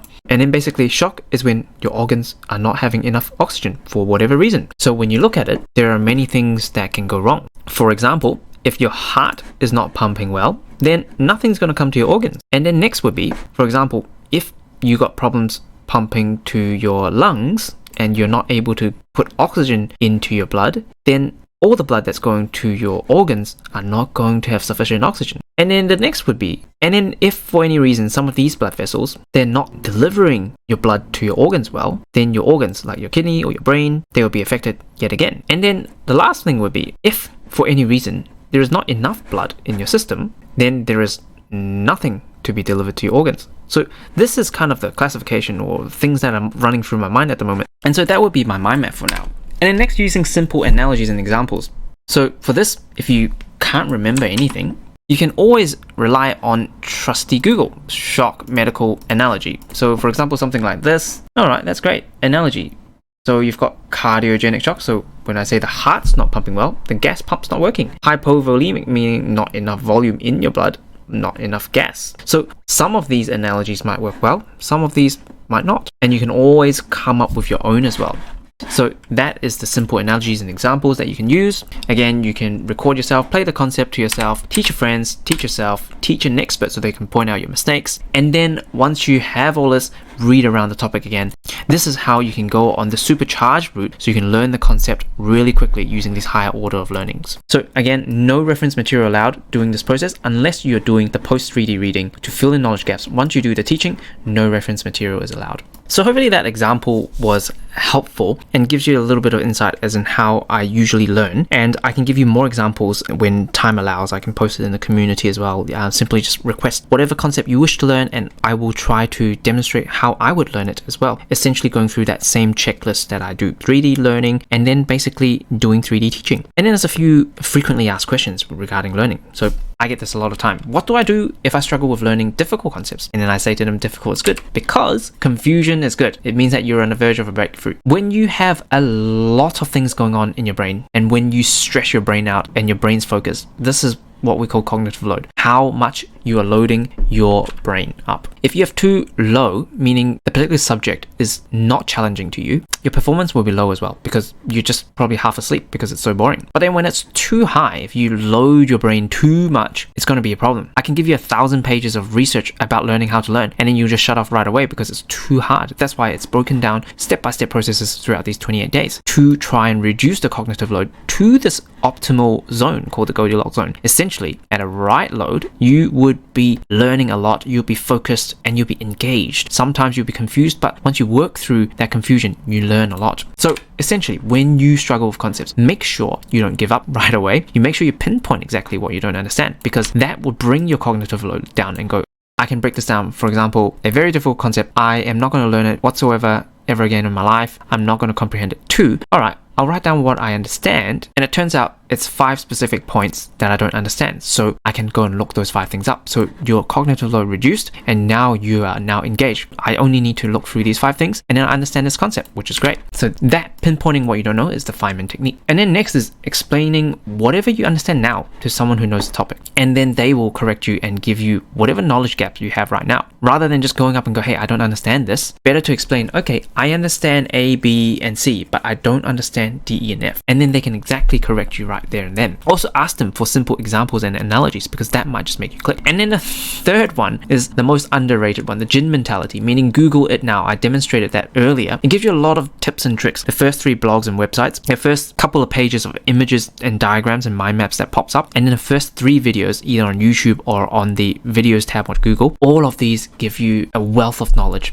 There's literally nothing you can't learn on the internet right now, particularly when it pertains to your high school or university subjects. And then we talk about that 3D reading process. Basically what I just talked about, top 3 websites, YouTube videos, images, they will answer most of your questions. But essentially, sometimes people will still say, I'm unable to Google the answer. There are just some things that can't be Googled. And then to talk about the diffused versus focused mode. Sometimes you do get stuck with a creative writing. You've got the writer's block with coding and programming challenges. Sometimes you don't get to Google the answer. There's no specific answer. This is where I talk about the light bulb moment. So if you actually go to Florida, to Thomas Edison's museum, you can actually see his statue right at the backyard out there.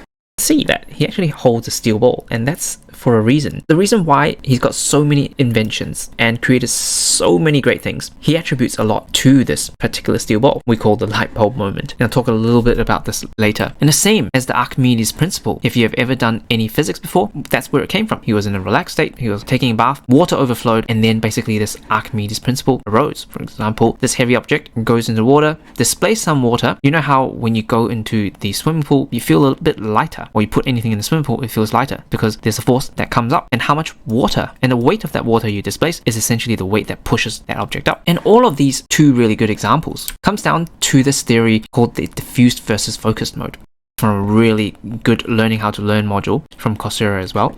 And the professor here really talks about us over-relying on the focus mode a lot of times. We have thought, we'd have established thought pattern or neural pattern. For example, if it's 1 plus 1, okay, we already know how to do it. But then sometimes it's a completely new math problem, for example. We haven't learned 2 times 2, and we continue using the same thought pattern, and we just cannot solve the problem because the actual solution might be in this part of the brain here. That's why when you focus intensely on focus mode, and then sometimes you just relax a bit, not watching Netflix, because sometimes when you not watch Netflix, you kind of focus on the Netflix. But that's why Thomas Edison has steel balls in his hand. So he would just be drifting away with nothing specific in his mind. He would just be playing with this ball bearing in his hand, and he'll drift off to this diffuse mode. So your thoughts just keep on bouncing around whilst you think your brain is not doing anything. And then once it's bounced around, sometimes and by chance, it will find the other neural pathway that you need to solve that new multiplication problem. And this German term H.I.L.E basically describes us focusing on existing neural patterns so deeply that we're preventing new ones from forming. Basically, you are focusing too hard on what worked in the past and never letting this diffuse mode kick in to let your brain do the problem solving for you.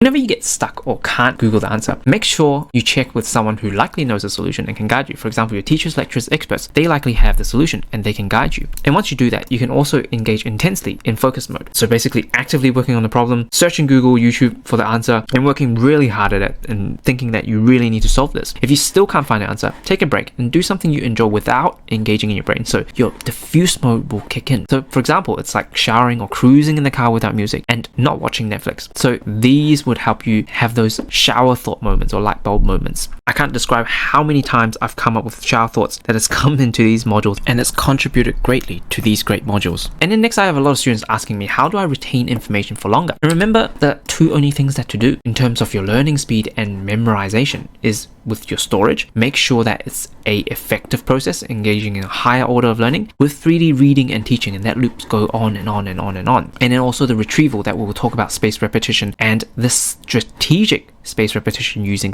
knowledge-based timetable over the next few days. I'm going to leave you with this quote again. Knowing how to learn and actually applying these principles to your routine are two completely different things. Make sure you don't get fooled by your brain from the illusion of competence. Remember that $10 experiment. To gain an unfair advantage on remembering concepts for longer, learn more in less time. Number 1, explain from scratch or write on a piece of blank paper as if you're teaching a 5, 10, 15-year-old. Number 2 is to apply the 3D reading and teaching principle to your success. I'm going to read this once more. Knowing how to learn and actually applying these principles to your routine are two completely different things. Make sure you don't get fooled by your brain from the illusion of competence. Remember that $10 experiment. To gain an unfair advantage on remembering concepts for longer, learning more in less time, explain from scratch or write on a piece of blank paper as if you're teaching the 5, 10, 15-year-old. Number 2 is to apply the 3D reading and teaching principle into your success. And now onto the most important part right now is to take action, complete the task and quiz below to incorporate everything we've learned together today to your own routines so you can achieve success. Now, I hope this module has been helpful for you, and I look forward to seeing you in the next one tomorrow.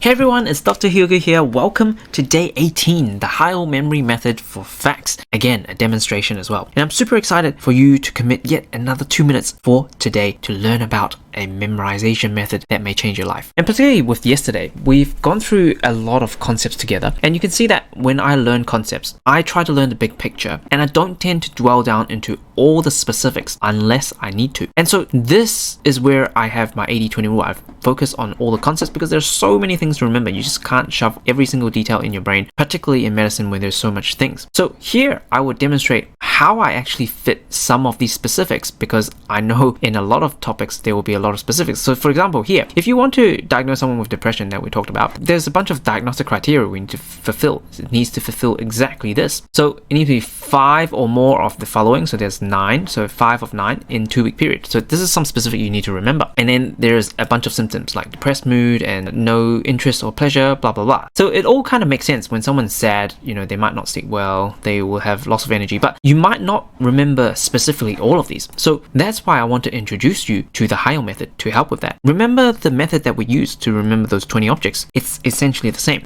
Essentially, we want to start off with this person right here. And first of all, remember we need to remember 5 of the 9. So we've got 5 fingers. So on one hand, we remember that unhappiness, depression, 5 fingers. Remember that. And then on the other hand, to remember 2 weeks, I would actually put a paycheck. I don't know, in your country, in my country, a lot of people get paid fortnightly here, meaning 2 weeks. So on the one hand, 5 fingers, 5 out of 9, and then over a 2-week period. So that would be an easy visualization. And then next is to create that emotionally charged story. So I would actually put this inside one of my old apartments. So you can choose a location of your own and I'll form a emotionally striking story within these quarters essentially. So I've got my bedroom here, I've got my lounge here, I've got my toilet here, and then here I call a lonely corner because there's not much stuff here. So I call a lonely corner. So right here I would have a bed, and then for props purposes I actually have a scale inside my bathroom for weight. Here I remember I have a TV there, and then I also have a couch right here. So that's probably all we need. To remember 9 things is very easy right now. So it starts off with the story of this person. It can be a friend, it can be yourself. So this person right here is lying in bed. Basically, black is the things that you need to remember. So either sleeping a lot more, hypersomnia, or sleeping a lot less, or insomnia. That's the first thing we remember. And then the next thing we remember is that he actually was trying to go to the toilet. And you can just envision this person walking very slowly and always very tired and fatigued. So that's 3 things already. And the next, I visualize this person actually standing on the scale right now. And then you can actually see the weight actually going up or down, so weight loss or weight gain. And then after he wakes up slow and tired, getting his weight up or down, he actually tries to do something he enjoys. So he goes to the lounge, he actually sits at the couch in the lounge and tries to watch TV, which he used to enjoy a lot, but no longer. So that's losing pleasure and interest in things he likes. And not only that, he's not even able to focus. So, and this light bulb just represents his attention, his focus is actually dropping again. Very bad. And then he feels sad again almost all day, every day. And whenever he does that, he would go to his lonely corner. And he actually decides to play this game of hangman because he always has this recurrent thought of killing himself or recurrent thoughts of suicide because he thinks he's always guilty and it's inappropriate for him to be alive. It's a really sad story, but I hope you can kind of see, like, even with some elements, essentially just from this, we've already remembered everything. Okay, bringing back these 9 things, essentially, rather than having to like chant this over and over again or write this down over and over again or try to make sense of this, because sometimes, yes, you can make sense, someone's that sad, okay, doesn't sleep well, loses energy, but you'll forget, 1 or more of these. When you need to remember everything, this is essentially how you do it, drawing this diagram. So now from that particular person, I know it's 5 of the 9 things over 2 weeks, which covers that. So we've already covered him being sad most of the day on his couch, no pleasure at all watching TV, he stepped on the scale and having weight loss or weight gain, he was in his bed sleeping a lot or not sleeping enough, and then he was slow and agitated when he moves, and then when he was moving to the bathroom he doesn't have energy and fatigued. He is also having inappropriate guilt, or feels that he's not worth it. That's why he was in the lonely corner wanting to hang himself. He's not able to concentrate. That's why he moved to the lonely corner, and then having recurrent thoughts of death. So that becomes just one picture, and you probably will remember this for a long time. That is how I do it. And that's only some of the entry levels of the HILE method that we talked about. There's also the basic association method. We've talked about the story linking method that we've used for the 20 objects, and also the story that we just did. There's also the PEG method and the memory palace. It will take me a couple more days, which we don't have time in this particular program, but you can always look this up in Google or Wikipedia, and there's a lot of people teaching these already. For higher levels, basically, for example, if you need to remember all 45 presidents, you can't just use a story linking method because you want to know which president was what place. So that's when you need to use memory palace. And in our highest level program, the Inner Circle, the Complete Study System, I go through this process as well. So if you prefer my way of teaching, I also teach this in our full program as well. So with the keys to memorization, essentially, it doesn't matter which level you are at, it's use the same principle, using imagery, location, and emotion, which is the HILE part of the HILE method. And you know the power of that with the 20 objects. The memory movie from the chocolate, the horse, and the elephant kicking you to Mount Everest, it still plays in your brain. That's because of the imagery and emotion and the bizarreness of that. So with the key is actually to create this emotionally striking image, involving your senses. When you think about that giant block of chocolate melting everywhere, that's involving your senses. You can smell the horse in front of you, making things bizarre, like the horse kicking you to Mount Everest, you know, making it fearful, painful. You got kicked, like you landed, and this elephant nearly stomped in your face. Using taboo and vulgar, that's really powerful as well. Things that society and your parents tell you not to think about, you can think about it in your mind to remember information. You don't have to say it out loud, you don't have to write it out, but you can do this. So I'm going to leave you with this quote yet again. The first principle is that you must not fool yourself, and you're the easiest person to fool, by Richard Feynman. Remember not to be fooled by the illusion of competence, that $10 note experiment. Number one is to teach in as many ways as possible, and to teach as many people as possible, then review knowledge gaps. Number two is strategic spaced repetition with your knowledge-based timetable. Now these are proven to work time and time again, and you just need to trust the process and continue to compound your 3D learning and recall. I'm going to read this once more. The first principle is that you must not fool yourself, and you're the easiest person to fool, by Richard Feynman. Remember not to be fooled by the illusion of competence, that $10 note experiment. Number one is to teach in as many ways as possible, and to teach as many people as possible, then review knowledge gaps. Number two is strategic space repetition with your knowledge-based timetable. And these are proven to work time and time again. You just need to trust the process and continue to compound your 3D learning and recall. And the most important thing of all is to take action now. Complete the quiz and task below to incorporate everything we've learned today to your own memory, so you can have this in your own memory and habits. I hope these modules have been helpful for you, and I look forward to seeing you at the same time tomorrow.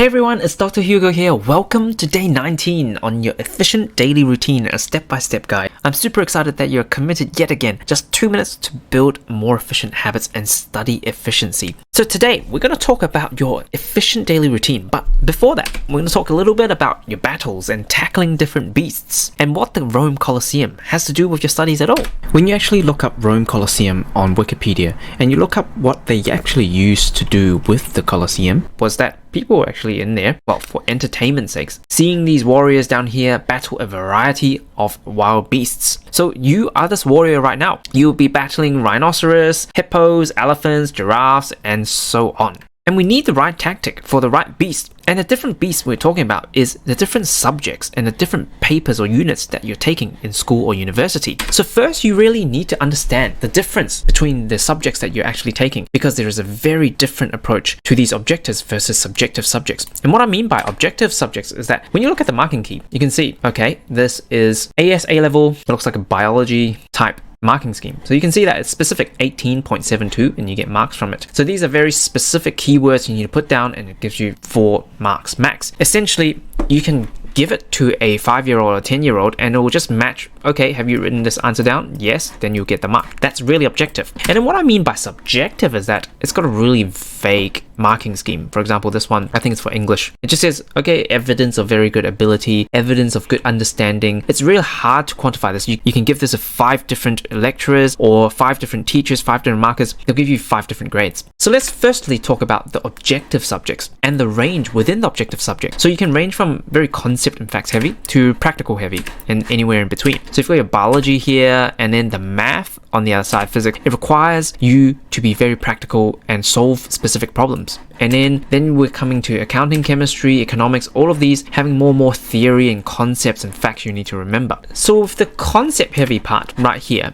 for example, biology, the 3D reading and testing is essentially key. So go back to the previous day's module if you don't understand. We've gone through how to go through concepts, how to do 3D reading, 3D testing, and supercharge your learning. So working through each learning objective and basically learning the big picture is very important. And then leaving the finer details using the HILE method, memorize all the facts and specific details like we did for depression. Those 9 different things, if you still remember. The person waking up from bed, sleeping a lot, moving very slowly and tired to the bathroom, going onto that scale. If you still remember that mini movie is all the facts you need to remember. So I'd leave this a couple of weeks before exams so you don't have to do that process again and again. And then the other side is the practical heavy side, which is your math, your physics. Practice is key. Googling for guided examples, reference books for guided examples. So working through the 5 to 10 variations for each learning objectives. For example, algebra, 1x plus 2 equals 10. There are so many ways, only so many variations they can ask you. And then within the math topics, say trigonometry, there are only certain examples they can test you within the given exam. So once you work through all of them, it all just becomes just another one of those, and it becomes really easy for you to just show your working and how to get the marks. And then next is the subjective subjects, which is a completely different beast. Like this is like a lion compared to a hippo, so it's very different. You know, for example, your English literature and language, your history, your languages, your art and design, your drama, your music, all of these are very different. So with the subjective subjects, it needs a different approach. For example, your English literature, your language, your history, a lot of this actually focus a lot on essay structures and the style of writing. So the main thing you can do is to model top performing essays. Ask for your teachers, do you have any exemplar essays? Or do you know of top performing students? Ask for their essays because you need to have a look at their structure. Is it a introduction, thesis, antithesis, conclusion type of thing? Or how long do they write for? The length of sentences, like what type of words do they use, like the grammar? What is it like? You need to see what is a good performing one and you can model that. And then you have your other languages as well. This one really comes down to practice, practice, practice, and what I call an immersive learning. Basically trying to use it as much as possible.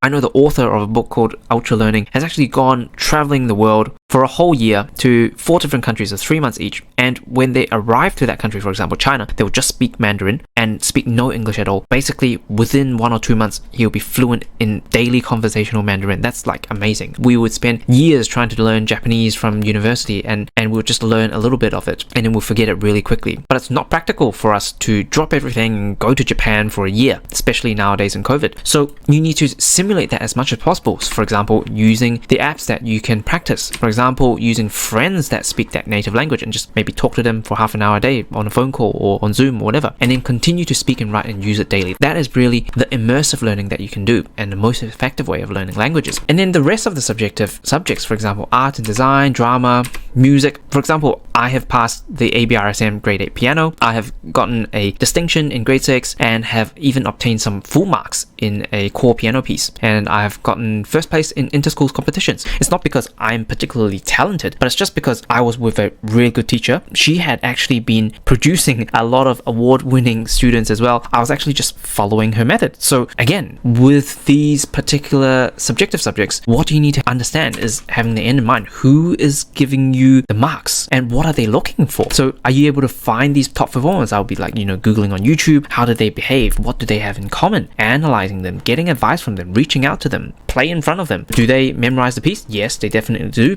people who walk into their grade 6 exam and actually open up a piano score pretty much automatically says that you're not a distinction student, because if you know the piece really well at a distinction level, you would just play it because you've done it so many times. And then the particular body language, when, for example, when the music goes soft, we try to curl up our body, and then when the music becomes expansive, you would try to expand your body, and you move side by side. All of these, hand gestures, hand movements, all of these subtle things. And how do they go in and actually adjust their piano stool? That was actually a thing that we practiced. So to those details, how do they actually practice? Who is actually their mentor, and are you able to reach out to their mentor and learn from them? So this is essentially, there is no one right thing when it comes to these subjective subjects, but this is an approach on how I would do it. If I were to do art and design and drama, which I have absolutely no talent in, and music, I'm definitely not talented, but it's doable when you have the right mindset, you know what to do, and you have a good mentor as well. So then next is kind of talking about building your Rome Colosseum, we alluded to earlier, brick by brick, and it relates exactly to your studies. So you have a plan right here, and you want to build this Colosseum. Essentially, what we've already done is, your subject scoping, your knowledge-based timetable is your blueprint. And then we talk about your daily routine and exam preparation, basically what you need to do day in, day out, weekly, monthly, and then we'll prepare you to become exam ready right here. Remember the 2 poles that we've already talked about and all the subjects in between. Make sure we are applying all this 3D reading and testing to all of these, particularly with these objective subjects. So then, for example, with the biology, chemistry subjects, what would I be doing specifically? This is what I'll be doing. So from previous study planning masterclass, you should have already your subject scoping. So it should look something like this.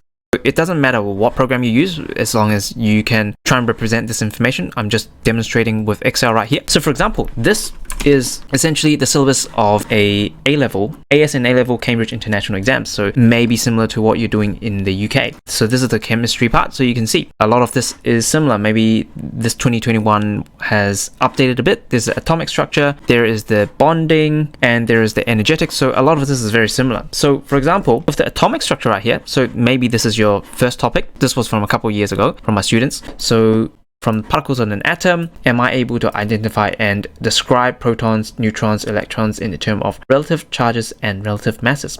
So do I understand all of this? And when I test myself and I can answer maybe none of these, then depending on how you've scoped your subject, then I would be coloring it red, and then I'll test myself on the next one. For example, in bonding, again, I'll ask myself, am I able to answer all of these? And try to find some of these diagrams to test myself using dot cross diagrams. In molecules such as hydrogen, oxygen, am I able to draw these dot cross diagrams and test myself on these?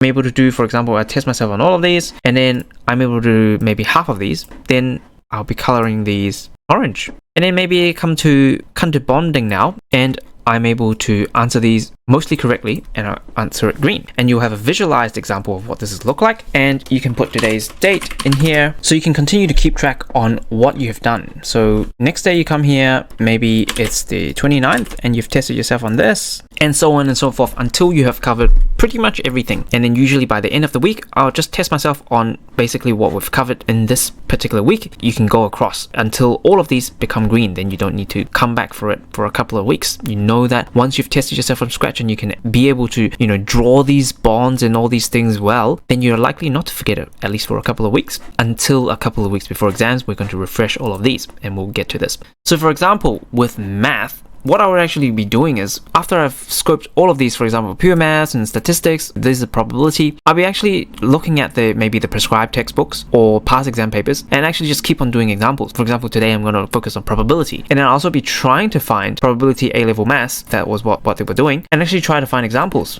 All of these then give you a clue as in how well you understand the subject. So for example, if your teacher has covered it and you're able to answer most of it, color it green. For example, next week they cover distributions and you cover some examples and you don't answer it well, then it's orange. Maybe then it's hypothesis testing and you cannot answer anything at all, then you color it red. It doesn't matter, you don't understand, then you just need to do more practice exam questions with that. The same with physics. And then next is the subjective subjects that we talked about. English literature, history, we talked about. It's very different because you need to model top performing essays, essay structures, and continue to practice. So for example, in A-level English literature, you can already come in here to the Cambridge International Examination Board because they set the syllabus. So having the end in mind, what are you going to be tested on? So this is essentially their syllabus. And right here, without even doing this, I already know that there's going to be 4 papers that you're going to be tested on. There'll be drama, poetry, probe and unseen, and etc. These are the things that you need to focus on and understand what you're going to be tested on, first of all. So this is part of your subject scoping. And then to actually practice with English literature, because it's all about practice like maths but subjectively, I'd actually go and find past exam papers. For example, on the website itself, there will be past exam papers. So these question papers and marking schemes. So you can see, particularly with this paper 3, poetry and prose, one of these, you can already see the types of questions they ask, referring to 2 poems, discuss this author, explores the differences between nature and mankind. So you can see they can ask a lot about the themes that are going through. So here again, the second question, discuss ways they present change. So another theme they focus on. So whenever you read about something, that would be something that I would be focusing on, for example. And in particular, say, for example, with the Shakespeare part, every year there would be a prescribed text. So for example, this would be Much Ado About Nothing. But you don't have to make notes about everything, because if you actually go and search about this, so again, the 3D reading, there's a lot of stuff, for example, on SparkNotes. So there will be summary and analysis, they will translate all of these for you, and it will already talk about the characters. You can already see, so for example, if you actually search the English literature past paper, so for example, if you actually get to find the past exam paper and the prescribed text, for example, with William Shakespeare, Much Ado About Nothing, remember what we searched about on SparkNotes, or whatever comes up in Google search, it's already got these character analyses. So you can already see this is one big focus on what the exam question is trying to ask. So with this particular text, what's the relationship between Benedict and Beatrice? And then you can already see this. So Benedict is one person and Beatrice is the other person. So you can see engages with Beatrice to outwit, outsmart, and out-insult other. Okay, all of these are going to be really good points, and it'll have all these quotes and everything to help you. So then you just need to try and commit this to your own memory, and also practice writing these essays on a weekly basis. So that would be how I would do it differently than maths, chemistry, and biology. And then actually getting feedback from your teachers or tutors that have access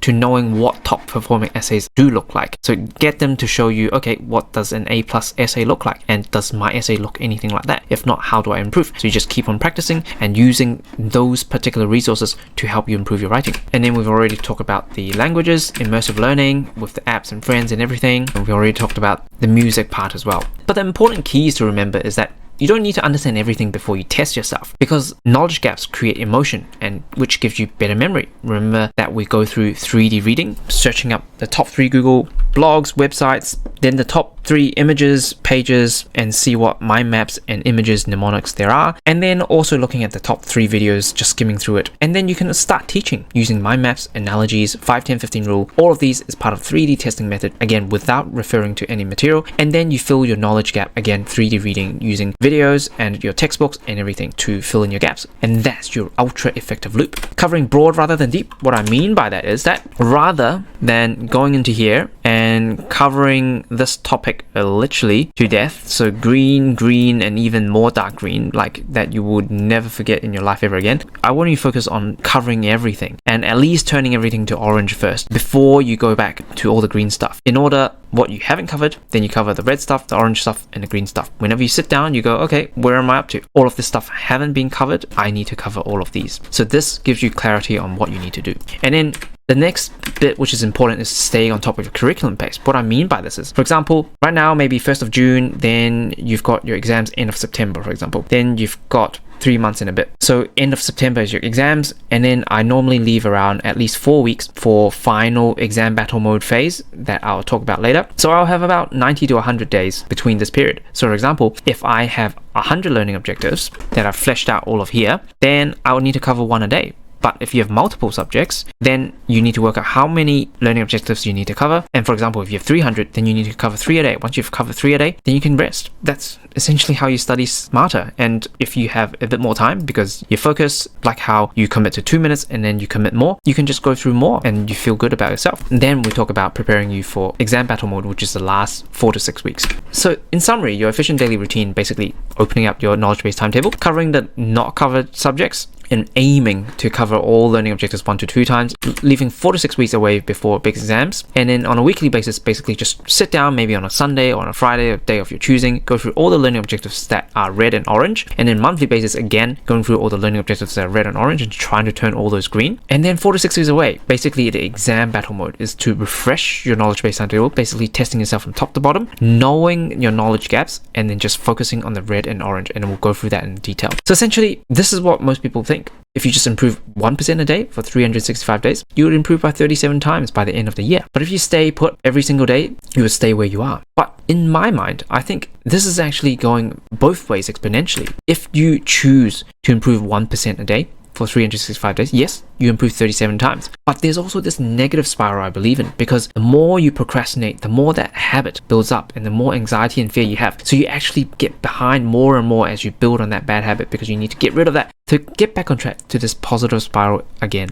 Make sure you're choosing this side of the equation.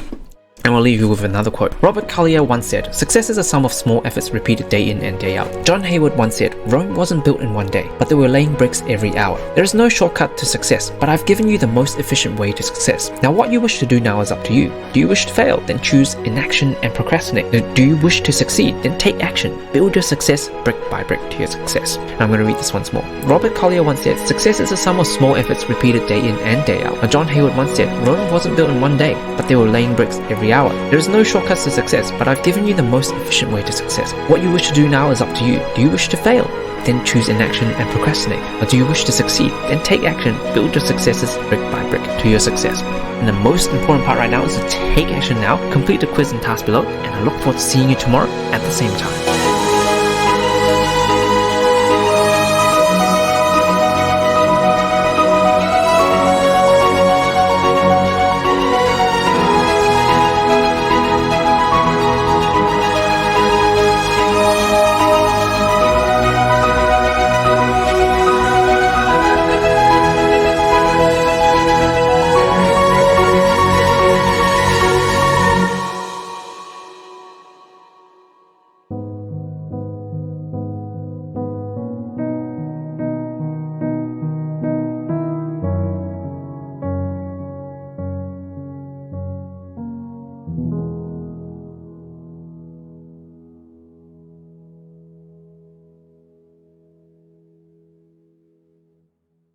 Hey everyone, it's Dr. Hugo here. Welcome to day 20, your productivity masterclass. I'm super excited that you've committed 2 minutes to attempt to improve your study efficiency yet again. So today, we're going to talk about productivity. So what is it anyways? So basically the definition is the effectiveness of productive effort, especially in an industry as measured in terms of the rate of output per unit of input. So a lot of complex words probably doesn't make sense. Essentially, this is what it is. So you've got work in as your input and your results as output. Basically productivity is optimizing, having minimal input to yield the maximal output. So less efforts to get the best results. So this is really the equation. You've got your input, which is your work in, and then time, which is the eighth wonder because you compound this over time, and we've alluded this before, and basically yielding your output, which is defined by your clear goals. So right now, the one thing you need to think about is what is one thing you can change in terms of your input to help you achieve your output in less time. If it's remembering more in less time, remember those modules we've gotten through before. What can you do to change your current habits to make you achieve more output in less time? And in second, we'll talk about you are in control. We've kind of talked about this before, especially in the Unlocking Unlimited Study Motivation module. We talked about the hierarchy of your highest values. So a lot of things that you might be doing throughout the day and you might not be aware of why you are doing this. A lot of this is driven by your higher values. For example, scrolling Instagram, watching YouTube, messaging friends. It's not just taking the face value of this, but essentially it might be linked to something deeper. For example, scrolling Instagram might be looking at how other people are comparing because you are pride driven. For example, you're watching YouTube, you're watching a lot of travel related stuff because travel is your highest value. Connecting with friends and messaging friends is to do with your inner need for connection to other friends and feel connected. And you taking a nap might be a manifestation of your sloth. Then now the question is, how are you able to link study with one or more of your highest values? Because that gives you the intrinsic motivation that you need by this value linking process. And we've already talked about this in the Unlocking Unlimited Study Motivation module that you can go back to. The question is, what do you value most? Writing down 10 ways that study can feed your highest core values. Next productivity hack that I really talk about, and I have gotten you to do this already. If you haven't, you should do this, is tracking your time. Because without doing this, you won't understand, because you might be spending a lot of time studying, but none of it is efficient, or you might not be spending enough time at all. So unless you actually track your study time and put it on a piece of paper, it doesn't become apparent. So that's very important. Then next is talking about the power habit. Basically, it's this 28-day program, because we understand that taking on a new habit requires a lot of effort, but as this becomes an old habit, our effort becomes much less and it becomes an autopilot. So when you've built that 2-minute time every single day, you can always come back and revisit to go through the modules properly, and you can build it to 5 minutes and 10 minutes and so on. And in our highest level of program, the Inner Circle, the complete study system, we have half an hour modules, we have 45-minute modules, we have an hour modules that students still go through because they have already built this habit. Next is really talking about the compounding time effects. Understanding the story about the chessboard, and the emperor was very pleased about the founder of this chessboard and giving them a reward, and the reward that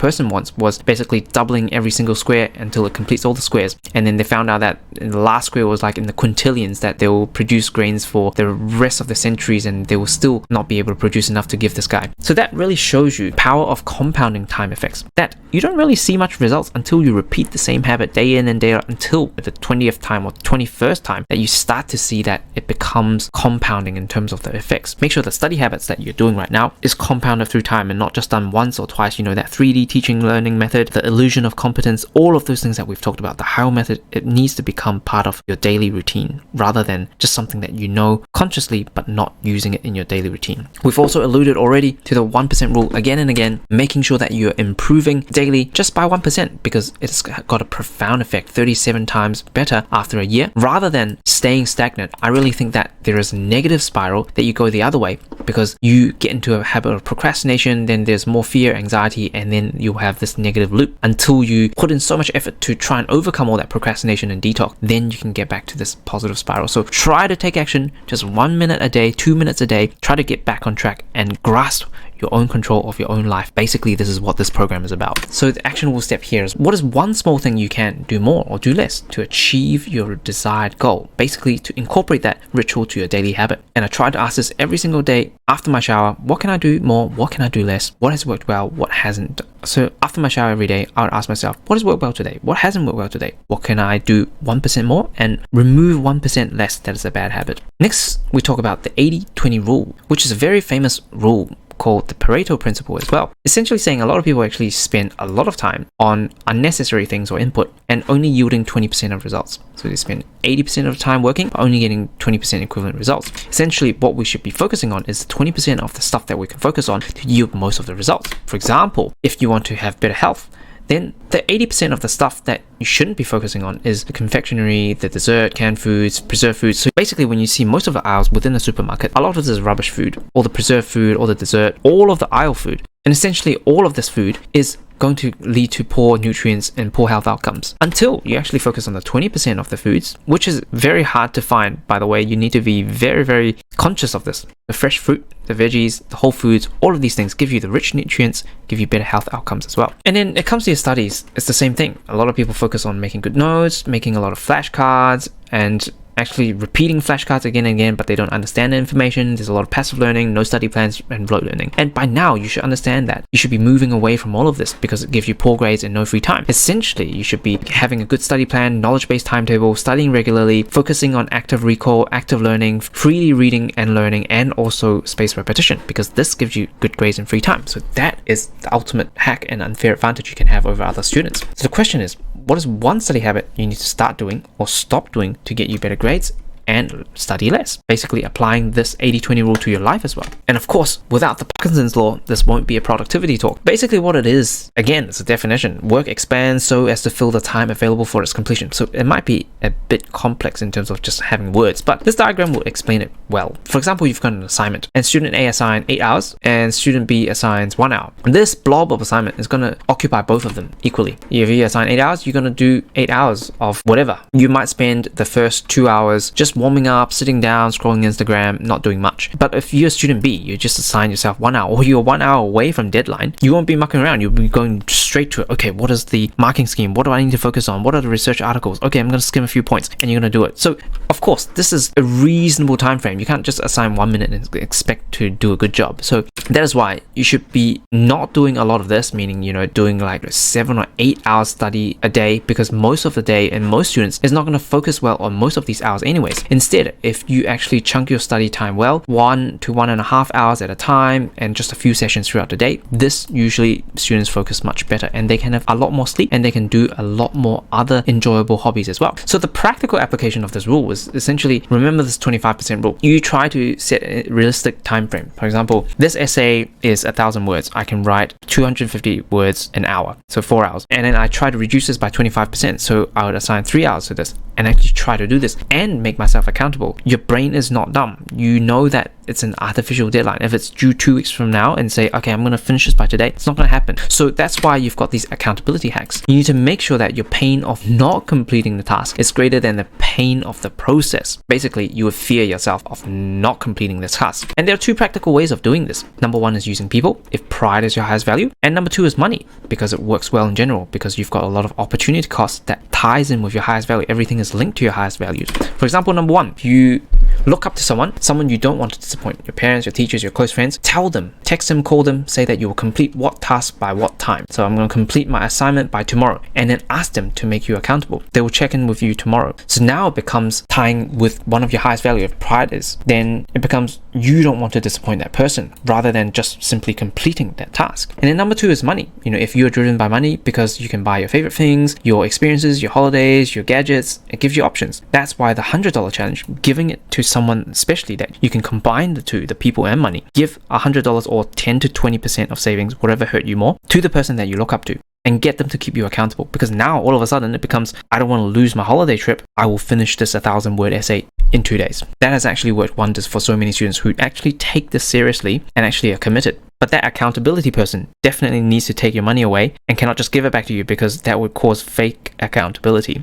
So next I want to talk about the hacks to jumpstart. And then number 1 is choosing boring over distractions. And number 2 is reducing friction. Rather than getting your phone out, this year I was actually wanting to focus much more, because I found that a lot of my time is wasted on scrolling social media and I'm not gaining much from it. My brain is just running in loops of instant gratification. So I've upgraded my phone this year and decided to delete all these social media apps and only access it using desktop where needed to support my Facebook group. And so far it's been doing wonders. Like sometimes I'll just sit there, my phone is boring and it's not going to distract me anymore. And I've gotten so much work done. But that's a really extreme case. But if you're able to, maybe try to put your phone away and just try to sit there, because sometimes you will start working because you choose boring over distractions. So that's one hack if you're able to do this. Number 2 is more practical for more students, because this is very practical. Rather than you having to delete all your connections from your social media and all that, it's very hard, I understand. So reducing friction. For example, if you need to run 5 kilometers, if you tell me to do this right now, I'll be like, okay, definitely not. I'm not going to do this ever. I'm not a runner.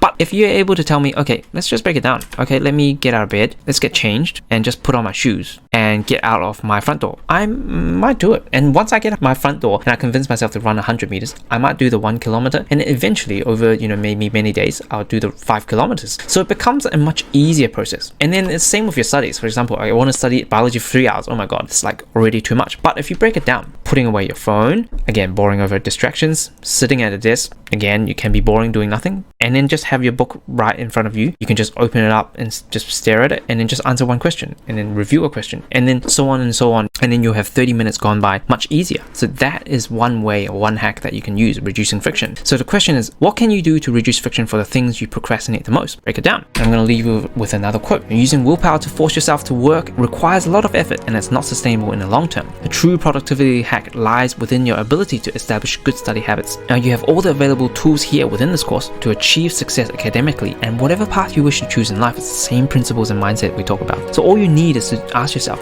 how do I improve my study habits by 1% today? And how do I remove my bad study habits by 1% today? Now to your success. I'm going to read this once more. Now using your willpower to force yourself to work requires a lot of effort, and it's not sustainable in the long term. Now true productivity hack lies within your ability to establish a good study habit. Now you have all the available tools here to achieve success academically and whatever path you wish to choose in life. Now all you need to do is to ask yourself, how do I improve my study habits by 1% today? And how do I remove my bad study habits by 1% today? Now to your success.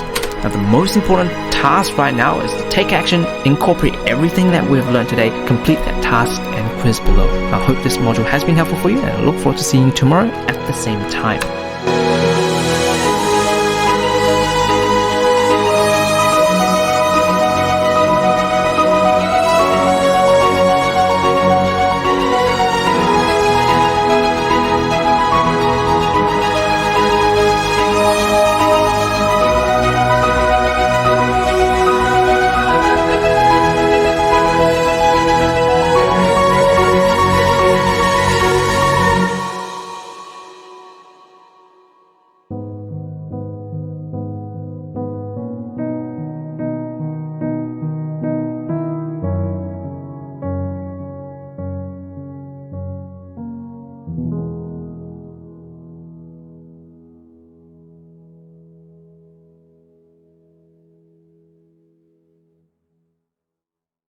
Hey everyone, it's Dr. Hugo here. Welcome back to day 21 on overcoming exam stress, fear, and anxiety, and why I call this the power of mental alchemy. And throughout these two modules today and tomorrow, you'll find out that the approach that we have here with stress, fear, and anxiety is not just like what mainstream advice is going to give you. It's going to be much deeper and much more effective. So before we dive into today's content, I wish to do a quick habit check-in every couple of days to make sure we're building this 2-minute habit right up. Because I believe once you're able to build to 2 minutes, you're easily going to increase that to a 5 minute or 10 minutes and even 30 minutes, because all of this time that you work on yourself, work on your study system, work on your mindset and methods and approach to excel in all areas in life, that is going to give you a massive unfair advantage, and that's what's going to lead you towards living an amazingly fulfilled life. So today, with our habit focus, it's basically talking about reducing friction. That's by James Clear, the author of Atomic Habits. Amazing book, an amazing course right here if you want to sign up to that. And what he talks about is the less friction associated with a habit, the more likely it is to occur. In other words, as convenience increases, so do the odds that you follow through on your habit. The central idea is to create an environment where doing the right thing is as easy as possible. You want to make your good habits the path of least resistance. Clear your workspace of distractions that will take you off task. Also consider limiting social media to your desktop or infrequently used devices. For example, I've upgraded my phone recently and I've committed to bringing more value and creating more content to this world. So I've actually deleted my Facebook, Instagram, TikTok, every single social media account, and I can only use it on my work desktop to create posts rather than just consuming content. And it has worked wonders. Over the past couple of weeks since I've done that, I've probably been 5 to 10 times more productive. Just because when I look at my phone, it becomes a boring device. And now I choose creating content and researching so I can continue to improve these programs again and again. So I hope you can think how you can reduce your friction today to make sure that this 2-minute habit sticks in with you. So I hope this has been helpful for you. Let's dive right into our content today.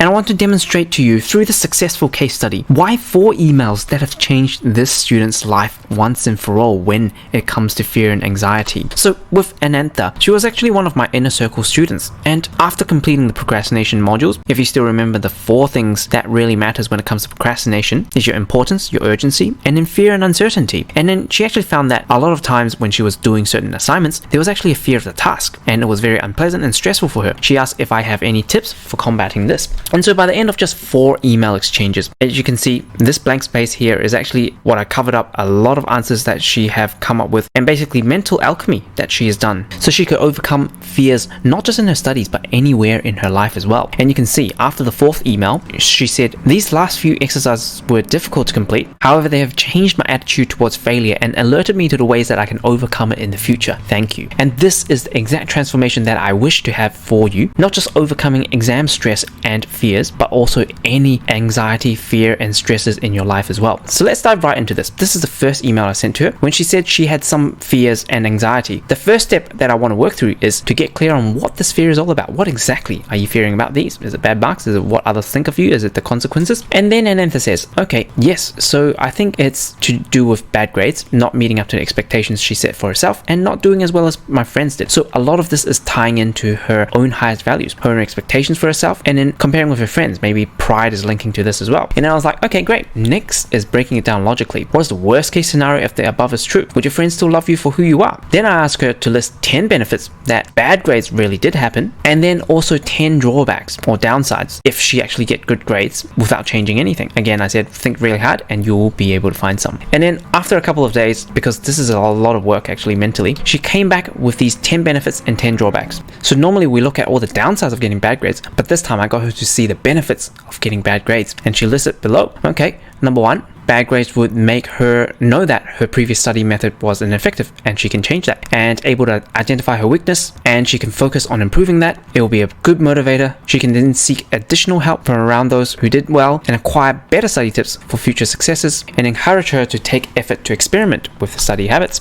And so on. She completes this exercise. Then drawbacks again for getting good grades, because normally we would only see the good sides and not the others. So this time she's seeing the downsides of getting good grades. So if she get good grades despite having bad study habits, then it will be a false sense of mastery. She might become prideful and arrogant, And to keep up these good grades, she might not find a healthy study-life balance and sacrificing other social activities or extracurriculars and physical, mental health, and so on. And she says, although this exercise was difficult, it showed me that getting a bad grade in an assignment is not necessarily a bad occurrence. And I was like, this is great. This is a good first step of dissolving her fear. Then I was like, okay, now that you're having a more balanced perspective of your fear, next is actually focusing on the now. What are the 10 ways you can minimize this consequence from happening, i.e. getting bad grades? What can you do now to minimize the chance of this happening? And then Anantha then lists 10 times. She can have a detailed study plan, she can have a knowledge-based timetable, try the hacks that we've talked about in procrastination reward hack loop, determine the specific factors for procrastination, importance, urge, fear, and uncertainty, all of these things. Because if she never focused on what she can do, which is all of these things right here, her mind will continue on thinking about, okay, this negative thing is going to happen to me. Because if she's not spending time trying to do something in the present to actually help her to reduce the chances of this happening to her in the future, she keeps on having her mind wandering in the future, somewhere in the future right here, that this bad thing's going to happen to me. Oh my god, I'm going to die because my parents are going to kill me. Then she thinks again in the future, why isn't the opposite happening to me? Why aren't I getting good grades already? And then she also then thinks to the past, okay, this has happened to me before, this is not good. And then she thinks, why hasn't good grades been happening to me already? And why don't I know how to study already? And she'll go on this loop on and on and on, and her mind is not focusing on the present, on what she can do. So this is essentially a bit of a teaser of what I'm going to talk to you about essentially tomorrow, which is basically trying to understand fear. What is it anyways? And why were those emails so effective? I'm going to talk to you in deep dive tomorrow, the root cause of fear and what is it anyways. It's not just about your studies, but also in your life, in whatever area that you have fear, anxiety, and stresses, that you can come back and use this method to dissolve all of this. And I'm going to give you the step-by-step fear neutralization tool, and you can work through this step-by-step. And you can specifically see, before you do this exercise, you might have a 9 or 10 out of 10 of fear on a certain area in your studies or in your life in general. Then after this mental alchemy or mental gym, that you go through and answer these really hard questions, and you can specifically see this fear and anxiety score has gone down significantly. And I'm going to leave you with a quote that alludes to our tomorrow's deep dive in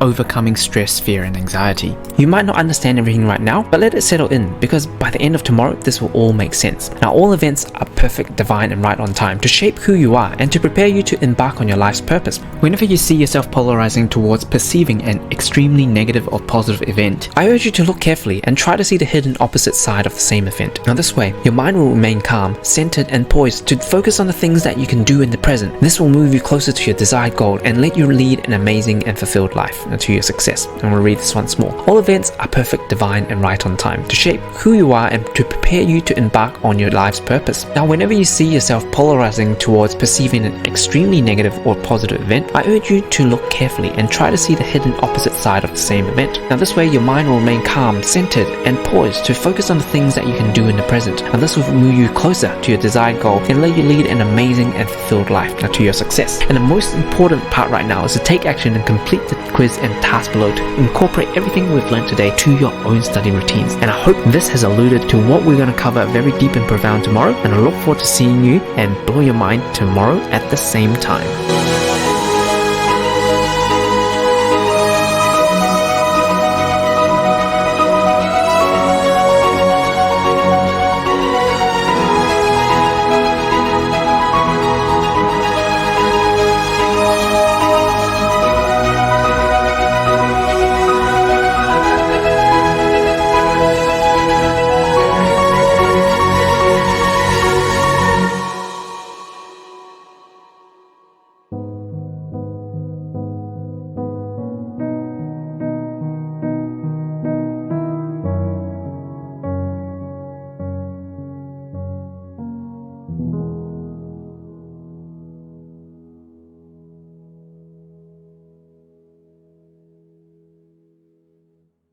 Hey everyone, it's Dr. Hugo here. Welcome back to day 22 on overcoming your exam stress, fear, and anxiety, the power of mental alchemy. I'm super excited for you to show up for these 2 minutes, because if this is learned properly, this will absolutely blow your mind and also help yourself and other people when they have stress, fear, and anxiety. And in our last module, we've already talked about the successful case study, that 4 emails that changed Anantha from having immense fear with assignments and exams to know how to dissolve all of this and know how she could achieve success in the future after going through this exercise. And so welcome to this next sub-module on actually understanding fear. What is it anyways?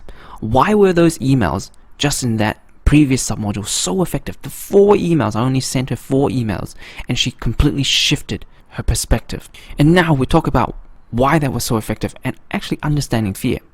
So let's dive right into it. Fear is really a natural coping mechanism to protect us. It came from our caveman ancestors. When they were running around, when they were creating the fires and when they get burnt, they learned that the fire, if not used properly or respected, can give you burns. And that intense pain when they get burned by the fire actually gets stored right in your brain as a purely negative event, no positive or negative event that will bring about fear whenever you see that fire again. Next, when they were actually exploring and hunting food and actually trying out different berries, you vomit. You eat these poisonous berries and you know that, you recognize it, you smell it, you remember everything about those berries and never to eat it again because you have vomited, and that again has logged inside your mind as a really negative event, not to do it again because it mirrors forward as a fear in the future. And whenever you have fear, you log it with anxiety, you log it with stress. I remember myself when I was younger, I really enjoyed oysters.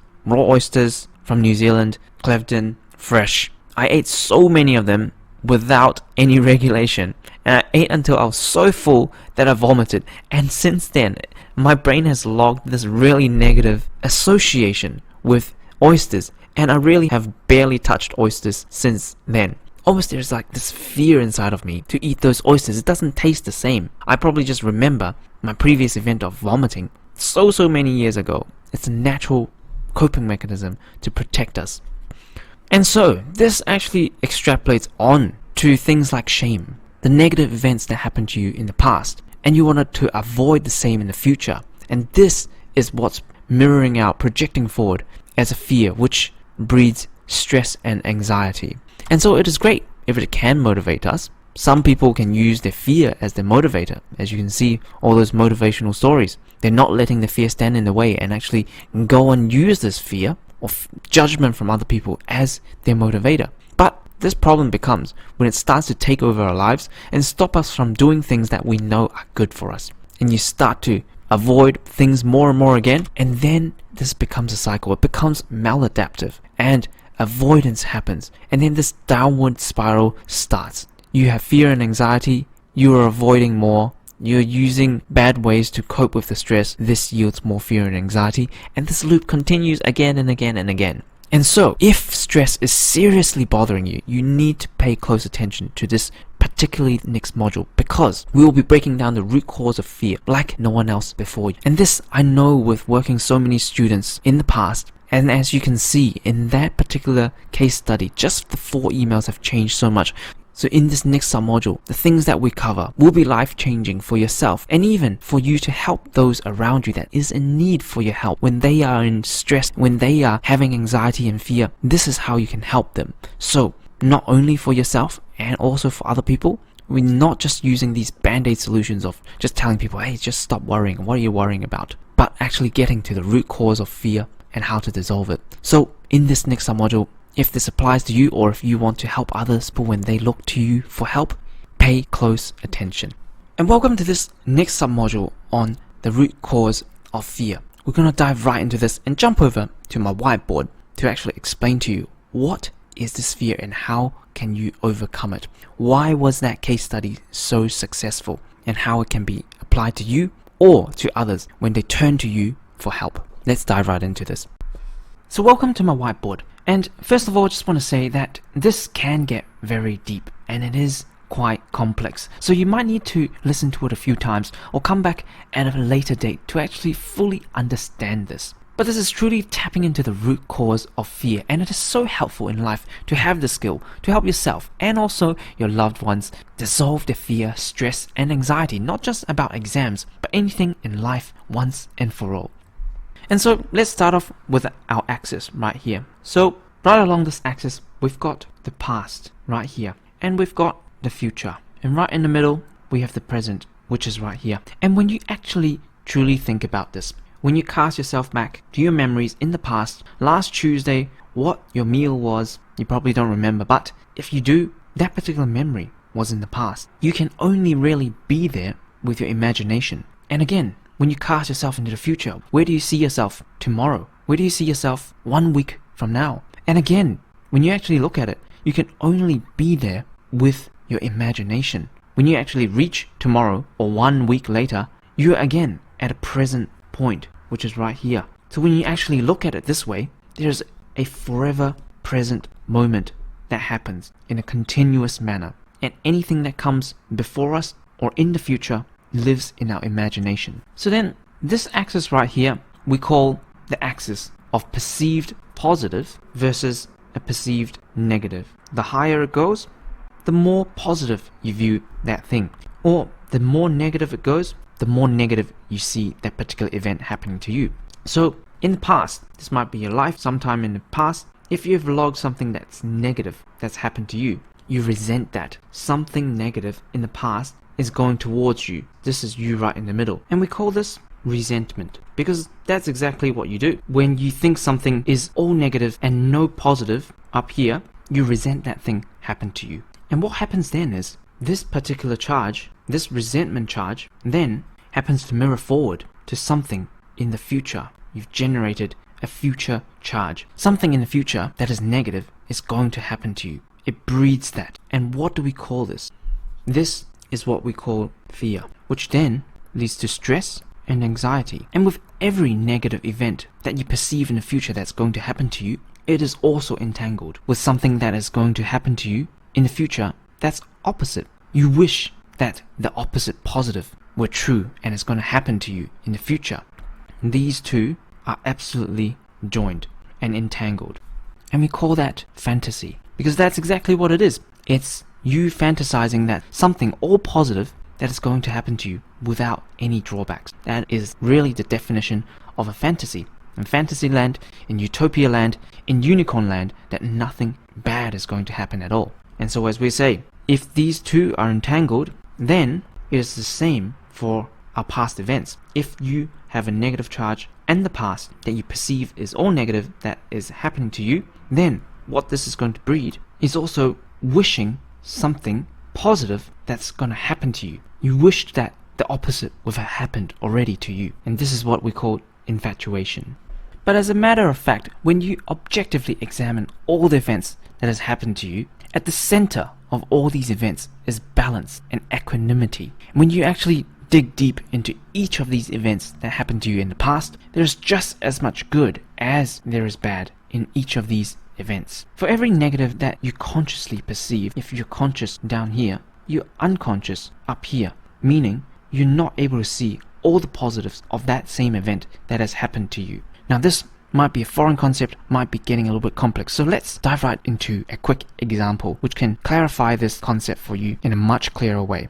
And so what I mean by an event having positive sides and also negative sides would be using this example. What if we gave money to this beggar on the street every single day? We're very altruistic. We're doing something truly positive. No negatives is going to happen. It must be all good. I'm helping someone in need. What negatives can you possibly have to say about this? Okay, by giving money to this beggar, yes, you're helping them temporarily, right? That's something you're doing now at the moment, so I'm going to put it in the present. So yes, you're helping them. They can buy a hot meal. They can become more comfortable temporarily. They'll be grateful towards you. You'll have a good feeling. People around you will look at you differently and actually look up to you because you're doing this great act. But what about the other side? What about their dignity? Are you taking away that from them? What about their accountability, picking up themselves in life? You're taking that away from them. What about their drive and their ability to serve other people in the society? You're taking that away from him. If he's able to sit on the street every day and you give money to him, he's going to continue to stay there. And whose fault is that? And again, when you really look closely, there isn't just giving without taking. When a parent is over providing for their children, it takes away their independence. It takes away their ability to fend for themselves. When you actually look at all these events, there is good as much as there is bad. So then, you might ask, how does this actually apply to your exams? And we're getting very close to explaining why those emails were so effective for that student. Before we do this, let's start off with one of my own experiences. As you know, my grades weren't the best when I began. This started back when I was in junior high school. In year 10, grade 10, I remember I wasn't really studying that much. And of course, it reflects on my grades, and I got an F in English. So, what did my mum do? She didn't normally do this, but at that point, she probably had enough of me just mucking around, not doing anything,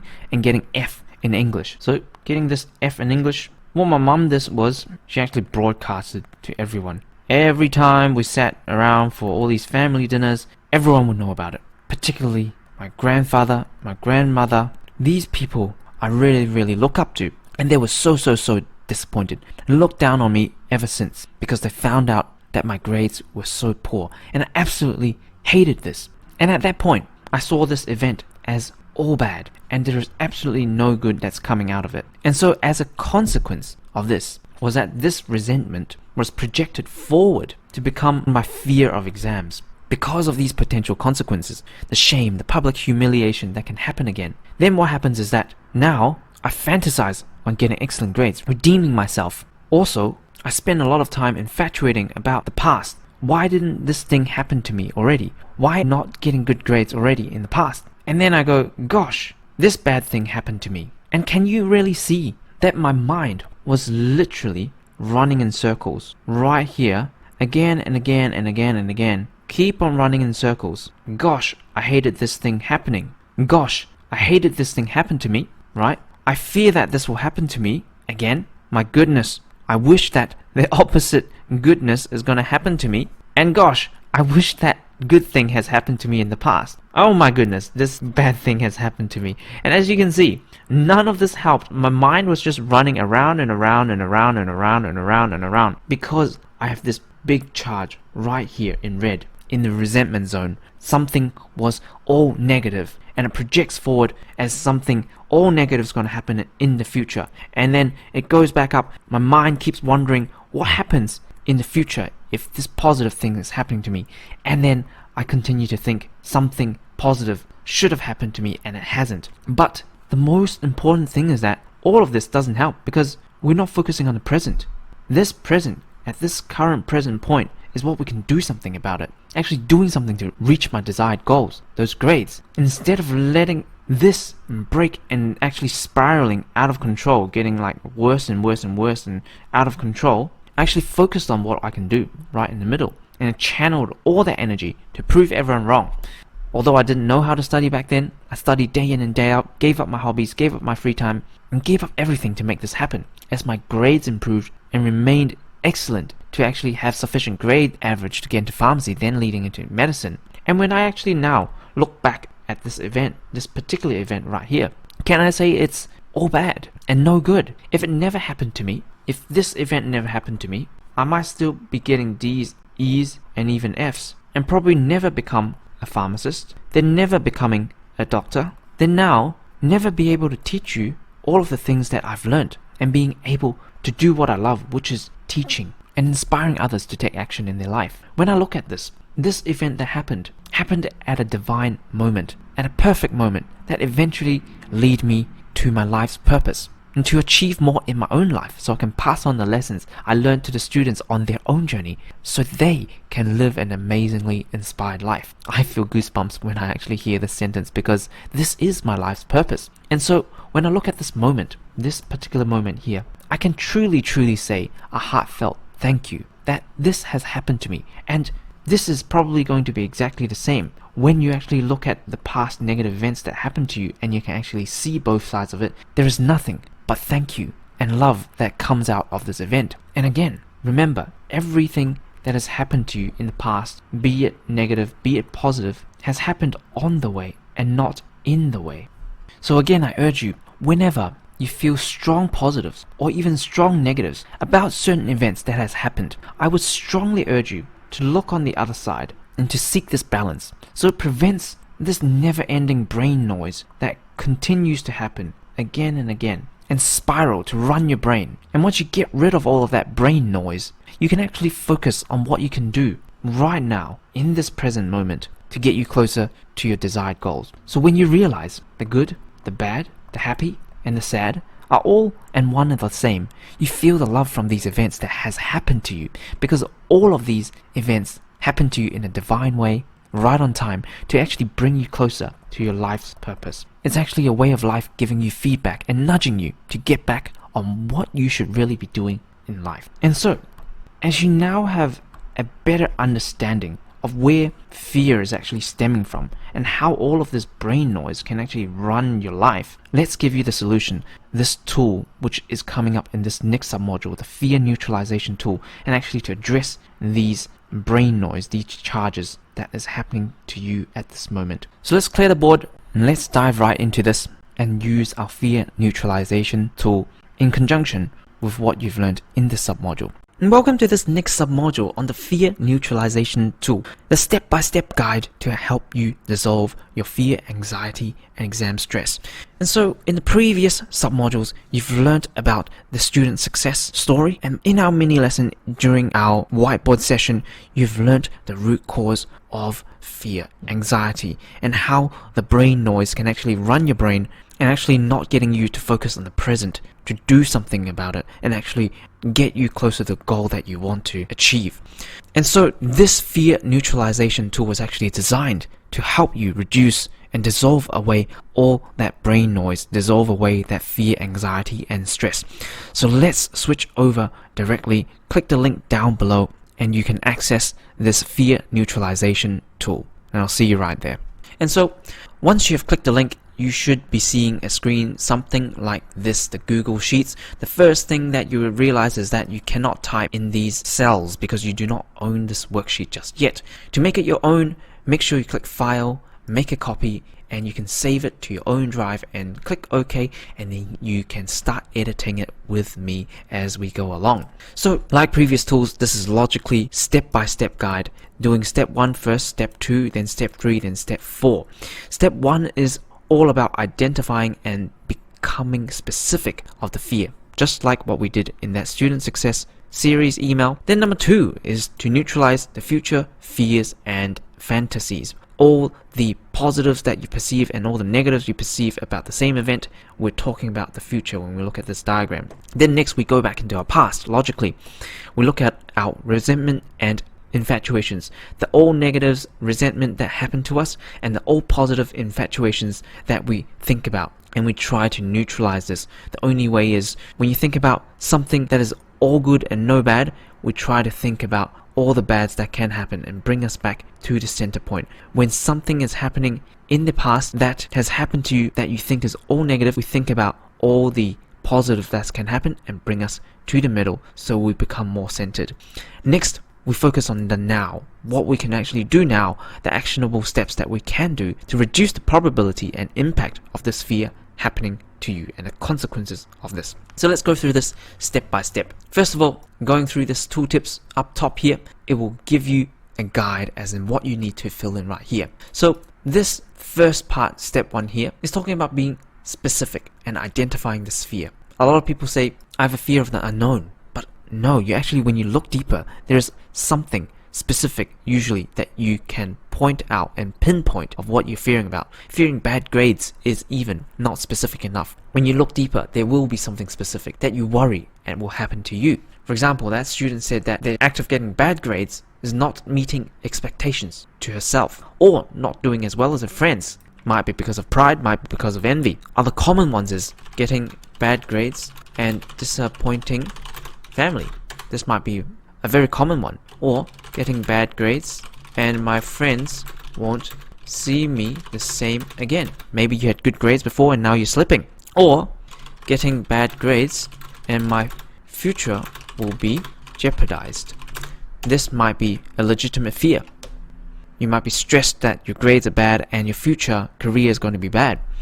And first of all is to rate your severity, or rating your fear and anxiety. Is a drop down. Maybe this is very debilitating. Maybe it's a 9 and turns into red. And so working across. Now we're actually looking at the future, which is this bit right here. When we're looking at the future, your future negative, which is this fear happening to you. Diving right into this. What positives can happen? So bringing you back to the closer to the middle here, because if you're seeing all negatives, you are not seeing the conscious positives of the other side. So what are the benefits that can happen to you? So this is what I got my student to do exactly. Benefits of getting bad grades. If you were doing your study methods ineffectively, you need to change it. It identifies your weakness, becomes a good motivator. You will seek additional help. You'll encourage you to take effort to experiment with your study habits, and so on. We've gone through this already. So this is an example, if you need it, to actually see for yourself what other students are thinking. Look deeper. If this future negative happens, what positives are there? What benefits are there? And then we do the same for the opposite side. This is where you are actually looking into the future and something all positives happening to you. Because when you fear something, all negatives going to happen, you are fantasizing the other side at the same time. So what about drawbacks of getting good grades? And actually, for example, in this particular example is this negative would be disappointing your family. Are there 10 positives that can happen to you? If you want to type in the same cell, you just need to type, go in here and go Control Enter, and you can start typing. What is a positive of disappointing your family? Maybe you're setting lower standard. Anything is an upside now. Maybe this public humility, like me, serves as a motivator for you to do much better. Do number 3, do number 4, and so on. And again, the 10 drawbacks of this positive happening to you. So in this sense of getting bad grades and disappointing family is actually family looking up to you or getting praise. Will you get prideful? Will your personal development halt because you don't think you need to improve anymore? Would you set a high standard and more pressure for yourself? All of this can happen. Do until you reach 10 points right here. Drag this across if you need to. And so it's addressing this quadrant right here. So once you've done this, so like just again, our student example, what are the drawbacks of acquiring good grades? False sense of mastery, putting too much pressure on yourself, might be prideful, leading to arrogant attitude. And as you continue stacking this, seeing all the negatives of this positive, you come back closer to the center point. Next, we look in the past and do the same thing. Look at the past events that has happened to you. At particular points that you've disappointed your family. It might not just be getting bad grades. It can be when you were given a task and you failed. It can be multiple of these things all stacking up together that you see as all negative, that is projecting towards your current fear. That's why when you list these events, then you go, what benefits of this is happening to you? Maybe now you feel more accountable. Like me, in the past, my grandfather was always keeping me on track, giving me motivation. All of these are really positive things that happened to me, and continue to stack it until you get to 10. And then looking at the past, all good things that can happen to you. For example, there was one time that you made your family proud. Was there any drawbacks from this? And again, stack it up to 10. We're in this quadrant of seeing the all good in the past, now trying to see the negative and bringing you back to this present moment. And then again, look at the opposite side carefully, and there usually will always be something on the opposite side. And then next is probably one of the most important bits, is now focusing on the present. What are 10 things you can do now to reduce this impact and probability of this fear from happening? And again, there's a student example. Creating this study plan, using the procrastination study hacks, and combating this lack of motivation by unlocking unlimited study motivation module and finding out your highest values. All of these are valid ways of actually reducing probability, and you can actually now be focused. You know that in the negatives there is the positives. In the positives there are the negative, both in the future and in the past. So your brain noise reduces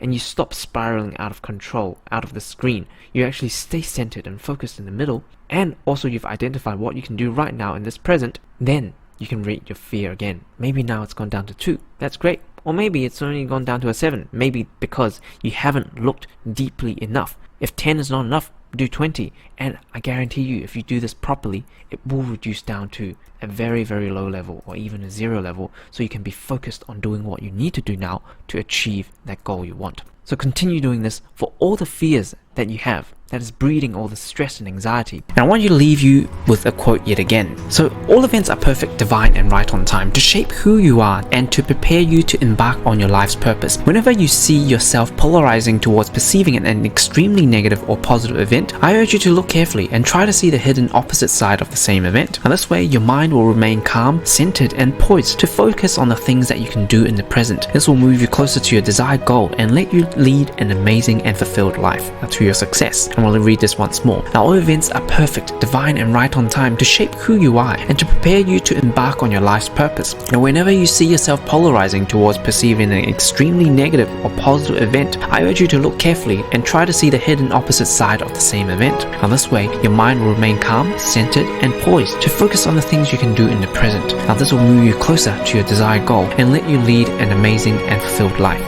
to your success. And now the most important part is to take action now, complete the quiz and task below so you can incorporate everything we've learned today to your own habits so you can lead an amazingly fulfilled life in the future. So thanks for staying until the end today, and I look forward to seeing you tomorrow at the same time.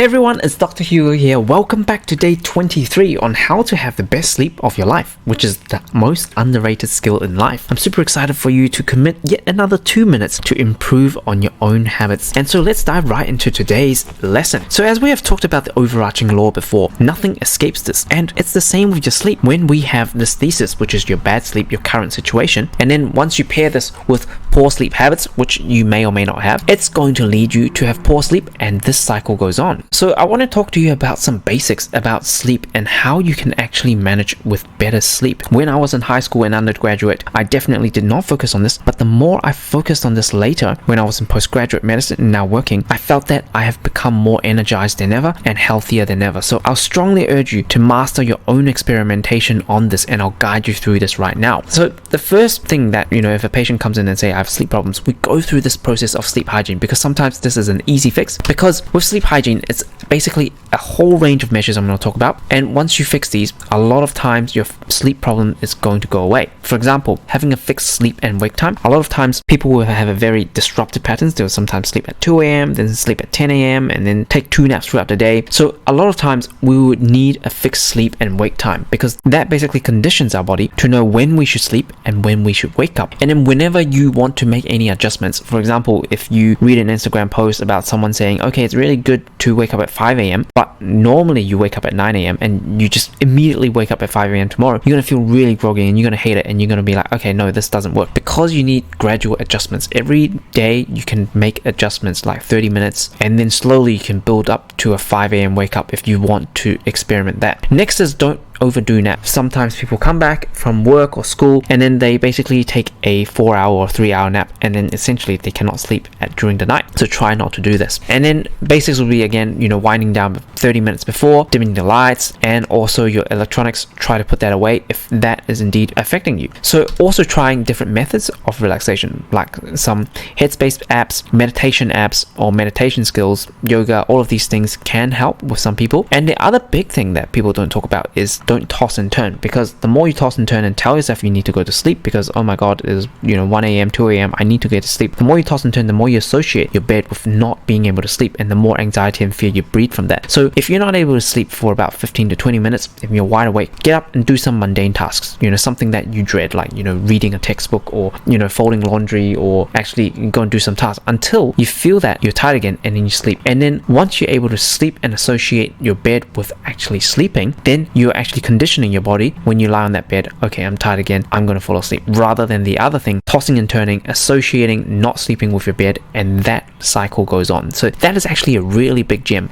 I didn't know that to begin with, and once I implemented that, I didn't have any problems with sleeping. And then again, the other things that people don't talk about is your daily habits. For example, your daylight exposure. A lot of people, for example, if they are always indoors and don't get enough daylight exposure, your body or your circadian rhythm actually don't get adjusted well. You don't produce the hormones needed at night to actually get you to sleep, because you don't have enough daylight exposure. Adequate daylight exposure, and also physical activity during the day, that helps as well. Smoking and alcohol, trying to avoid that, because that's associated with poor sleep as well. And then the other big thing is no caffeine after 2 p.m. If you're the person that drinks a lot of coffee and you're having poor sleep and caffeine affects you, that you can try not to do. And then again, having no food 2 hours before bed, because having a full stomach or a very fatty meal before bed, that would put me off. I definitely know, and I basically don't do that ever again. And making sure that bed is only for sleep, and you don't study on it, you don't game on it, you don't do other things on it. So again, associating your bed with sleep, that is very powerful as well. So the other basics I want to talk to you about is basically optimizing your environment. So all of these we're talking about is your antithesis, basically the variables that you can vary within your own trial and error with your own sleep habits. Again, temperature, very important. If it gets very hot or very cold, you tend to have very bad sleep. The lighting, a lot of times I don't sleep well with light on, so I make sure it's pitch black, and even when I have to do night shifts and I sleep during the day, I would have blackout curtains, so basically it's like nighttime for me. And then noise as well. Are you able to reduce the noise and try and not play music? You need to vary to see whether music helps you or not. Some people say that scents help with them as well. See if that's the same for you. And then also comfortable bedding and pillow, like all of these things that you can vary as well. And of course, we do have medical pathologies when it comes to sleep. For example, you've got anatomy problems, you are obese, so you've got breathing problems when you lie down,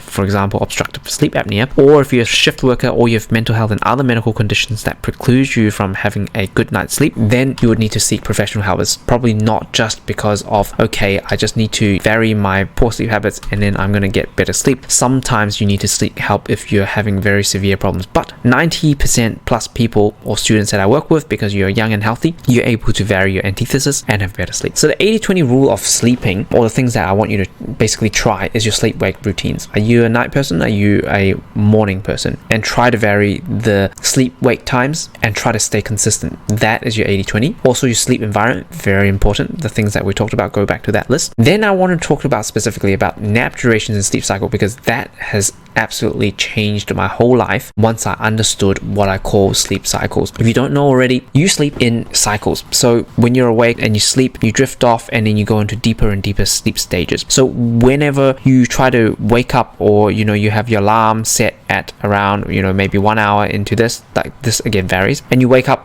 you feel really groggy, likely you're waking up at this very deep sleep stage. But as time goes on, you basically come back up and you go down to this lighter and lighter stage until you get to this REM sleep stage, which is essentially when you're dreaming. So whenever you're about dreaming and then you wake up, a lot of times people actually feel that they're quite refreshed because they are at a lighter stage of sleeping. And this is usually 1.5 to 2 hours for most people. You need to actually vary for your own self and try to journal and actually try to see what your sleep cycle is. And then so on and so forth. So you continue going deeper and then you come back. So whenever you wake up during these lighter stages, you'll feel refreshed throughout the day. That's basically how this works. So then I want to talk about how I really developed my own biphasic sleep pattern. Is that I understand that my sleep cycle is 1.5 hours, because I know that whenever I wake up at 3, 4.5, 6, 7.5, and 9 hours, which is divisible by 1.5, I feel really energized. And I know no matter which one I choose, so I can even sleep on for even further. I can sleep like 10, 11, 12 hours. It doesn't matter. I still feel that energy dip at 3 to 4 p.m. every day. So that is why I decided to try a biphasic sleep, because no matter which one that I choose, I'll still feel that dip. So I know that, according to science and research, we know we need at least 5 to 5.5 hours to flush out all that toxic brain chemicals that we accumulate throughout the day. So that's why I pick around 6 hours. That's why I sleep usually around 2 a.m. to 8 a.m. I feel very energized. I could go until at least 3 or 4 p.m. fully focused. And then because my sleep cycle was 1.5 hours, from 4 p.m. to 5:30, I would sleep. So that's my full sleep cycle yet again. And then so on and so forth. When I wake up at 5:30, I feel super refreshed, and then I can go until 2 a.m. again. So that goes on and go forth. And throughout my pharmacy studies and medical school studies, which is quite challenging, I actually consumed no energy drinks and no coffee throughout my 10 years uni studies. And also, even working at the moment, I don't consume any energy drinks or coffee. And people ask, how do you actually do this? This is essentially the secret. And this may or may not work for you, but I really urge you, leave you also with this quote as well, to always remember the overarching law if you struggle in any area of your life, because almost all problems can be solved if you experiment sufficiently, varying one variable at a time. Pay close attention to the change in your outcome. Now, have you reached closer to your desired outcome? Then do more of this. Have you become more distant from your desired outcome? Then do less of this and try something else. Now, with sufficient desire and experimentation, you can achieve anything you want in life. Now, to your success, I'm going to read this once more. Now, always remember the overarching law. If you struggle in any area in life, almost all problems can be solved if you experiment sufficiently, varying one variable at a time. Now, pay close attention to the change in your outcome. Now, have you reached closer to your desired outcome? Then do more of this. Now, have you become more distant from your desired outcome? Then do less of this and try something else. Now, with sufficient desire and experimentation, you can achieve anything you want in life. To your success. Now, the most important part right now is to take action. Complete the quiz and task below so you can incorporate everything we've learned to your own habits right now so you can achieve success. I hope this module has been helpful for you, and I look forward to seeing you tomorrow at the same time.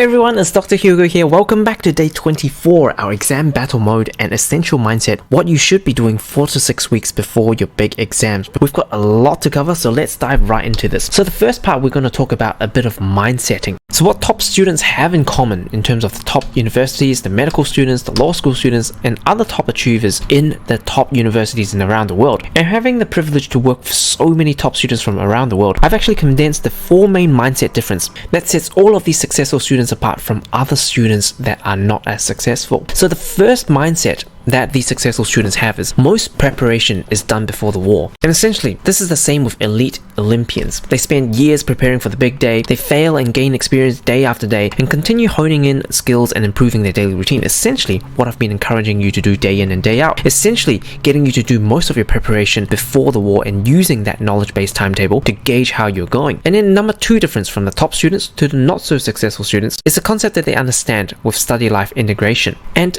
it's not always practical to be always perfectly balanced, because our ideal daily routine might be sleeping for 8 hours, study and work for 8 hours, then play for 8 hours. But in reality, it depends on your goal and time of the academic year. It depends on what you also want to achieve as well. So for a student wanting to pass, they may be able to do that perfect balance. They may be able to just study maybe 1 hour a day, or they may be able to choose to cram 8 hours a day for about 2 weeks when the exam time comes, maybe in September right here. But a student wanting to get an A average can't do this because cramming is very inefficient. They will need to actually juggle and do regular study throughout the working semester. And then when exam time comes, they'll ramp it up even more. They'll give up a bit of their hobbies and social life. And then when the holiday comes, maybe in December, January, then they can actually go on and have full high density fun, go out with their friends and actually not worry about study anymore. So that's their version of having balance throughout the year. But then we know that this course isn't just about studies, but also for your life as well. So I want to bring in an example of larger time horizons. So for example, with a doctor wanting to become a consultant, they as residents, so training doctors, they will be working about 40 to 60 hours a week. So junior doctors will be earning $80,000 to $100,000, and that's quite fair. It's actually not too much pressure. As registrars, they're actually working 60 to 100 hour weeks, earning about the same. So essentially, when you divide it out, they're actually pretty much living in hospital at minimum wage. They have a larger time horizon because they're looking at the light at the end of the tunnel. As a consultant, only working 30 to 40 hours a week, but earning much more money so they can have that true work-life balance when they become a fully fledged consultant. So year 1, year 2, and year 3 might be 40 to 60 hours. And then for the next 7 years, they'll be grinding the 60 to 100 hour grueling weeks. Once they pass all the exams, all their hard work gets paid off, and then they are finally consultants working a reasonable amount and earning a decent amount as well. And then of course, this applies to working classes of professionals wanting financial freedom. So for example, they want their last 20, 30 years of life of retirement having an amazing life. So they'll be spending not a lot throughout their working years and basically just saving a lot and not splurging on anything. They're doing very sensible things, not buying flashy gadgets, not buying flashy cars or anything until maybe they get to year number 30, and then their investment portfolio is now big enough that they have enough passive income, they can quit their job, and then they will have a very good retirement. So that's the kind of the same thing as well. So the take-home message is really thinking balance in terms of what you want to achieve in life, and not just I'm just going to do 8 hours of study, 8 hours of sleep, and 8 hours of play, but a longer time horizon. And then number 3 is to forget about things that you have no control over. In terms of medicine, as doctors, we always think, I want to take another blood test, I want to scan this patient, I want to keep this patient in hospital. The real question from our experienced clinician is that, does it actually change management? Does it actually change the outcome of your patient for doing all of this? But if the answer is no, it doesn't change management or how we manage this patient, we don't want to poke them again, because blood tests aren't absolutely pleasant at all. And we don't want to irradiate and give our patient radiation and scan them unnecessarily. And then we don't want to keep them in hospital because they can get infections. So the same thing is about your own fears. So for example, your past events and your future fears. Does worrying about this help you? And we've talked about this in our overcoming fear modules, the 2-day modules. So you can go back again, getting specific with that. What is the benefits of this future fear happening? What are the drawbacks of these fantasies happening? And what can you do in present to reduce the probability of these fears? So we've gone through this powerful method already. And thinking about the overarching law right here, making sure we're focusing on what we can control, which is the antithesis or our bad study habits. All of the components we talked about in terms of time, study, and exam efficiency, all of these subcomponents we've covered specifically now throughout our 28 days right here, so we can address learning our syllabus faster and retain it longer, and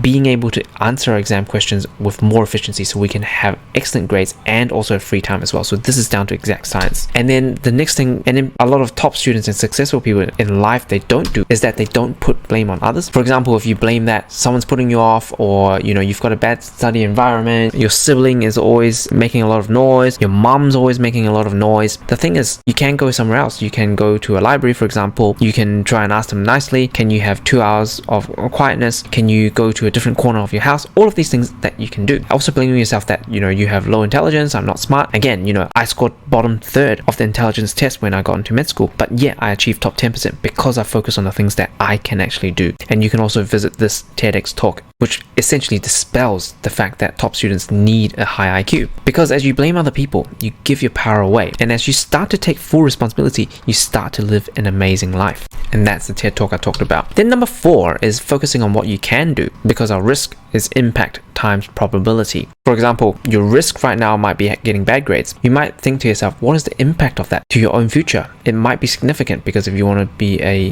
doctor and you don't have good grades, this is going to be a significant impact if your dream is to become a doctor. And what is the probability of that affecting you? Because if you have bad study habits, the probability of you having bad grades is high. So how can you fix all of this? So focusing on what you can do. Essentially, developing a strong mindset, having self-discipline and resilience we talked about, and not just working hard on the wrong things. And more importantly, working on your knowledge-based timetable, from the things that are not covered to turn them into red knowledge, orange knowledge, and then green knowledge, which is knowledge you know very well. Also attempting past exam papers. All of these things are very, very important. The 80-20 rule of studying, essentially. And then onto the methods. We've already talked about the blueprint of building the Rome Colosseum when it comes to building your brick by brick success. And then you actually want to make this a reality, building this Colosseum. So you've got the subject scoping, your knowledge-based timetable. Then you've got your daily routine and exam preparation in terms of going through your knowledge-based timetable and building your success brick by brick, going through the not covered knowledge, red and then orange and green knowledge. And then you become exam ready. So the thing is, when most people study or learn, this is what they think. They think that when they cover learning outcome 1, they learn everything, it's a nice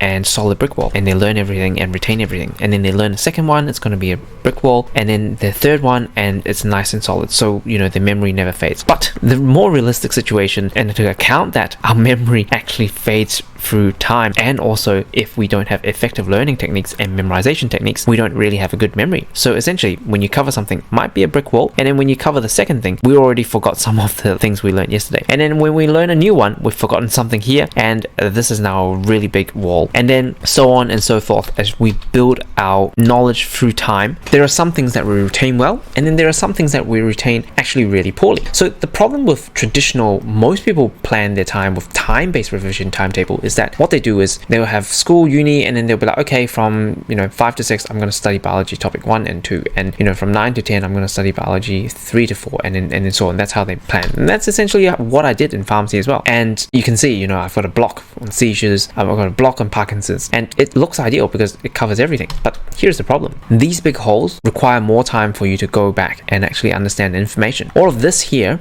requires less time because you understand that already. You just feel good about going through something you know. And remember also, we talked about the illusion of competence. Make sure that these walls are as what it is, and not like you think this is a solid brick wall, but it's actually this leaky wall. Make sure you test yourself from scratch on a blank piece of paper, blank Word document, or explaining this to your friend with no reference material. So this is where I introduce you to the knowledge-based timetable, where we're actually focusing effectively on your knowledge gaps, which is where you need more time, and then you spend much less time on the things you know already. And we've talked about this already. Time-based, you waste time on the topics you're familiar with. Knowledge-based, you can actually allocate time to your knowledge gaps, which equates to studying efficiently. So going back to our knowledge-based revision timetable, now we're about 4 to 6 weeks away from exams. So it's time to refresh your knowledge-based timetable, meaning going through all your learning objectives and basically refreshing it all. It might be bad, moderate, or good. Then we turn all the bad to moderate or good, and then we turn all the moderate to good. And then essentially you have everything under control, and you know that you have all the knowledge in your brain because you have objectively tested yourself. So just a quick example is basically this. So you've scoped all of this out and have gone through this in the study planning masterclass. You've got your learning outcomes all over here, and then the more specific learning outcomes, it can be down below here, is what you test yourself on. So as you test yourself and learn this, it might might be red and orange or green, it doesn't matter. So ideally by now, by 4 to 6 weeks away, you should have gone through everything once or twice. It doesn't matter what your knowledge is before. It might be green before, it doesn't matter. So, and then maybe now it's week 5. You've got your exams in week 9, for example. So you've got a couple of weeks left. Week 5, I'm going to spend at least a couple of days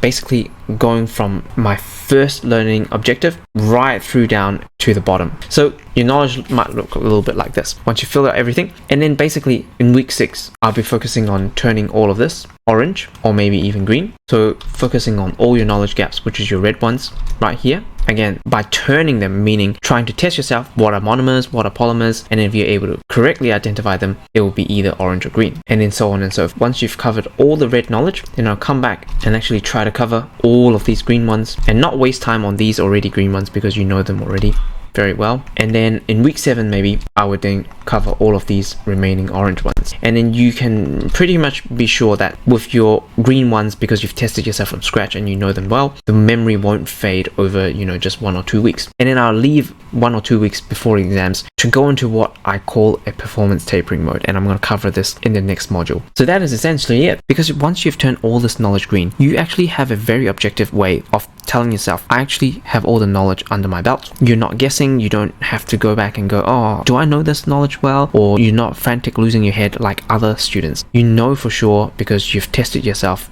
in a objective manner. So this gives you your calm and serenity when other people are actually running around like headless chickens. So I'm going to leave you yet with another quote. Give me 6 hours to chop down a tree and I'll spend the first 4 sharpening the axe, by Abraham Lincoln. Now you're a mental athlete when it comes to exam preparation. Now most of the race is won in the preparation phase. If you have followed the study system as suggested, you will continue to have the luxury to remain calm when everyone else is panicking. Now let's push through in these final weeks to harvest the results from all the hard work you have put in this year. Now to your success. I'm going to read this once more. Now give me 6 hours to chop down a tree and I'll spend the first 4 sharpening the axe, by Abraham Lincoln. Now you're a mental athlete when it comes to exam preparation. Most of the race is won in the preparation phase. If you follow the study system as suggested, you will continue to have the luxury to remain calm when everyone else is panicking. Now let's push through in these final weeks to harvest the results from all the hard work you have put in this year. Now to your success. Now the most important part right now is to take action and complete the tasks and quizzes below so you can incorporate everything we've learned to your own habits and routines to reach your success. Now I hope this module has been helpful for you, and I look forward to seeing you tomorrow at the same time.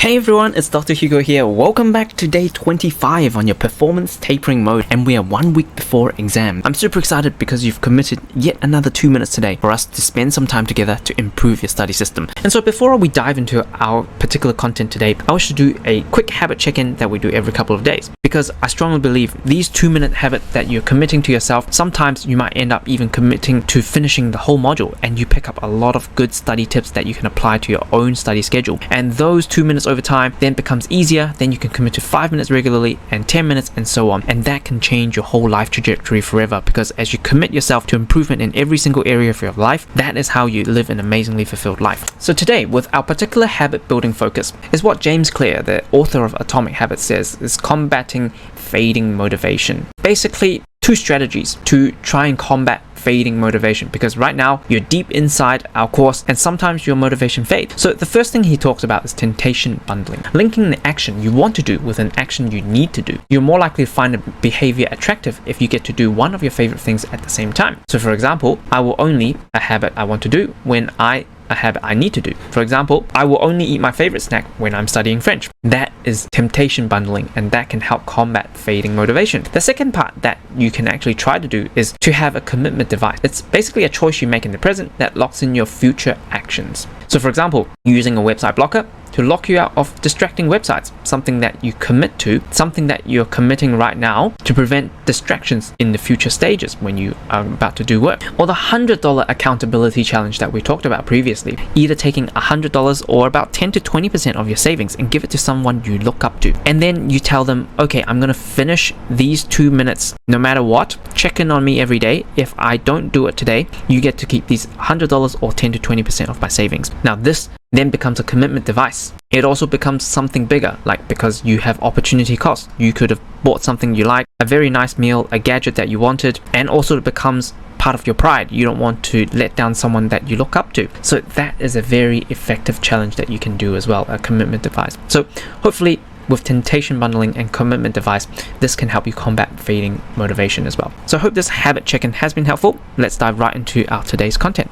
So if you're indeed 1 week away from exams, this is what you should have completed. You should have completed the knowledge-based revision timetable, which is our example right here. So throughout the semester, so let's say as a representative, you've got 4 weeks during your term or semester to prepare. What you should be focusing on when your semester starts is to actually scope out all your subjects, meaning all the topics and then all the specific learning objectives that go under these. So whenever you come back, you can just test yourself. Okay, with monomers and polymers, what are monomers, what are polymers, and then etc. and etc. If you're in university, you might have specific lecture outcomes that can come under these as well. So you can use this as a giant flashcard, keep on testing yourself, and you have an objective view of how your knowledge is going as you go by with your semester. As you continue throughout the semester, you continue to test yourself. It doesn't matter if the knowledge is red or orange or green, you just need to go through everything and try to learn everything the best you can. And then obviously we have our weekly reviews. What we do every week, we go through what we've learned that week and then try to turn some of these red ones orange or green, and then try to turn these orange ones green. And then every month, again, we'll go through the objectives again, and then trying to fill in our knowledge gaps and read around those areas. And then also tying everything together, making sure that we're using those 3D reading techniques, Googling what you don't understand, reading the first 3 websites, couple of pages of images you can find because there are some mind maps and mnemonics that can help sometimes, and then also the first maybe 3 YouTube videos that you can find to explain that. That usually answers probably 95+% of what you need to understand in high school or university. And once you finish your 3D reading around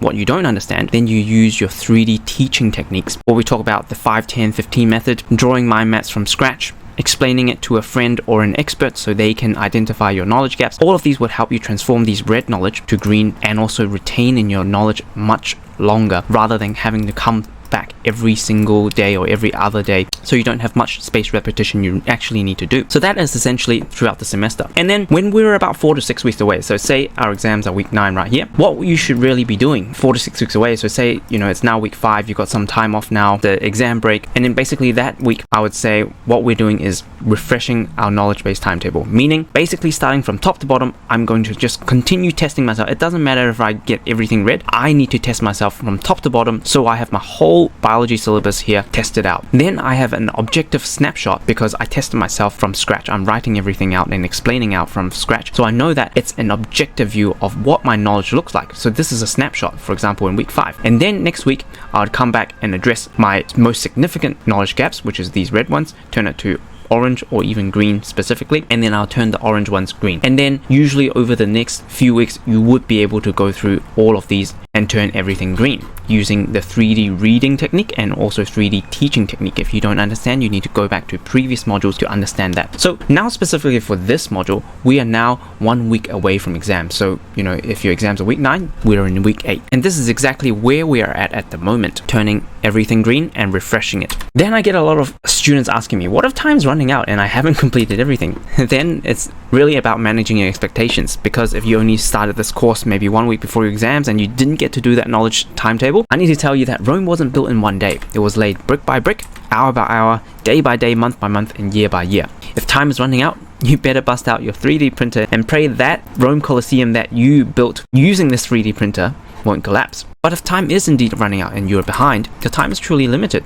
You want to minimize the damage and maximize your efficiency, meaning there's only really one proper way to cram, is to continue to do that active recall method using our knowledge-based timetable, turn as many red to green as possible, because it's a chances game, because you know that your exams are actually derived from your learning outcomes, and the more you can turn red to green, the bigger the chances you can actually score higher in the exams. So you can only try and do this as much as possible. But if you have followed my advice and studied regularly and actually just do a couple of learning objectives every single day, following your curriculum pace that we talked about, and you've completed the knowledge-based timetable, you should feel at ease. You can sit back and look at everyone else panic and look frantic. And this module is for those who actually followed my advice, have completed the knowledge-based timetable, and I can actually push and maximize your performance even further for those who want to get the top grade with the knowledge that you have now. This is actually coming back to this, the science of getting excellent grades and regaining your free time, because we know that if you improve your time efficiency, your study efficiency, and your exam efficiency, you're going to get better grades with much more free time. Now, in this particular section, we're going to talk about your exam efficiency, particularly about this performance part. We talked already about how to overcome your stress, fear, and anxiety, and now we're planning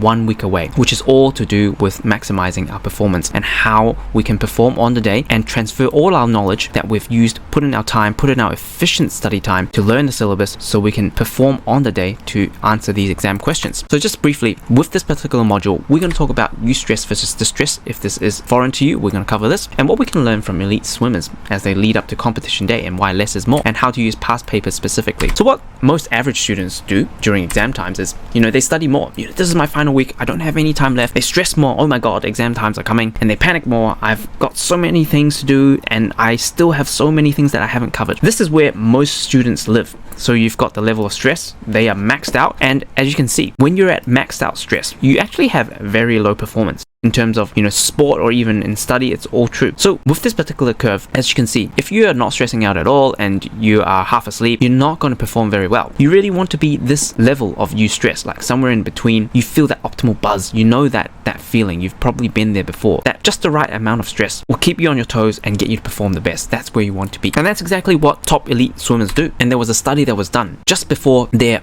big competition day comes. They try to actually get them to do less, ironically, to see whether or not that improves their performance, and there are some interesting results. So in terms of intensity, it is measured in VO2 max. In terms of VO2 max, that means that how much they're pushing their body. So for example, 100% is theoretically how much they can push themselves. In the study, they try to get them to do a 90% session, then 70% of their maximum, 50% and 20%, to see whether they improve their competition times. And they saw that if you reduce from 100% intensity, which is their normal training, to just 90%, their performance increases. But if you reduce it too much, which is less than 90%, then their actual competition times reduces, which is not good. And then next is frequency, how many swimming sessions they do. So for example, if they swim every single day, then they try to reduce it. So with a little bit of reduction down to maybe 85%, they still find an improvement in their actual competition time, as opposed to swimming 100% of their normal frequency. But if you reduce it too much, yet again, their body gets lazy. But if you reduce it less than half, then their body gets used to training much less, and they have reduced competition time. And then again, duration. When do you start tapering? They found that if you start too early, 3 weeks or even, a month and a half before, then their body again doesn't get the training it needs. So optimum they see is about 7 to 14 days. So what does it mean? And this can actually be represented in one graph. So during the competitive season, they will be training really, really hard every single day. So the fatigue level is built up a lot, like to maximum. And then when the big day, the competition comes, about 1 to 2 weeks before, they start tapering off in terms of their intensity of their sessions and also the frequency of the training. So the fatigue actually comes down, and then they found that the performance actually shoots right up. That is exactly our take home, which is quality over quantity when it comes to just the last 1 or 2 weeks when it comes to your exams, which is less is more. So applying to your own studies, we want to be maintaining that high intensity, what we learned from the swimmers, and also to reduce the frequency because it gives your mind a break and reduces your fatigue level so you're prepared for the big day. And to taper 7 to 10 days before exams, provided that you've already covered all the content. So this might be the performance fatigue curve for you. During your term or semester, you spend a lot of time trying to learn all the content, and then just 1 to 2 weeks before exams, we want to reduce the frequency but still maintain that intensity so you can actually reduce your fatigue fatigue levels and your performance can shoot up when exam time comes. So how do you actually do this to maintain your intensity and reduce your frequency? My answer is utilizing past exam papers, meaning the actual questions papers that actually were used in the past few years, if you are able to find these. To use the past papers, download and source the past papers. If you can Google it, if you're doing IGCSE, A-levels, a lot of that is available, and a lot of times in university, you ask your teachers or lecturers, they will provide it for you as well. If you don't have access to this, then you'll have to try and create the same amount of questions and to mimic the exam that you are about to have. Then next is to set real exam time environments, meaning having strict time limits, no breaks, and essentially closed book if your exam is closed book as well. And basically give it your 100% total focus as if this was your final exams. And then continue to repeat with other subjects as well.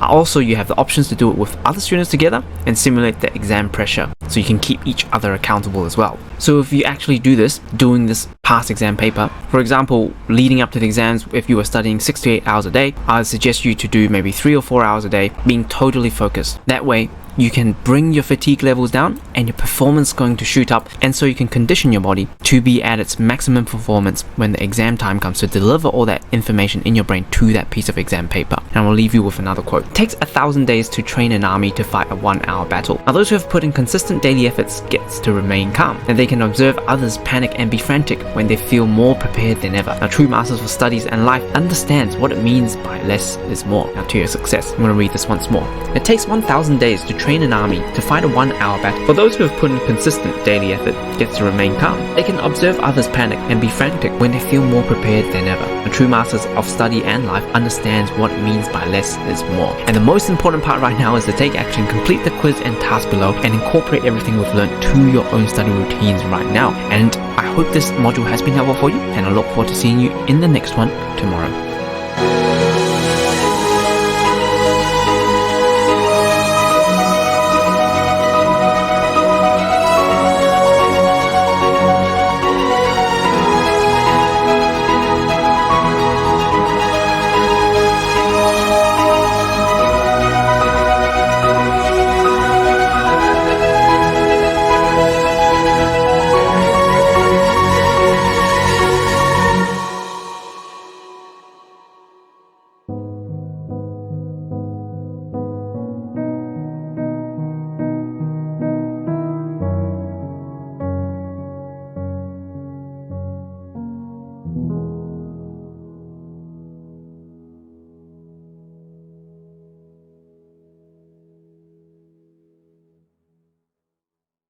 Hey everyone, it's Dr. Hugo here. Welcome back to day 26 on our exam success ritual. We are one day before exams. I'm super excited for you to commit yet another 2 minutes together to improve your exam techniques and study system. So let's dive right into this. So at this point, one day before exams, what you should have already completed is your knowledge revision based timetable. That should be 4 to 6 weeks before exams, and also completed your performance tapering mode in terms of trying to maintain your intensity and reduce your frequency 1 week before exams, so you can actually reduce your fatigue and improve your performance as the big day comes. So essentially, right at this point, throughout the semester, you've done most of the work, learning all of the learning outcomes and learning objectives using our 3D reading and 3D teaching techniques. And then 4 to 6 weeks away, so exams are here, we're about 4 weeks away, we'll be doing what I call a refresh of our knowledge-based timetable, essentially going from top to bottom, testing yourself, closing off all the material, and testing yourself on every single one of these learning objectives, so you can have an objective view of where you need to focus more time on, these red ones, and then where you need to spend a little bit more time on, which is these orange ones. And then over the next couple of weeks, focusing on learning all of these, turning everything green, so you understand that you have all the knowledge in your brain objectively, rather than guessing, oh, do I know this lecture or not, or do I know this learning outcome or not? And in 1 week before exams, we'll be testing out all your knowledge using past exam papers, and we've talked through all of this. So at this point, if you've done everything, congratulations, and you should feel at ease even if your exams are tomorrow, because you understand that you have pretty much done everything you can. You have turned all your knowledge green, and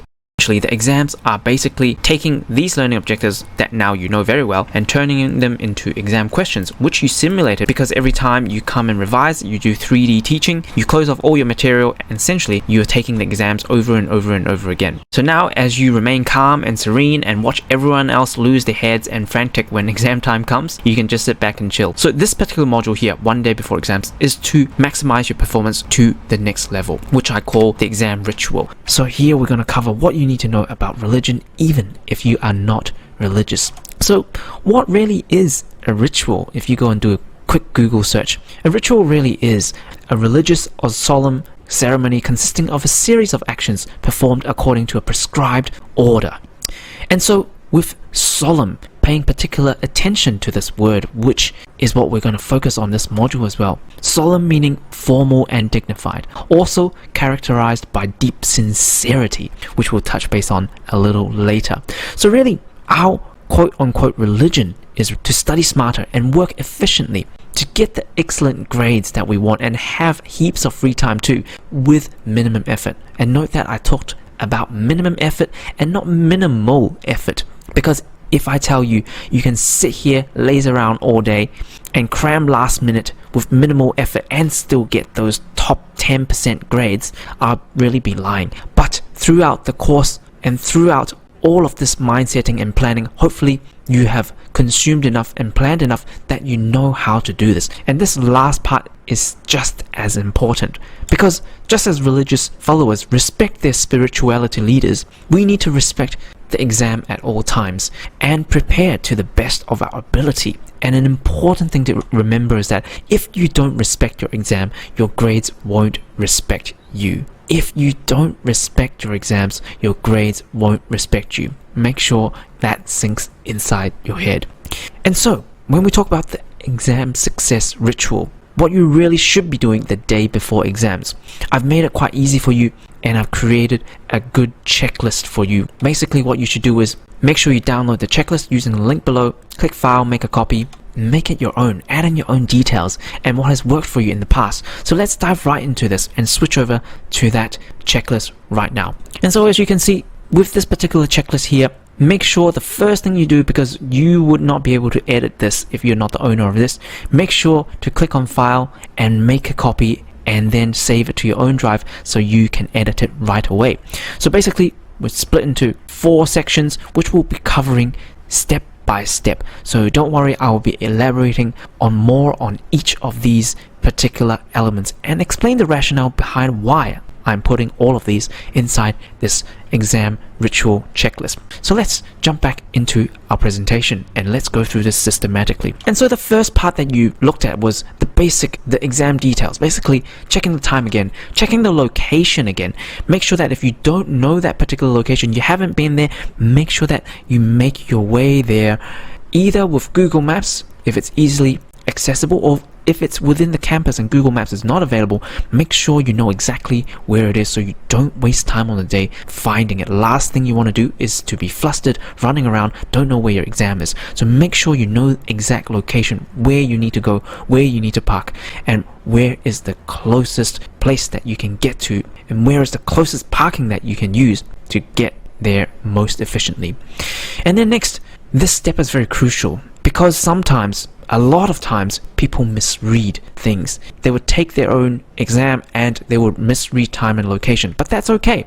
Have a fail-safe in place, such as double checking with one other friend that's taking the same unit, same paper, same subject as you regarding the above. That's very important. And also, don't tell them the time or location. Don't double check with them saying, hey, is the biology exam tomorrow at 9 o'clock in this building? Because sometimes they would just reply you yes, and they might not have read the question properly. But if you ask them with an open question, it gets them to actually look at what the time is and what the location is, and make sure that they reply you with the time and location, so you double check each other.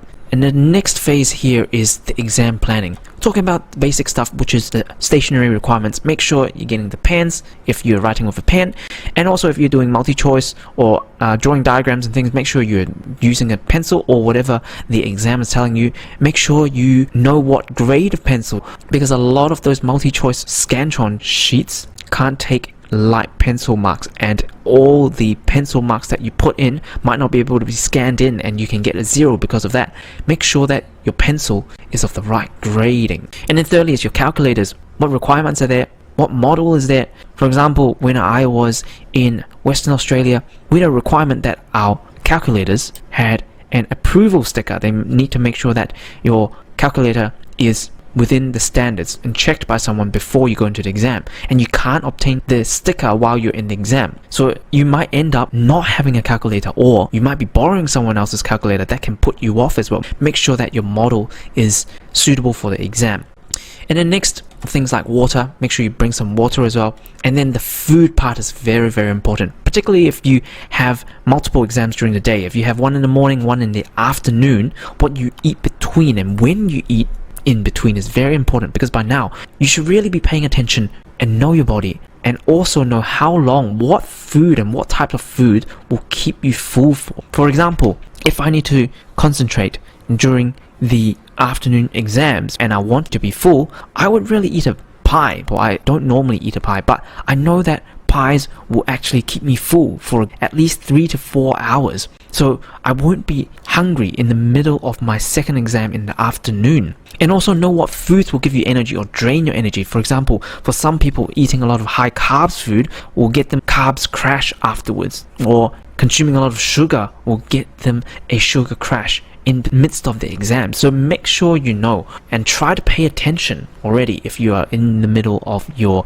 semester or you are on your holidays. Make sure you try out all these foods and know which ones will give you energy or drain your energy. This is a very important part of the preparation as well. And so next is really talking about your plan of attack, which we have covered previously when we were talking about your study inefficiency diagnosis and also maximizing your study efficiency. So this is your exam pace, what we talked about, routinely calculating the marks per minute for every exam. So taking this example, 100-minute exam probably unlikely, but for calculation's sake, this is 1 mark per minute. So for example, a 5-mark question, as you see, should take you 5 minutes, and no longer than that. You should move on. You should be trying to beat this mark so you get more time as you go on. So at about 15-minute mark, you should really have completed half the exam paper. If you haven't, you should really be continuing moving on, because there might be some easy marks in the end that you can just get so easily, and if you miss out on them, there will be such a pity. For example, you can be spending half an hour getting the 5th mark out of the 5-mark question.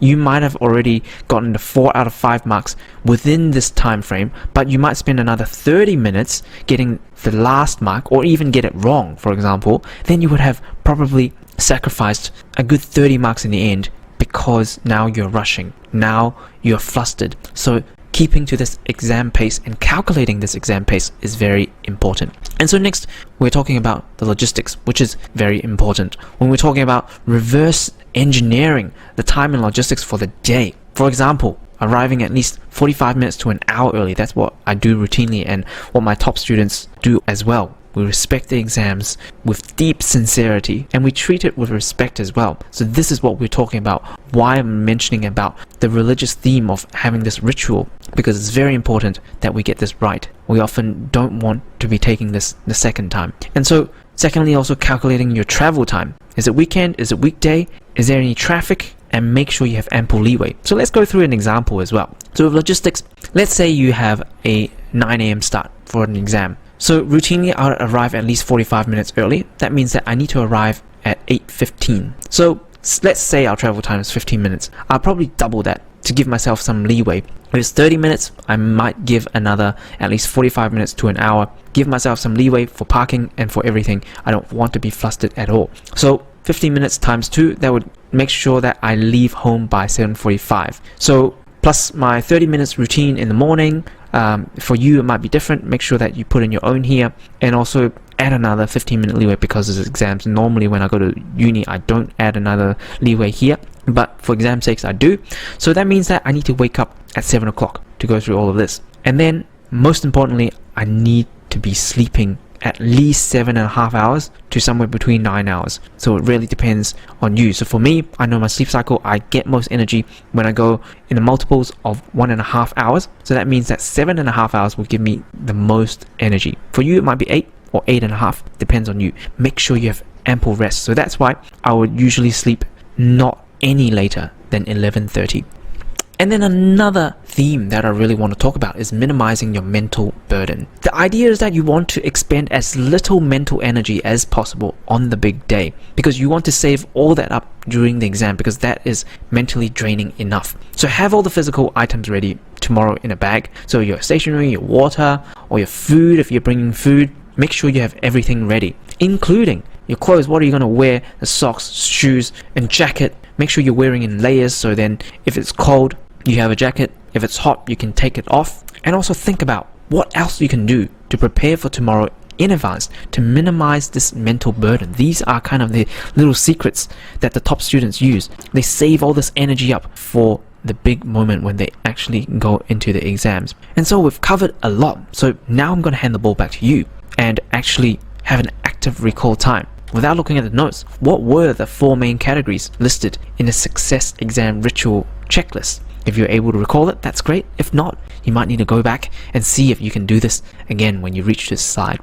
So, in summary, we've really talked about the exam details, preparing for that. We talked about the exam planning, what you need to do on the day, and also talked about the logistics. Make sure that you plan well in terms of your time management so you don't get flustered as well. And also talking about this really a big hack a lot of people actually don't take seriously, is that minimizing your mental burden. You want to have every ounce of your energy put in the exam paper, but not everything else. You don't want to be thinking about which color shirt you're going to wear, or which color shoes you're going to wear, or which pair of socks you're going to have. So these are kind of the things that you can do before the exams. And I'm going to leave you with a quote as usual. As our followers of our exam religion, the secret of you getting to the metaphorical heaven of good grades lies within your meticulous study planning and unwavering faith that your consistent efforts of the knowledge-based timetable are working. The more you show respect towards the exams, the better chances you will have at getting excellent grades to your success. I'm going to read this once more. As our followers of our exam religion, the secret of you getting to the metaphorical heaven of good grades lies within your meticulous study planning and unwavering faith that your consistent efforts are working. The more you show respect towards the exams, the better chances you will have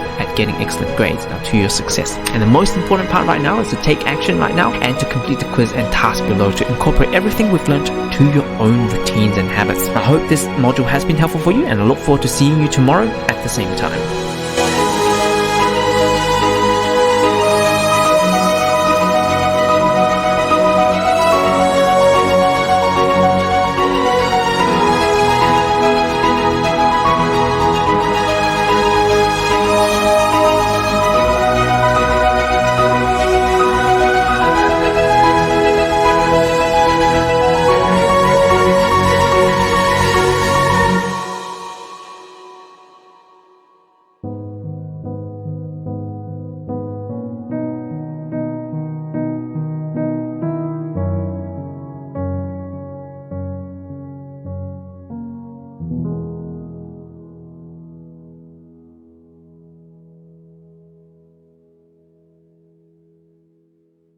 Hey everyone, it's Dr. Hugo here. Welcome to day 27, which is maximizing your exam performance. Now we are on the day of exams. I'm super excited as you're spending 2 minutes again for us to improve your exam performance. So today we are going to cover our maximum exam performance ritual and also covering specifically your type of exams like multi-choice and short answer question. We are really here for one reason, which is basically our belief in a common quote-unquote religion. Basically, to study smarter and work efficiently to get those excellent grades and have heaps of free time to do what you like with minimum effort that is required. Note that I said it's minimum and not minimal, meaning that according to your goal and what type of goal you want, whether you want average grades, you want B grades, you want A average grades, it's the most efficient way for you to get there and not just doing minimal effort, sitting around lazing, not doing anything. Basically working efficiently to get there. So just as religious followers respect their spirituality, leader or leaders,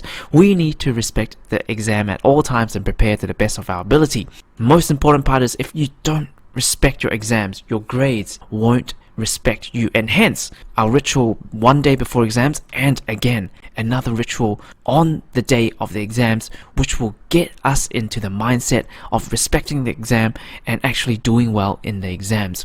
So just like previously, what we have here is an exam performance ritual, basically a checklist for you to go through, and you can download this using the link below. So what I really want you to do is to click the link below, make sure you download the checklist, click on file and make a copy, and make it your own ritual. Everyone works differently, and this will be a starting point for you.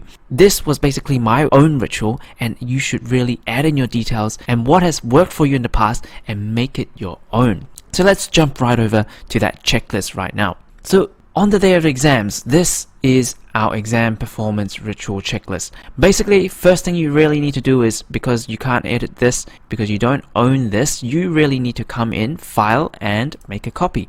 Make sure you save it into your own drive, click OK, and then you will be able to edit it for yourself. So as you can see, it's split into 3 sections. On the morning, doing a lot of double checks, then upon arriving what you should be doing, and then entering the exam venue. So let's get right into it and back into our presentation. We'll go through step by step why you need to do these things and what is the rationale behind all of this. And so jumping right into our first section, which is on the morning of the exams. First thing, setting and showing the respect for the exam. The moment that your alarm goes off, do not snooze it. This is the first sign of respect that you need for the day of exam. The last thing you really want to do is continue snoozing, and you have clouded your mind because you're putting off your own sleep cycle and you are groggy, you are feeling fatigued. You should have worked out your sleep cycle by now, understanding how much sleep you need, setting your alarm, and just getting up. This is the first sign of respect. And then secondly, of course,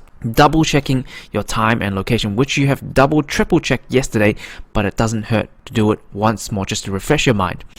And then double check that you have all the stationery requirements, because we said one day before exams you want to minimize our mental burden. You should already have all this collected, and all these pens, pencil, calculators, water, food, everything should be in your bag ready to go already. It should be all packed up just to double check. Again, double checking your exam requirements. What is the time limit? What is the format? And even more importantly, double checking your exam pace, which is your marks per minute. How quickly you'll be actually doing your exams and how much time you really need to complete each mark. And so next, one day before exams, you also wrote down your logistics. When you need to wake up, when you need to leave home, when you need to arrive. All of these are part of your logistics, and now you just need to double check what you've written down and just execute it today, because today is the big day and you don't want to be using much brain power. This is just a quick double check. It should already be there at your service, because you should have thanked yourself yesterday to have completed all of this. Today is just a double check. When you wake up, you should really be feeling at ease with this is done properly. So upon arriving, the first thing I really want to do is I want to identify those who are really anxious. You see those people who are on the corners, getting their books, reading last minute, flipping their notes like crazy people. Get away from them, because you are going to feel anxious. You're going to rub off that anxiousness and rub off that anxious energy from these people. Make sure you get away from them. And next, another group of people I would get away from at all costs is people who are actually talking about exam questions. What can come up? These people are testing each other. This is the last thing you want to do at the moment, because you cannot trust these people. How do you know that their questions are right? How do you know that the answers are right? What if they're putting in wrong answers into your mind and you are now actually doubting yourself? You just need to believe in yourself. The amount of preparation work that you've done in that knowledge-based timetable is sufficient. You've turned your knowledge from red to orange to green, and now you have good understanding of the information. You are now confident. You should get away from these people, because this is the last thing you want to do, is to doubt yourself and have that unnecessary fear and negative energy inside of you. Anyone that talks about questions, answers, I normally get away from these people. And I have a group of top students that usually I am with, and they all do agree with this as well. We normally just sit around and just talk about the weather, talk about good places to eat food, and just relax ourselves. There is no need to load more stress onto ourselves that is unnecessary. And as you have gathered up here, no matter what, do not study last minute, because this will just freak you out. You would find things that you think you have forgotten. You would find things that may or may not be relevant to the exam. You should have covered all this. Wow, like, why are you panicking? You should have already covered all of that in your knowledge-based timetable, so you can now have the leisure to just relax. Until 5 minutes before the exams, go to the toilet, because this again shows a sign of respect for the exam, that you are clearing your body, clearing your mind, and just be totally focused when you're inside the exam and not thinking about anything else.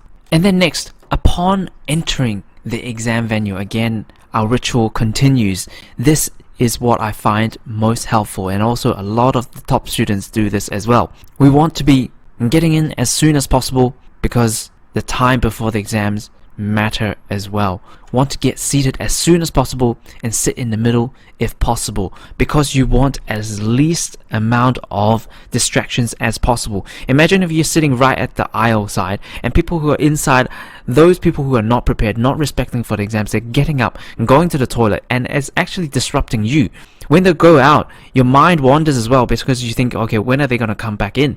And you think about them. You really need to minimize your burden, sit right dead in the middle. You shouldn't be able to needing to go to the toilet because you have cleared your bladder just before you went in. Normal person can hold for 2-3 hours, no problems, and that should be you as well. And then because you are seated early, you have the exam paper in front of you already. Make sure to fill out your name and cover page and just dump everything on there, because you don't want your exam time to be eaten away by filling out your name and being unnecessarily flustered. Again, another sign of respect for the exams. Then another sign of respect is to read the exam instructions thoroughly as well. Make sure you read all the exam instructions, just in case there is something that you haven't double checked the night before. You should really be double checking the things that you should have read before, because these exam instructions should be available to you before the exams.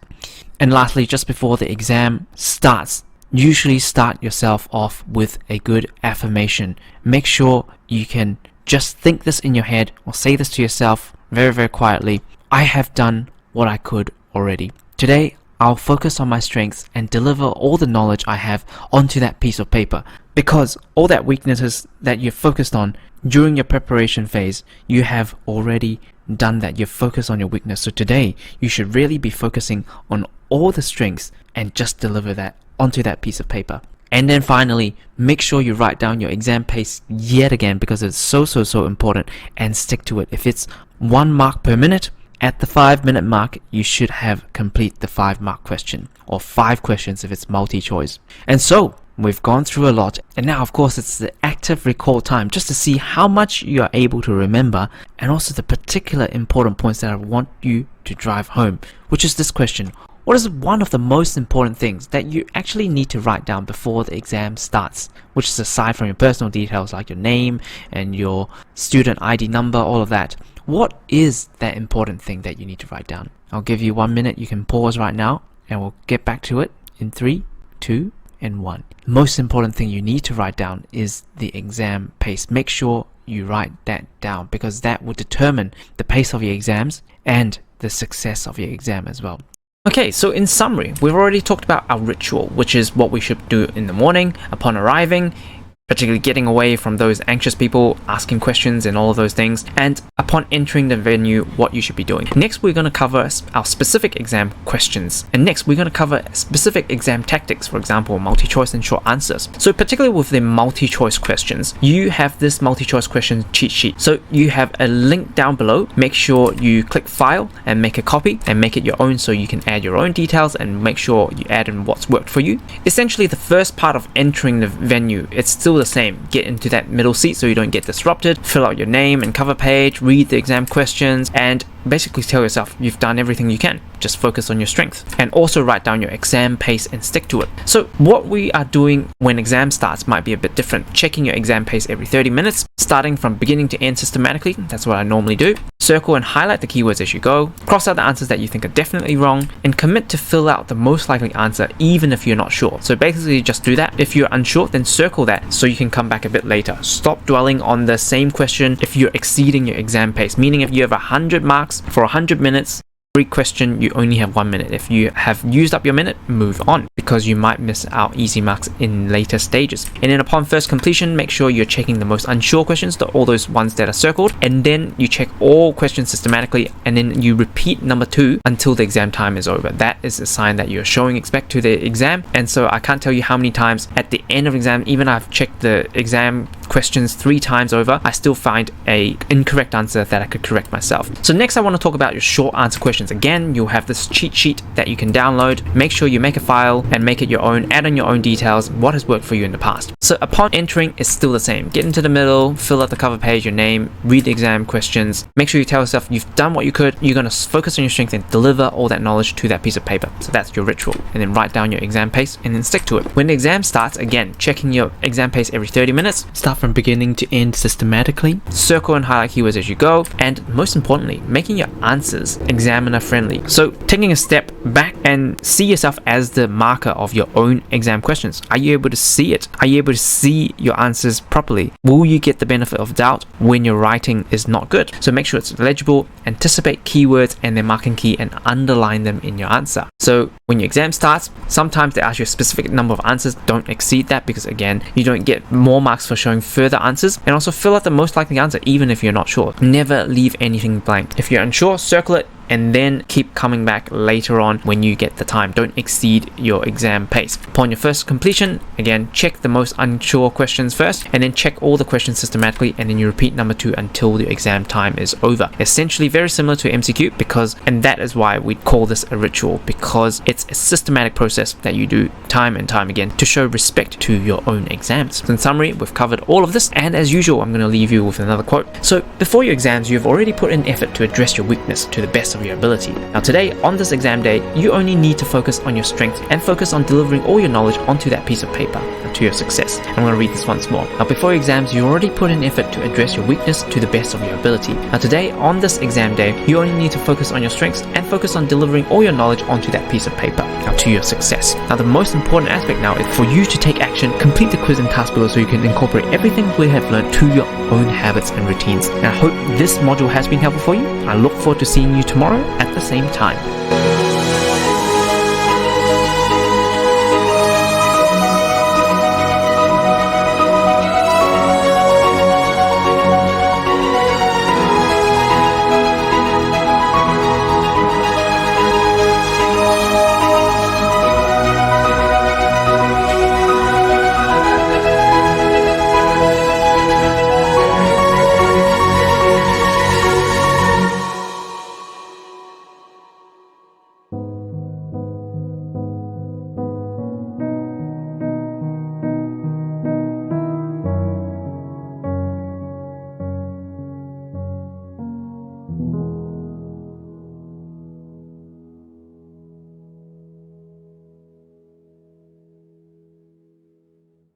Hey everyone, it's Dr. Hugo here. Welcome to day 28, which is your last module today. And today you can see that I'm in a casual t-shirt and we are just going to have a casual chat. I've also made one of my favorite drinks and you probably should too, to celebrate everything that you've done so far. So let's just pour a drink together and let's have a bit of a chat. Okay, so by now you probably would have built up maybe a 2-minute habit right now. And over these couple of weeks, you may have even built it to a 10-minute habit at the moment. And right now, if you've gone through a lot of those modules, you probably would have gained a new level of insight right now. Our newest sphere is actually growing our sphere of our mind. And I can promise you, no matter how much you think you've taken in so far throughout these 28 days, visit these modules once again, I promise you, you will still find new information to apply or that you've missed. Because every time I go and recreate this course again from scratch to continually add improvements, I listen back to my old self and the teachings, and I still learn more myself from my own recordings. So the beauty of this course is actually an ongoing improvement. It's not something that you do once and then you forget about it. And so if you are the student that have been struggling with building up those 2 minutes every day, then try to set your alarm just once more for this coming month. The goal is to build up those 2 minutes each day. At times, you'll feel productive enough to actually go through that day to complete that module. And even with completing that module and have one small change, that will compound and make significant changes to your study and life trajectory, should you choose to stick with that mindset or method you've learned. Now, if you're a second category of student that you have showed up for 2 minutes or more for most days, or even every day, I would like to give you a huge congratulations, so cheers right now. And the thing you can do right now is actually to revisit the modules from the start, because there will be important bits and pieces probably missed out. Now this time, the goal is to build this 2-minute habit up to a 10-minute each day for the next month. And then once you've built this 10-minute habit, you need to guard this with your life and continue your learning process, be it on your personal development books, building wealth, creating new sources of income. And for those self-starters, I would strongly recommend you to continue from here yourself. Continue to develop and hone in on skills that can improve your life and get you ready for this real world so you can excel in whatever path you choose in life. And if you are this category of self-starters, congratulations, because you probably don't need my help anymore. You are now on this habit for an amazing life. But if you're this third category of student that you've built this 10 to 20 minute habit daily, and you enjoy the way that I teach and deliver content to you, I'd actually love to invite you to continue to listening, as I would love to introduce you to our highest level of training, which is the Inner Circle, the Complete Study System. Now, with that program that you have just finished, it was actually such a challenge for me to actually try and fit in everything within that 10 to 20 minute time limit each day. There's so much information I want to cram in there, but every day we would have this limited time together, because I know that if I fit in too much information, it will put off a lot of students and they won't come back for more important information. But you could also see that for some days I challenge you. I put in those 45-minute trainings because those areas are very important for your life, and that's the level and depth that the Inner Circle starts with and goes much beyond that. And that's why I need students to be ready, to be able to follow their 10 to 20 minute daily habit for improvement. Now, because the teachings within the Inner Circle is much more profound, and we can go in so much more in depth in so many areas of your study. For example, we have 7-day deep dives going into much more detail, particularly if you struggle in that area. For example, procrastination, a 7-day guide, a fear and anxiety in all areas of your life, a 7-day guide. And then more examination techniques deep dive, learning how to learn, and also the complete HILE memory system that will take us about a week for us to learn together. Now, all of these modules are designed for you to take action and incorporate all of this to your own route, rather than this is just a YouTube video that you watch and you forget. And on top of that, we also have regular Zoom drop-in sessions so you can ask me and my team specific questions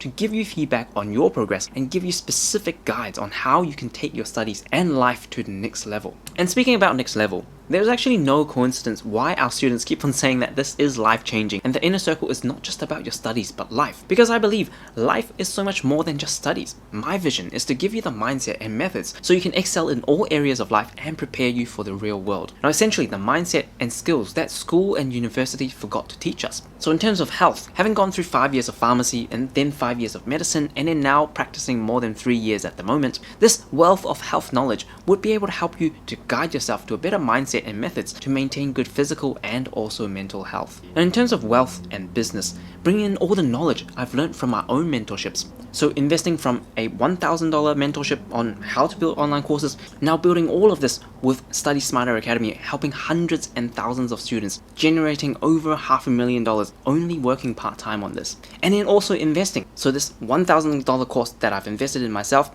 everything in between, and also to this $40,000 mentorship that I've invested for just 3 days to help me and my partner reach financial freedom, and regaining that $40,000 within 4 months, and now built a property portfolio for over $10 million, and my wife retired at the age of 32. Now, in terms of building relationships and life wisdom, now having gone through hundreds of personal development books, courses, reflections, and my own discipline training, I hope you can already catch a glimpse that I don't approach common life problems superficially. I dive down to the exact science of things, then coupled with iteration with real-world feedback to continually improve on the process of our problem solving. And you've already seen that as we approach procrastination, anxiety, fear, and stress very differently than anything you can Google or search on YouTube. Now, we actually get you to understand the root cause of all of these problems so you can address this once and for all. And the only way for you to not overcome procrastination or fear or more of these problems is to not go through the process and tools properly. And if you've been through the purpose process when we covered unlocking unlimited study motivation, you also see that we also cover some esoteric principles in life. Esoteric meaning lesser known to the masses of people and not 100% evidence-based, but you can also use your feeling and intuition to see if it resonates with you. Now, you see, nowadays we grow up around authority figures in our society. Mother, our father, our preachers, our teachers, they all keep on telling us what we should be doing. You should be studying hard. You should choose this career. But not once are our soul's highest value are taken into account. Now, we are all unique in terms of our highest values and personality traits, and we all have our own unique purposes. But if you remember my analogy, our purpose and highest values is like trying to dig up these gold nuggets inside this sandpit, and it's very easy to lose ourselves and conform to the authority figures that are constantly shouting and broadcasting and injecting their own value system into our own. And in turn, we miss out on our own true purpose, which is like the whispers in the wind. If you don't listen carefully, you're going to lose it. Now, through this constant process and guidance from me of your own self-discovery and empowering your own highest values, so building a career or successful business around your soul's purpose, that will give you the greatest chance of maximizing your own true potential and live an amazingly fulfilled life. And getting paid what you are worth so you can afford to eat the best, drive the best, experience the best things that Earth has to offer, rather than living an unfulfilled and frustrated life that you should be living according to someone else. And we'll continue to explore these interesting esoteric concepts together, keeping an open mind together to continue to learn and grow. This is really my dream, to continue to learn and grow in every area of my life. In health, in wealth, in business, relationship, wisdom, and spirituality, because I know that the more I learn and grow personally, the more likely I'm able to help you take your life to the next level and master every area of your life. So if you're indeed interested to join me on a lifetime mentorship so we can learn and grow together, the Inner Circle will take your studies and your life to the next level and help you master and excel every single area of your life, including your health, wealth, business, relationships, wisdom, and spirituality. Now at last, I wish to congratulate you for making it this far, because you've consciously decided to vote for your own future successes every time you decide to show up for these 2 minutes every single day. Now keep building on those amazing personal development habits and you shall indeed find success. Now that's all from me for now, and I look forward to seeing you over on the other side in the Inner Circle, the complete study system.